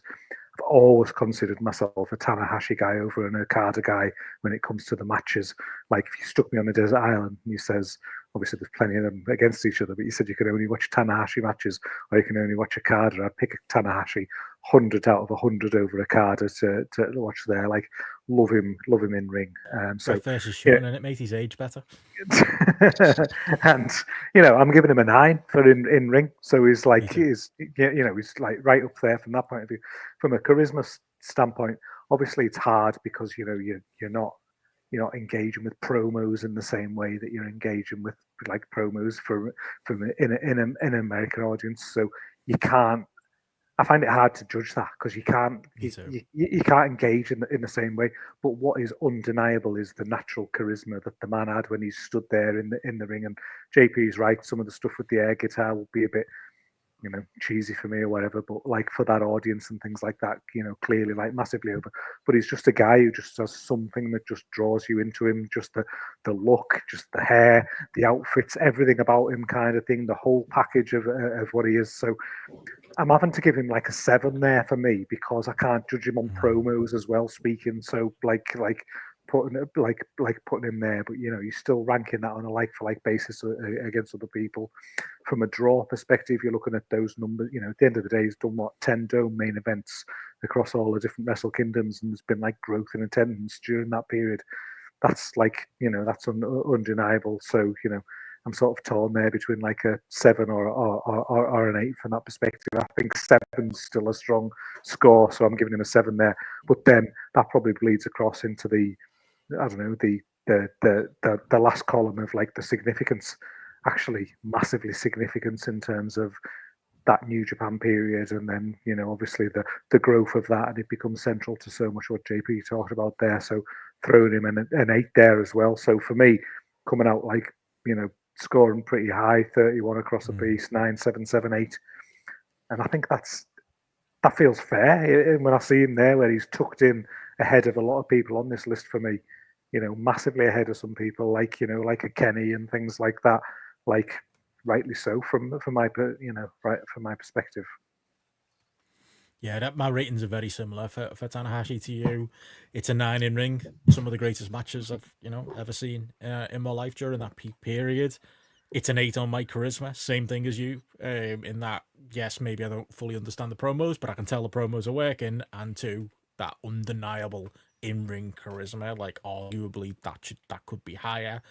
Where I found it difficult was drawing in significance, and that's why it's the GRAPPL Hall of Fame, and it's based on our watching experience and our lived experience, and there aren't too many names from Japan or internationally. It's basically a US Hall of Fame, this, isn't it, for all honest, because that's what we take in most and what we analyze most. But obviously, in digging into the numbers, as you kind of went to there, and JP, and as you said, Gareth, like, I can recognize the man is clearly a draw. Like, it's just, I suppose, balancing that with the other Hall of Famers on this list. So I did land at a 7, similar to you, Gareth, just comparative to, the other draws here. But again, you could arguably go higher. And I've gone 7 for significance. Again, you could arguably go higher, but it's my experience of having watched them where I kind of land very similar to you, Gareth. So still a very strong score. Spoilers was in my top 10 based on those scores when I tried to rate him ahead of this. So he's absolutely in there. And yeah, I think he's going to perform well. Matty, any takes on Tanahashi? Yeah, I was going to say, obviously, I not seen nothing of his prime, so I feel a bit cheating giving him any sort of ratings just based on the latter part of his career, to be honest, guys. So I'll just have to probably go 7s across the board, so maybe 8 for charisma though, because obviously that is undeniable when I've seen his matches even later on. As Gareth said, it's the whole package, it's the hairstyles, it's the jacket, it's just his presence standing there, and coming out to the ring. So I'll go 7s and then 8 for charisma. But as I say, that's not fair because I haven't seen his prime and such. WH Park's gone 9, 8, 8, and 8 in the chat. I trust WH Park's opinion more than I trust my opinion there, but not necessarily far off from mine. But yeah, as far as totaling it up, I would go for Tanahashi 9877. He got a 31 from me. JP? So I went 9979. So that's 34. Well, and oh, sorry, Gareth, you've got him 31, is it? Yeah, 977 and then 8, so 31. Good man. And mine's 7877 for 29. Yeah, still a high rating, really. I mean, you scored him higher than you scored Goldberg, Matty. Just to throw that out there as a. Yeah, but that's the in-ring with Bill. That tagged him down. And that puts Tanahashi currently in 5th as far as the ongoing vote goes. Strong total of 125 points, which will have him in the mix, even if he's not quite there. So respectable finish for Hiroshi Tanahashi. So yeah, your boy's done you proud, JP. And again, hey, I'm happy with that because I wasn't fully. I kind of realised it was more that I wanted the conversation around him. I think if I was going to be honest about it, and he was someone that I was hoping that we would discuss. I'm happy with that. Okay, moving on from there, another one of your boys, JP, Bryan Danielson. We talked about him a little bit earlier, but there's going to be strong ratings, I think, for Bryan Danielson in certain categories. I think there is. I think of all of the wrestlers in the list, this is the one for me. This is the one wrestler I went 10 in ring. Like, I mean, and this probably comes from the sheer body of work that I've that we've seen through doing the various shows on him. In terms of this particular generation, I think for the up and coming wrestlers, this is going to be the guy. He's like nice Shawn Michaels, but he's going to have that significance of the levels of influence of wrestlers about just stylistically and other things in there as well. And the fact that we've come to the end of his like full-time wrestling run feels like as good as time as any. So a 10 in ring felt like a kind of like a no-brainer for me, and All In just confirmed that, being there live and seeing that as well. Incredible face, incredible heel, better as a face, I would argue, but then even as a heel, when he's properly allowed to be, completely could go.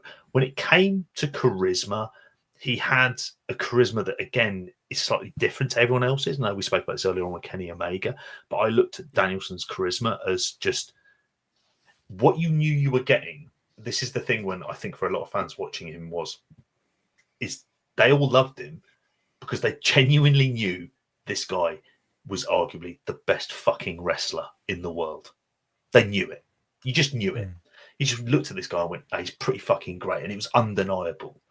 So seeing him kind of below other people who you knew weren't as strong as him was something that just, I think that rankled with the fans. And, you know, we spoke about it on the Yes movement and things like that.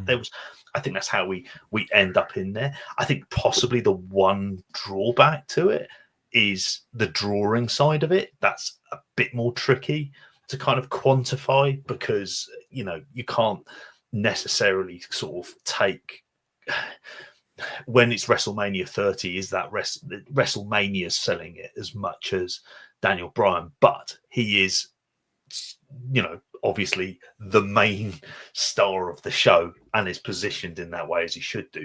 When it came to All In as well, he felt like he was like the, you know, for us, he wasn't the obvious candidate for him to be kind of headlining it, but with the benefit of hindsight, it was the thing that made that sense. But you can't argue that the gate was drawn on him. So the drawing side of it is probably the weakest side of the argument.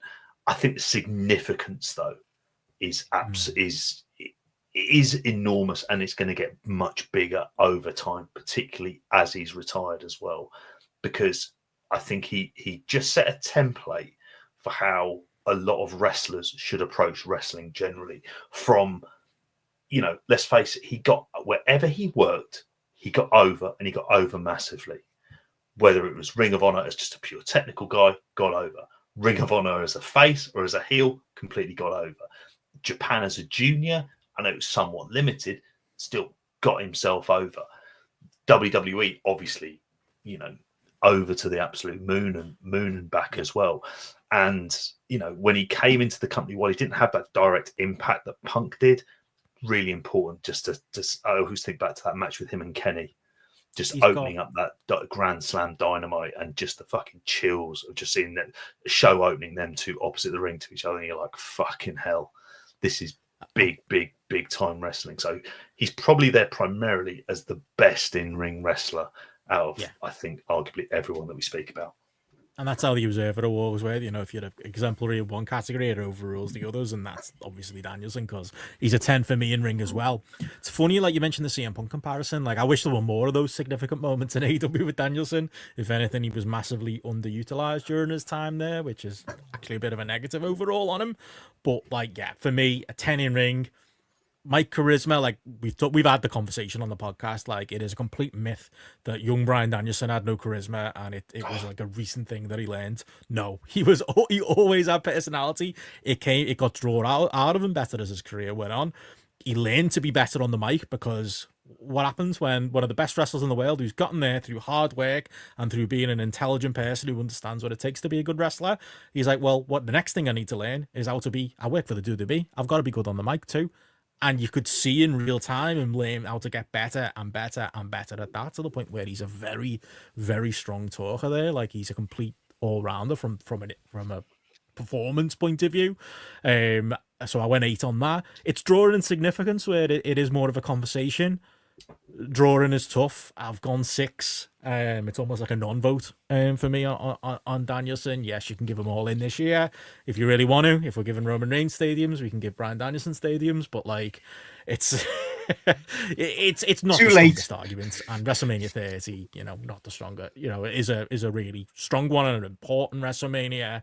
But we don't have a super long list of those ones there. Maybe Gareth can get into the granular detail as a draw. But where I think he's strong is significance. I agree, JP, in that he's got that same CM Punk argument to circle back around to that. He is influential in that he changed what a top guy could be in WWE, like CM Punk did. He influenced the generation of wrestlers. He, again, stylistically changed, I think, wrestling and changed what wrestlers want to be as far as what a good match is and what a great performer is. So I think he's hugely significant there, and I think that significant argument is going to continue on through the future. So I give him a notch higher on that. I'll give him a strong 7, as I keep saying in there as well. So he's someone who made my top 8, didn't make my top 5, but I can see why he did in your case, JP. How about you, Gareth? This is frightening. Just again, the consistency in our scores here, because I have got. Am I looking at your sheet? I've got 10 in ring. I've got 8 for charisma. I've got 6 for drawing, and I've got 7 for significance, which I think is exactly the same as you. And I think partially it's when you come to some of these comparisons for me. So from a drawing standpoint, yeah, you look at something like, WrestleMania 30, obviously, but then I'm looking at it and I'm doing that comparison with a CM Punk. I'm looking for people from a similar time.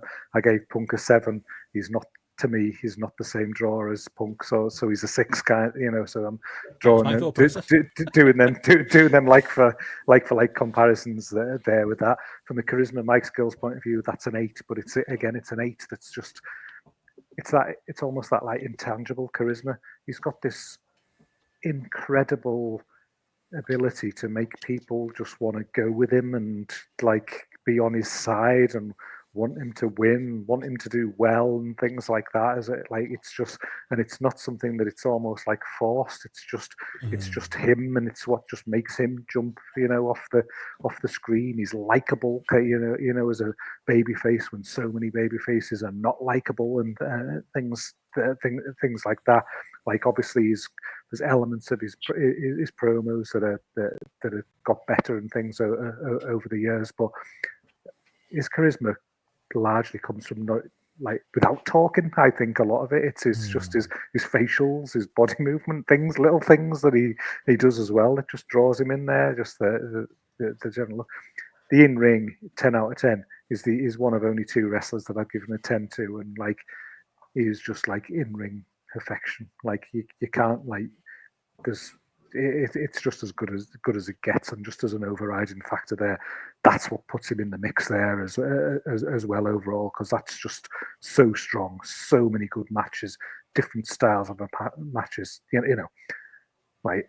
I could watch Bryan Daniel matches forever, because that there's going to be some different aspect in, and a lot of the best stuff that we've done on this when it's been going back and revisiting ROH stuff, whether it's the Nigel stuff, whether it's the Danielson stuff that they'd done himself, some of the individual shows and stuff. It's just him that stands out every time, because he's just so fucking good at telling a story in the ring and clearly cares and cares and cares about what it is. And then from a significance point of view, again, 7 I've gone with there, same as Benno. He doesn't have the same significance, I don't think, as a lot of guys on this list. But 7's still a good score. 7's still a strong score, especially when you look at some of the scores given to other people on this list. For a guy that probably wasn't meant to be as successful as he was, his influence and legacy in wrestling has bled down into so many levels, and is going to be so much more than it was probably ever intended to be. So brilliant, brilliant, strong. Unfortunately, not in my top 5. I would have loved him to be in my top 5 when I first started to do this, but sometimes the numbers just don't play out like that, do they? As a wise man once said on our Discord, Matty, I think it was David Sykes, are you sure you're not a Bryan Danielson guy? I think we'll find out based on these numbers. Well, for the first 2 categories, I might be a Bryan Danielson guy. And then for the second 2, then I mightn't be. But in-ring 9. Can't deny, as JP mentioned, but you can a litany of matches, of course, but just being there at all in, like, and I will say I wasn't a Bryan Danielson guy, but on that night, you just had to be. You couldn't not be that guy and getting swept up in that match. That was ridiculously good as a live experience, genuinely, like, and that's me saying that. It was so fucking good. But of course, like, the matches in WWE, the few I've seen from Ring of Honor have been good as well.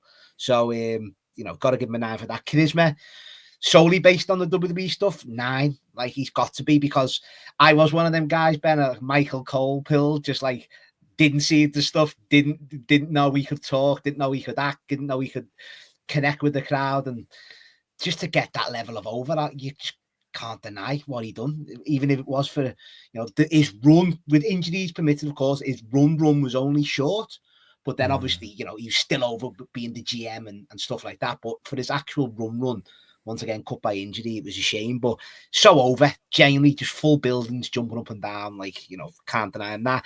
Draw, I'll go with 5, because he wasn't, was he? I said that earlier on. That's not everyone can be, not every wrestler can be a draw. Like, that's just the way it is in the business. And then I significance. think if AEW had handled him better, he might have a better candidacy. We might look at that and go, I agree with that, Ben. They should have like used Punk. him. He was in the right spot. I don't think he's quite Punk, but there might have been a Punk-like impact if he'd allowed himself to be booked the way I think he should have been booked, you know, as a top babyface type act. He just wasn't in the position, so we never found out. Yeah, and to be fair, Punk did come off that hiatus, so it was always going to get viewers in, whereas the Bryan stuff, it was, don't get me wrong, he hadn't wrestled as well. Did he come straight in after wrestling? Oh, yeah, he was wrestling WWE, wasn't he? So it was, not that big of a gap, really. Match, put him out of business. Yeah, remember that. Yeah, but for significance, I'll go with 7, as you say, like similar to Punk. I think I went a bit more with Punk, obviously, but similar in the way of he got over. And I'm going to base a lot on that in WWE, but he shouldn't have ever made it to anywhere near the main events in WrestleMania, should he? Based on what they were going with before he done so. Fair play to him in that regard, and he will have a generation of wrestlers that will emulate him in the years to come. So fair play. So where does that put us overall, lads? I've gone 10, 8, 6, 7, which is 31. JP? I've gone 10, 8, 7, 9. That leaves us with 34. Cheers. Gareth, I think I know. Yep, 10, 8, 6, 7, 31. What a man. And 2 9s. Podcast, mate. 2 9s, 5, 7, which is 30. 30. Which puts him on a total of 126, which is actually quite low to what I expected. Puts him 5th currently on the list, behind Shawn Michaels and CM Punk. Not necessarily a horrible place to be, but yeah, interesting. Well, there we go. That's Bryan Danielson. We'll move on from him into the next nominee, and the next nominee, who's taking responsibility for this one, Hulk Hogan. As we're getting to the tippy top of the it's got to be you, Benno. You're the Hogan guy. It's got to be you. 3 of us had him on our list, lads. You know, me and Gareth, who I expect to be a lockstep in once again here. Maybe me and you, Matt. Me and you agree on this one, Matty. Like, I'll start hot. Okay, yes, he's a 6 in ring, and you might go lower. You might go 4. You might go 3. You might even go 2. But I think he's a 10 mic charisma, a 10 draw, and a 10 significance. Like, no matter what you give him in that first category, I'm not having less than 10 in the other ones. Like, it's just, he would have to be minus figures in the first one to not be a factor here at the end of the show for me. It's like the Ric Flair argument, isn't it? He's Hulk Hogan. Do I need to explain, like, the charisma and the, you know, yes, the promos were fucking nonsense, but good God, did they work? Good God, were they, you know, era defining? Good God, were they, you know, what they were at the time, like that drawing, like he's one of the, and we're gonna get a couple of these as we go on, you know, one of the top 3 or the top 1 draw in wrestling history. I'm sure we can get into the numbers there and significance if we're going to give other people, you know, credit for being names that people know.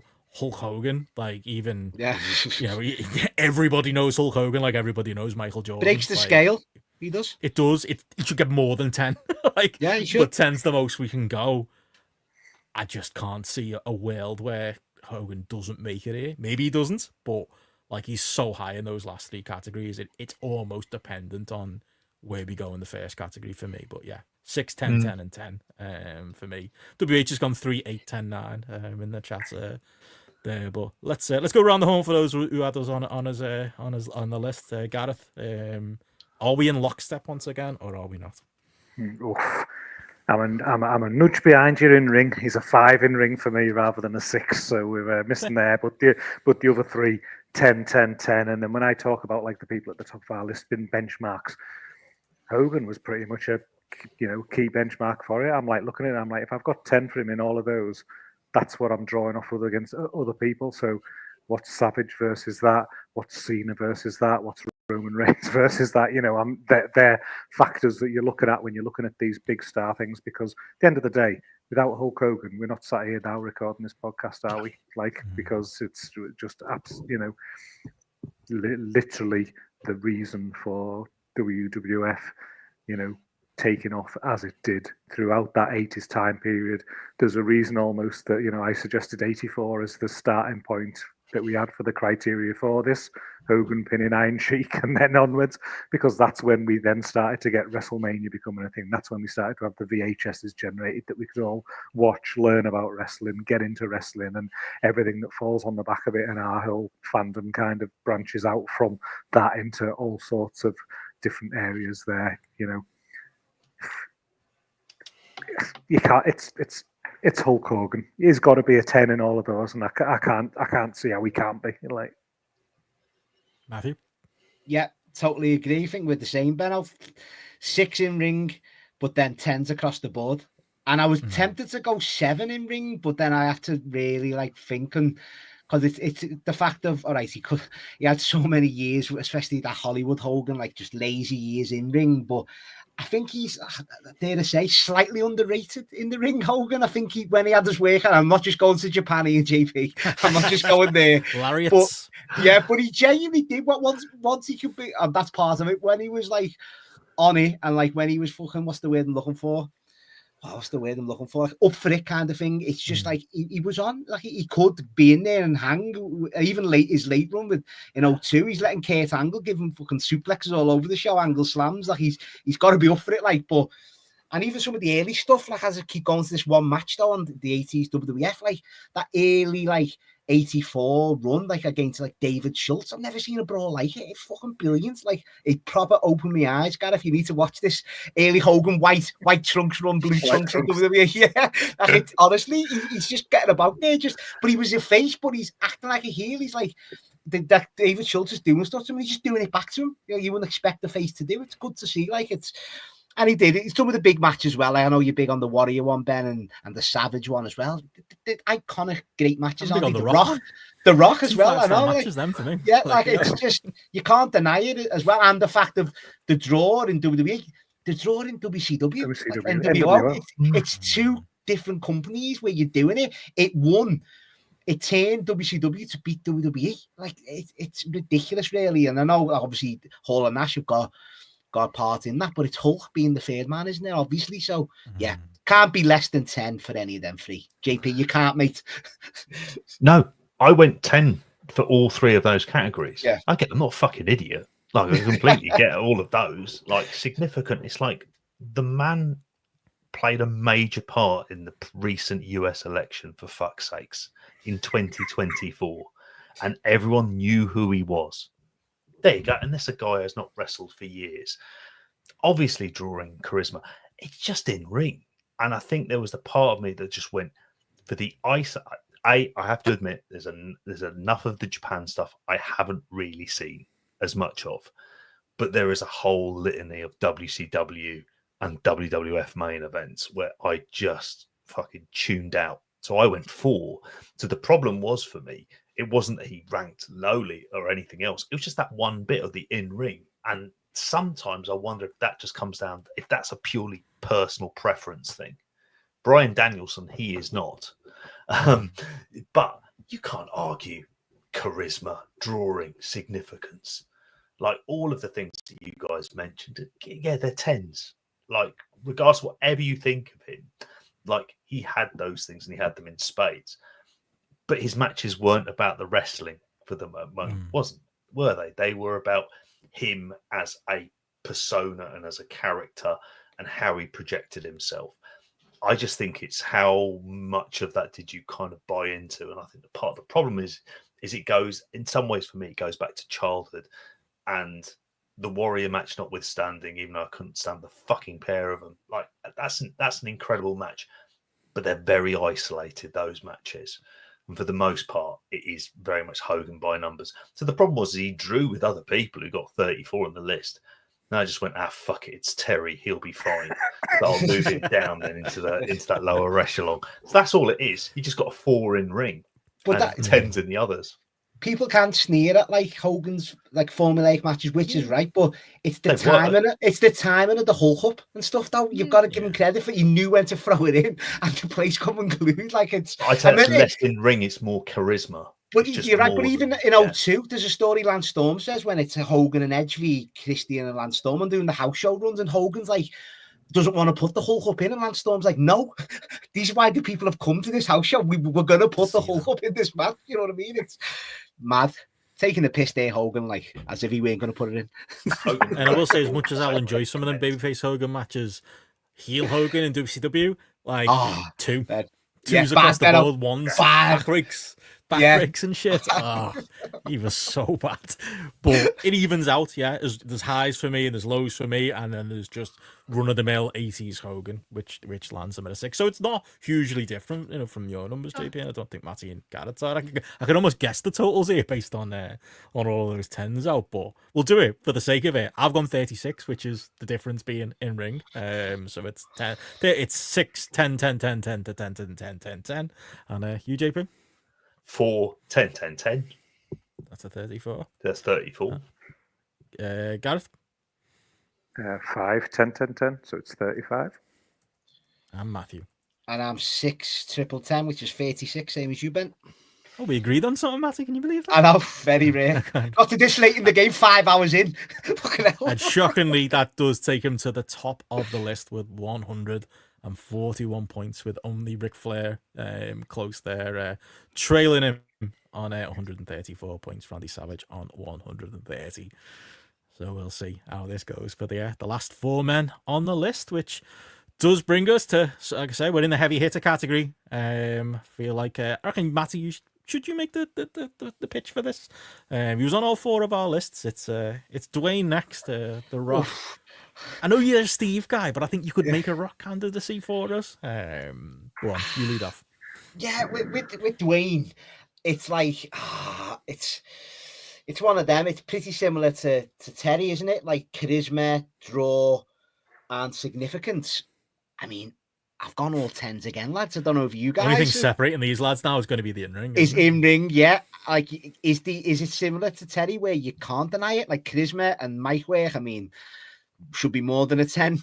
The draw was, I was gonna go 9, but then I thought, because comparing to Steve, like Gareth saying, comparing ratings to different wrestlers of that era, but I thought, no, he's come back with the Cena and done them 3 WrestleManias, like 8 years but after. That's that year, isn't it? They had 2 10s. That's the bad thing about that year. There's 2 yeah, 10s. But then he did come back, and then he's coming back again.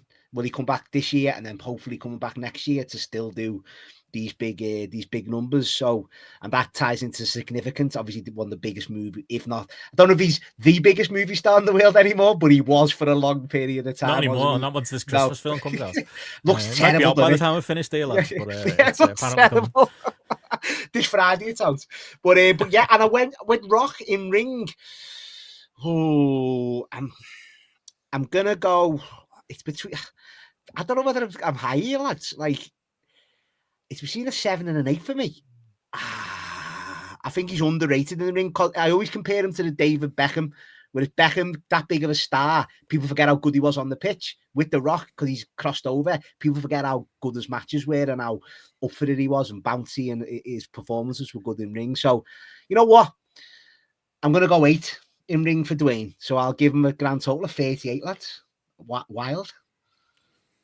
Same argument for me. I've gone 7 in ring. And again, it's the thing that's separating like these last lads here. I don't think he's as good as Steve, but I think he's better than Hulk. Is kind of what I'd say with him. But underrated and overrated at the same time, I would say. Matty is the thing with him. But you think? obviously, yeah, it almost goes without saying, doesn't it? Like all time. Again, we said look at the dictionary definition of charisma, and you get Randy Savage. Dictionary definition of charisma, you get Dwayne Johnson, you get The Rock. Like you get everything that he was, you know, in that year on TV, and how quickly he put those promos together. Like one of, if not the greatest, like wrestling promo of all time. And I strongly believe, like, yes, there are eras where there's a 10 and a 9. Yes, there are eras where there's a 10 and an 8. And yes, there are eras where there's 2 10s and several 8s below them, which I would say is what the Attitude Era was. And choose your wrestlers that are your 8s there. But he's the other 10. He is. And, like, I'm sure you're going to get into it, Gareth. The question is, you know, who's the bigger draw out of Austin and Rock? Like, who's 10 and who's 10.5? It's Austin that brings the broom, but it's arguably Rock that takes it to bigger levels. It's that year 2000 where Austin's not around is, you know, where the real big things start happening. And then you talk fame and all of that stuff, as you said, Matty, film career and all that. Like, he is a bigger star. But yeah, he's clearly a 10 in that category. And obviously, yeah, his significance also a 10. So yeah, very, very similar to you, Matty, but just the 1 point difference in ring.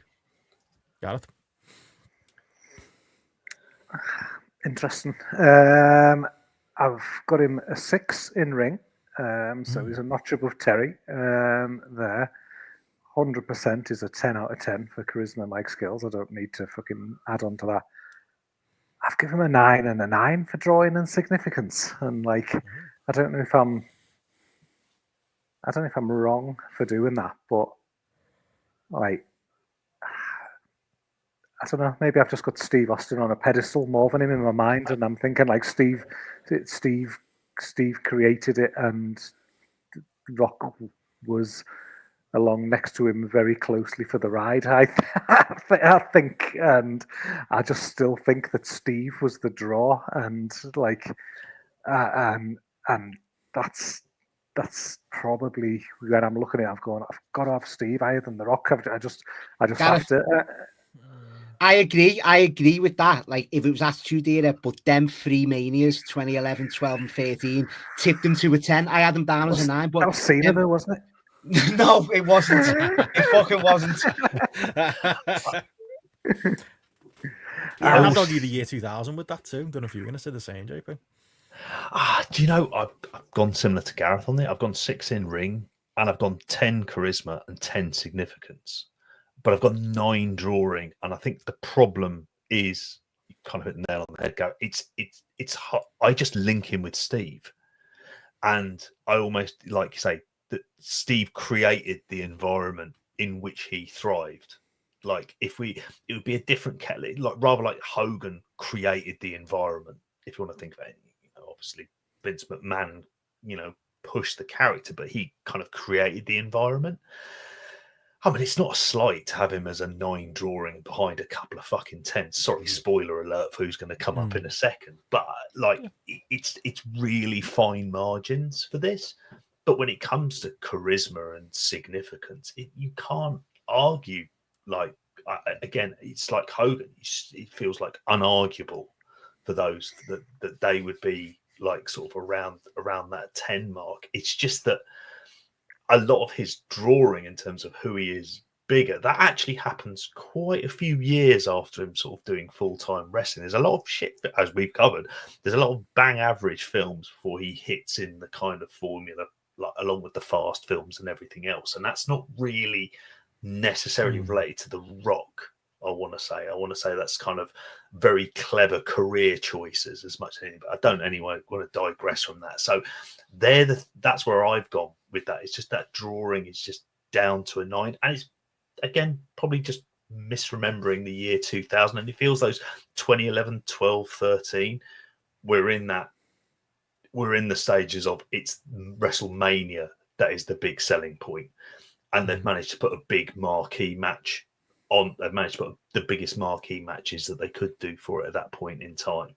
So, and then when he was in there against Terry, but when he was in there against Terry at WrestleMania 18, it was Terry who shone over him. Like, if you're putting 2 big characters, if you're thinking to me, like, you know, who's drawing the attention of more of the people there, it's Terry over Rock. Now there's nostalgia and stuff that comes into it. I'm splitting hairs on this, and I'm probably just being an awkward prick, but I've just gone 9 for drawing. And like my significant spinner 9 is probably again based on that benchmark of looking at it and going, has The Rock been as significant to the wrestling industry as Hulk Hogan and Steve Austin? And I don't think he has, so I have to put him just a notch lower. I don't think he's got the same impact and significance as those two. And that's maybe just my personal opinion. It's the 4.75 star conversation, isn't it? It's why is he 4.75, not why isn't he 5. I think he's 5. Like I say, like the counter will be what Matty said, like the post-Mania, the post-career run, and for me, I put 2000 on a pedestal. Merch numbers, all of those things, house shows, like they're gigantic. While Rock is doing them in Steve's place. It's Steve who got us there, but I think that doesn't, in my mind, necessarily make Rock not also a 10. Even if like you can see that maybe it makes Steve an 11. I don't know. We'll get to him in a little bit, but that's why I can see you thinking if it disagree. That's why you've got Cody on a level with Roman. Yeah, exactly. It's exactly the same. Exactly the same, Gareth. Glad you said it. But if we're doing numbers, Bello, what's your total numbers on Dwayne? For me, I'll go first. So I've got 7, 10, 10, and 10, which gives him a total of 37. JP? I've gone 6, 10, 9, 10 for a total of 35. I am 6, 10, 9, 9 for a total of 34. And I'm 8, 10, 10, and I'm 38. Highest rated so far is Dwayne. Wow. That is a 144 total, which leapfrogs Hogan and puts him in pole position right now. Wow. Still strong even with that said. But those little 1 points there, I see where this is going.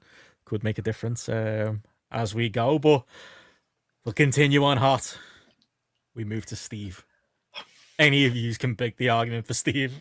Fight over it amongst yourselves. I mean, I've just got to go quick because I reckon I've got the highest ratings are for Steve. I mean, I'll just say he fucking saved the WWF.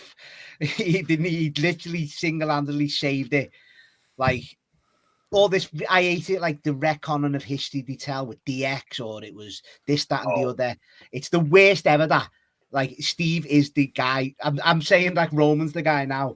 People can argue. No one can argue that Steve Austin saved the WWF. He did. He genuinely did. If it wasn't for him, you know, who knows what would have happened? WCW, etc. All that kind of stuff. But I'm just gonna go in with my numbers as well, guys. Gareth, you can pitch Steve as well as I can. I'm going 9 in ring, and that might seem high, but I always judge it on the fact of. He had 2 different states. People forget how good of an actual mechanical, technical wrestler he was. Early doors from the off, even his USWA stuff, he's obviously learning still, but you knew he had something. You knew he just had it straight away. Go to WCW. You're more familiar with that long-haired TV title run than I am, but you know, the matches there. But and I more like US title, like I kind of jumped in, and Dangerous Alliance a bit after that, isn't it? Like Hollywood Blondes, like. For such a short period of time, one of my favourite tag teams, everything about them, like the angles as well. But in ring, they just had some great matches with Douglas and Steamboat and other teams. They're obviously the main matches people remember. And then, you know, considering the neck, even in WWE, like he's still going at that good pace against Bret before the neck injury, obviously. And then when he has that neck injury, he comes back, reinvents himself as like one of the best brawlers you've ever seen. Like epitomized that fighting in the crowd, on the ramp, like just all the shortcuts. But it was necessary because of his injury. But it just fit that time period, didn't it? Of the attitude era, it was just hand in glove.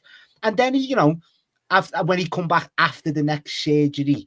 In 1990-2000, where his neck is more healed, he started taking a few more risks, getting back in there, taking all these German suplexes and taking all these moves off Angle and Benoit and such, and having them proper matches again and rekindling that old, like, not as quick, but he tried to have a go, and fair play to him. He did in most aspects against them wrestlers. So, yeah, in ring for me, he's a 9 because he had 2 different styles, and then 10s across the board again, lads. Like charisma. mic work. Like for me, just the best. He's the best on the mic of all time for me. And like just that walk to the ring, like just the entrance, just everything about it. That BMF walk. I'm nearly crying. I've got it. I've got the fucking like just that glass and just seeing him look at the crowd when he's walking down, cussing people on the way to the ring. Just amazing. Draw speaks for itself as well. Like just, as I said before, single-handedly, he's got the biggest, you know, it was the first million buys WrestleMania 17, which is Dwayne as well, Ben. Fair play, 2 to tango in that dance, but he's got the biggest SummerSlam buy rate of all time as well, 1998, 700,000, and the year after 99, 650,000, the 2 highest SummerSlam gates, highest rated Raw segment of all time, nearly 10 million viewers for him, beating The Undertaker for the world title night after King of the Ring 99, which can't be obviously sniffed at, and just the significance in wrestling and pop culture. Obviously not as big as The Rock, of course, but he's still one of them guys. Gareth, he's a national treasure. I've heard people say, like Americans, like, and you know, when he ever pops up on little things, whether it be this dirt biking or dirt car he's doing now, it's just always good to see him, and he's always held in that high regard by these podcasters and people interviewing now. So always good to see, and also the character work as well. Like, you know, no one wanted to see him as that heel, but for me, he delivered. He just had the blast with it as well and stuff like that. So he could do it all for me. The greatest that there'll ever be, ever in wrestling, and that ever will be. There's no one that'll ever come close to Steve Austin, and that's my pitch. I would I pretty much would agree with that. The only thing I disagree with is the in-ring. I've got it as an 8 rather than a 9, but that's not really a slight when you consider what limitation he was working with. You know, was there a potential for him to get higher? Yeah, but he also broke his fucking neck in the ring. So, like, the fact he was even wrestling at all. And the draw, well, that's quantifiable, isn't it? And the significance, I mean, it saved the company. He saved it. And by default, turned it into $1 billion company on his fucking back, primarily. And all of the other cast of people, like, you just, Jesus Christ, like, where do you even start with this stuff? I think the only thing we'll quibble about is really the in-ring. I mean, I don't want to say, like, imagine if Hulk Hogan was really good in-ring, then you get kind of like Steve Austin, but that's how it kind of looks when you come down to the numbers. But yeah, he was by far and away like the leader for me in all of this. Yeah, easy one. Like 10s across the board for charisma, drawing, and significance. I've given him an 8 in ring, same as you, JP. Like, big part of that is the early stuff, the wrestling stuff, but then obviously the change to the brawling that Matt has talked about. No one's like Steve Austin. Like, you know, when it comes to like charisma and like, you know, mic skills, like, I'll sit and watch the guy fucking talk about anything. Like, just sit and watch him sitting in his van talking about cats or fucking hens, or sit and listen to him on his podcast talking about just going to the shops and things like that. Just want to like listen to him just because he's just so engaging. He's just got that natural like pull in, like, into him. That the best, you know, the person I'm going to stop if I'm scrolling through social media now and I see a clip of someone in a backstage like interview skit or something like that, I'll always stop and watch it if it's Steve Austin. You know, it's just undeniable. And, you know, the drawing, as JP says, speaks for itself. The numbers don't lie. The significance, it's just, you know, undisputable, the impact that he's had on the wrestling industry as a whole.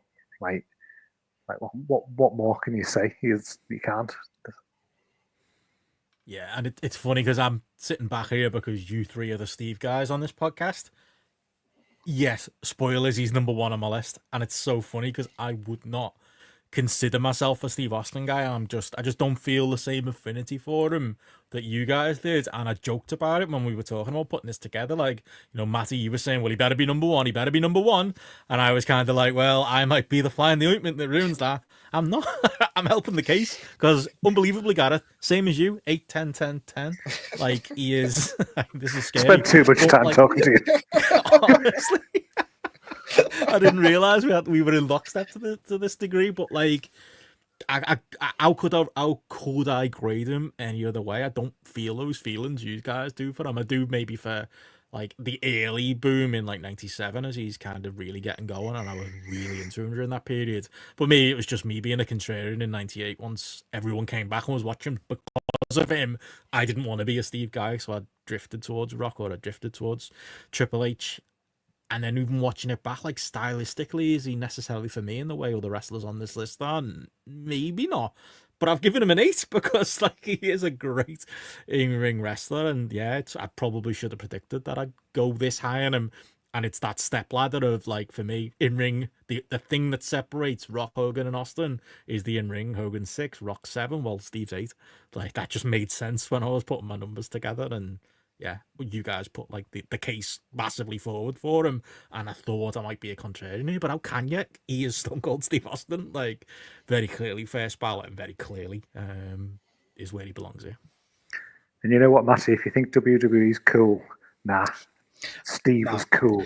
I was going to say, Gareth, and I was literally, I've told it many times, like year 9, 10, 11, while Austin's on his prime, and just lads who were frowning at me and my mates for watching wrestling grew into the biggest wrestling fans of all time because of Stone Cold Steve Austin. Hitting stunners on the playground, everyone. It was cultural. Yeah. It really, really was. He was. Sorry, were you taking them or giving them again, Matty? Just remind me. I was always taking them, Benno. I was always taking them. It never hit one. I wouldn't take that bump on my ass on the fucking grass with that. But yeah, like to tot the numbers up and talk about round them out in a sec. 38 for me, as in 8 in ring and then the 10s. Yeah. JP? 38, same as you. Gareth? Same. 38. And I'm 39. 9 in ring. Unbelievably. And, yeah. And we all give Brett 10 for everything, so Brett won. Well, before I run down the list and we can see where it's going here, we do have one more name. And we have saved the Bretro for last. And obviously the last man on the list who could upset things. The question might be, is he number 1 or does he crack this top 5 here, lads? You never know. Talk to me nicely. You were very nice about Sean, so I'm not going to... I maybe won't ruin this on purpose for you now. Bret Hart, Candidacy, Bretro boy. It's got to be one of yours. No, it's only one. It's only one man anyway. No, I'm nowhere near Gareth for this. Gareth, take it away. Go on, Gareth. Well, I gave 10 out of 10 for in-ring for Bryan Danielson, and the only other wrestler on the list for me to get a 10 out of 10 in-ring is Bret Hart, because got a podcast about his matches, at the end of the day, his matches are that good. It makes me want to watch as much of him that I possibly can do, and, watch it again and again and again and look at the detail and think of it and break it down. Because he's doing exactly that kind of thing. He's thinking about that. He's thinking about the small elements that he can change, that he can, he can build into his matches, that to try and get you engaged, to get you to pay attention, get you to pick up on the nuances and things like that. So for me, from that standpoint, there's only Danielson that is equal from that when it comes to like in-ring enjoyment for me.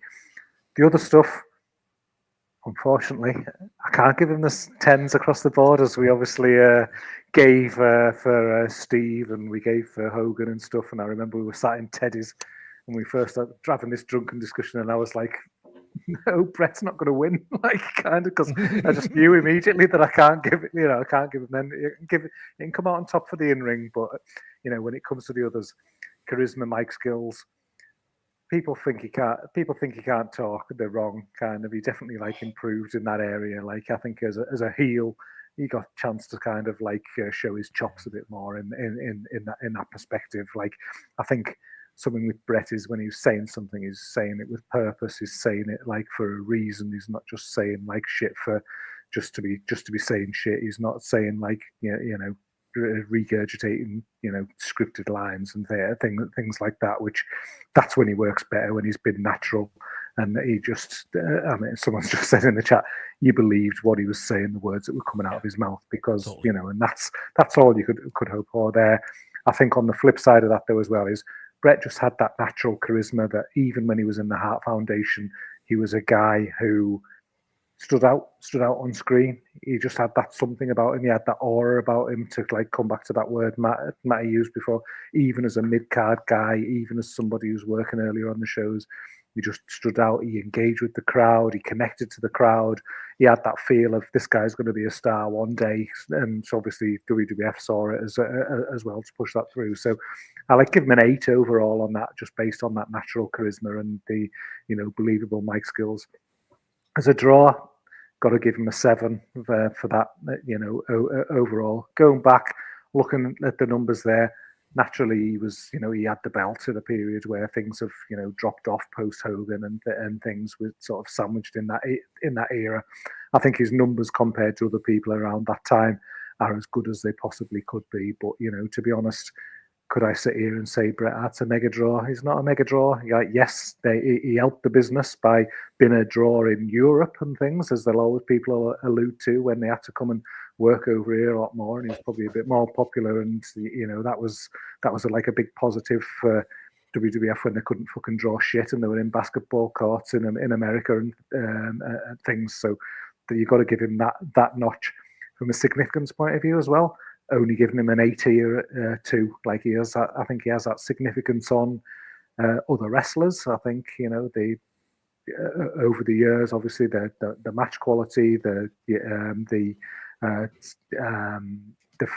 fact that people sort of like seeing that smaller wrestler being given that more prominent position at that time period as well. Somebody who's a worker, a genuine worker, been put in that prominent position, coming across strong. But when you're giving Steve Austin 10 and you're giving Hulk Hogan 10, you can't be giving Bret Hart any more than an 8 really on that factor either. And that's one of the things that comes in there for me. So it's like it's a 10, it's an 8, it's a 7, and it's an 8. But really, really strong scores. And obviously, as you'd expect, propped up by the in-ring work, which is ultimately what he's all predominantly about anyway. Yeah, well, I mean, I'm just gonna piggyback off Gareth there. Like, agree totally. 10 in ring, like just as you say, Gareth. The detail. Have we all gone 10 in ring? Because I've gone 10 in ring as well. Yeah. Yeah, I mean, there you go. It's that's the first one that's had 40 for the in ring, especially, of course. Yeah, but as you say, Gareth, you've made me realise even more detail doing Bret Show, mate. Like, that's why I love that podcast. It's just it's great, and he is obviously great in ring. I've gone 8 on charisma. I agree. I think he's quickly dismissed on the mic. It's a bit like, especially early on, it was, I'm the champion, I'm going to beat you. Like, genuinely was, but it's like, but he got better, and especially obviously going to that 97 heel run where he could just open up, and that was just a different side to like anything you'd ever seen of him, isn't it? And incredible stuff. Draw, Gareth, I'll go 8. Because I know you mentioned Europe there, but even on these, when he took his hiatus after Mania 12, he's getting not just Europe, mate. He's in South Africa, he's in India, he's worldwide. Like, they had to get him into like, and I know, for doing, I know it's an easy thing people say, but they were getting him in for it when he was. They really had to get him in. It's their worst drawing period of all time. Come on, it's not. No, but it would have been worse if he went on the shows with it. So, yeah, I agree. That's why he gets what he gets. Man, but yeah. And significance, I will go slightly high, Gareth. I will do a 9 because, like, for the fact of, as you said, all the wrestlers, CM Punk included, how many tributes do you see weekly TV, whether it be the attire, spots in matches. And I know it's the dreaded word we haven't said for a while, but Montreal, that's like, it's probably the most significant, one of the most moments in wrestling history that you can't like, for historical significance, that alone makes it a 9 for me. So yeah, it's tied into obviously all that. Yeah. But it is better. It's one of the biggest moments ever to happen in wrestling. I mean, does he get credit for that? That's such a thing that happened to him, and it's like, it's a work. That's why he's in on it. But it makes him a significant figure. Of course. Yeah, I know what you mean. Yeah. It does. Unwittingly becoming the catalyst for creating the most successful heel character as well to go, then that creates the antagonist for Austin to go up against as well. So it's no Bret, no Stone Cold is what you say. Well, we done shaping Steve, Gareth. Who would Steve have feuded against if he didn't have Vince Shawn Michaels wouldn't have done the job then. He only done it because he's on the way out. Mate, you'd have been fucked up until he'd finished that match with Venom on a fucking ladder, mate. He would have been around. Paul Diamond. Very, very similar generally across the board for me. Just quickly, it's more about the significance. I mean, actually, Chris mentions there in the chat as well, appeared on The Simpsons at its peak. That's a big fucking deal. The impact on other wrestlers, the impact obviously then through Montreal and other things. I can't argue like 7 for drawing. That's where it'd be. And the charisma on the mic, like it's 8, but it's more because there's a very much like like kind of working class charisma. Just sort of hard work ethic charisma that I think people gravitated to in an era where we've been force fed cartoon characters. He felt like a real person. And I can gravitate more towards that than some fella with fucking tassels and face paint who changes his name to Warrior and acts like the kind of guy that if you saw in a shopping centre, you'd call the fucking police. Like, you know, it's the look though as well. The shades, the jackets, the dark pink. He pulled it off. The hair, amazing. The hair.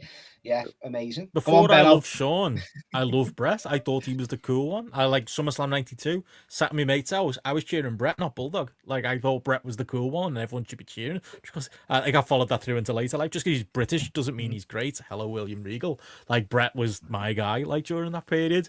And it's funny because obviously I am the Sean guy here, and I know you guys and Brett himself hates that he gets judged in lockstep with Sean.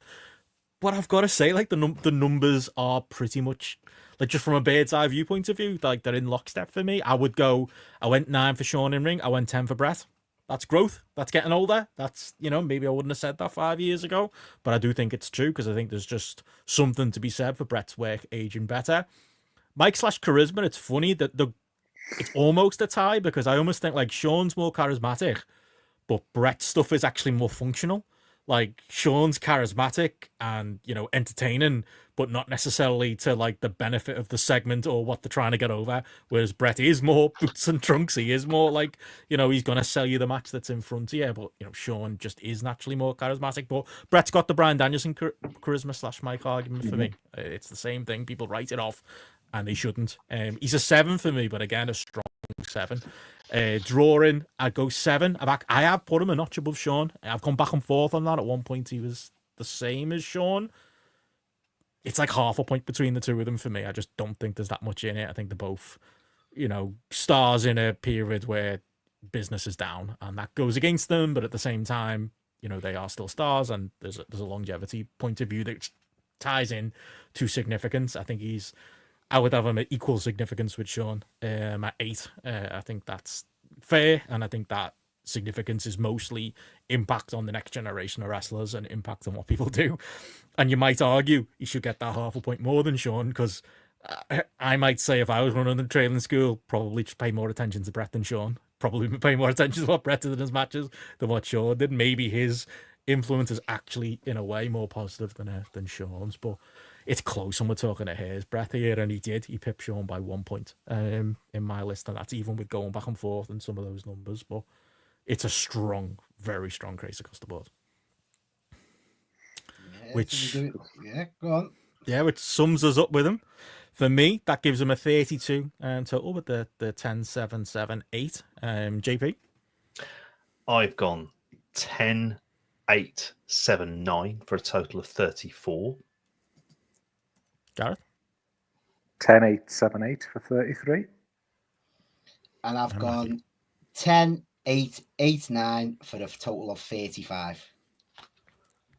It puts him on 134 points. He's not number 1, lads.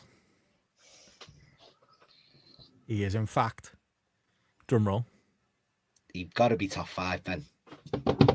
top 5. Yeah. He is number 5. Just tied with Ric Flair. He'd hate that. Pippin Randy Savage on 130 points. He made it. And that, lads, is the GRAPPL Hall of Fame. We should go through the list, but we've achieved something here, lads. Okay, now, thank God. There's still people listening and watching out there.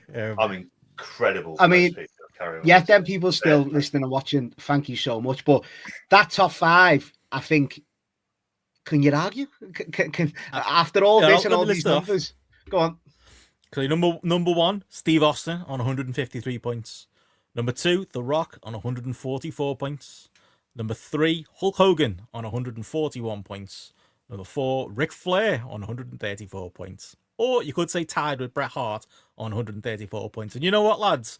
I reckon because Bret was on 4 ballots and Flair was on 1, that should be the tiebreaker there, and we'll say Bret's 4th and Flair's 5th. Yeah, that's fair, Ben. Fair that. I mean, I can't figure that out on Excel. Just imagine I've done that, and that's He'd be happy with that. That Ric Flair. Well, all I can say, lads, is I'm very pleased that you've all come to the conclusion that my top 5 was the right top 5. Is that what you're saying? This as well? Gareth, there's nothing more important being podcasting than being right. I think this is literally mathematical proof that you're right. Genuinely is. Can I go in the Hall of Fame as well? What? I'll get to the people who are being disqualified here. I don't think I've given that away on screen yet. What do you think about the 3 runners-up? Randy Savage, CM Punk, and Shawn Michaels are the ones just outside the 5. 130 for Savage, so 4 off Bret. 128 for Punk, 127 for Shawn, 126 for Ryan Danielson, just outside of the runner-up spaces. Do we accept them into the GRAPPL Hall of Fame, or are we being strict with the top 5? I was going to put this to you on the pre-show, but what say you? It's got to be 5. No, we're sticking. It's got to be the top 5. To it? I think it has to be 5. Yeah. We'll give them some kind of... We'll figure out because we're going to be doing something like this next year. I'm sure we'll have to... Hopefully it won't be 6 hours next year. We'll figure out some mechanism to re-vote on people and to induct a second class. But I think to be honest, I was going to put it to you in, like, do they go in automatically? Do they, is there some kind of secondary patron vote for like the 6th inductee to the Hall of Fame out of the 3, or are they somehow in pole position next year? I think maybe pole position next year is probably the fairest way to do it. Pole position next year, yeah. Absolutely. But obviously, it's the late night stuff and it's tough too. If you do disagree, if you have thoughts on who should have them there, please give us the feedback, give us the comments, tell us where we went horribly wrong and why. Be a shorter show next year anyway, because we've got all the scores. There you go. Hey, they could change. But like I say, we'll have to figure out maybe a different mechanism to get them in.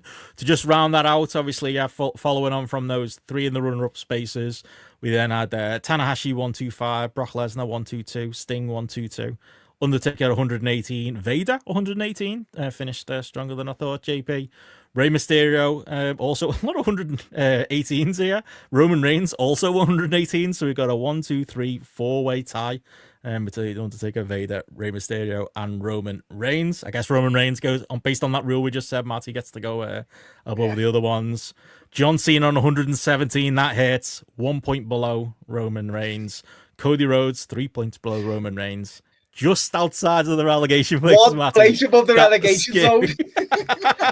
Hopefully we've gotten the maths right. Someone's going to pull us up on this next week and go, I've actually just been doing the numbers at home and you got this wrong. Cody should be relegated. Just outside of the relegation places, which means next year when we figure out how we're going to do a second class, Kenny Omega on 113 points, Kurt Angle on 112 points. I'm finishing in last place, Billy Goldberg on 108 points. Best to be made up with that, won't he? Does Matty realise that his one vote for Cody Rhodes took him out of the relegation, knowing how he feels about Cody Rhodes, and relegated the wrestler that he picked in Kenny Omega? Yes, the numbers don't lie. Thanks, Matty. Appreciate it, mate. We'll have this conversation again next year somehow. Oh, he's going to get relegated next year, lads. Come on. We'll make a pact. Get him out of here. Getting relegated does seem wrong, doesn't it? Like, it feels wrong, but, like, yeah, that's just how it went. He'll be back on the ballot the year after. It's only a 1-year relegation. We'll obviously allow him. Like Leeds getting relegated or something. It's like, it's a big club. Newcastle, JP. Yeah, just thinking Newcastle as well. I'm happy with that. I'm just, you know what, I'm made up with the lads more than anything, lads, is that Steve, rightfully by a landslide as well, by a good margin of points, is number 1. He didn't just pip it, did he, Gareth? He won by, and it's only right. He should be number 1 of the greatest of all time. There we go. It's settled. No more debates. I'm sure there'll be debates. As JP said, let us know in the comments what you thought. I'm sure this will be uploaded in some form as a 2-part podcast. So congratulations if you made it to the second half of this. And yeah, thank you, live patrons, for staying up late with us on a Sunday night as well. Thank you, lads, for sticking with us and getting this done.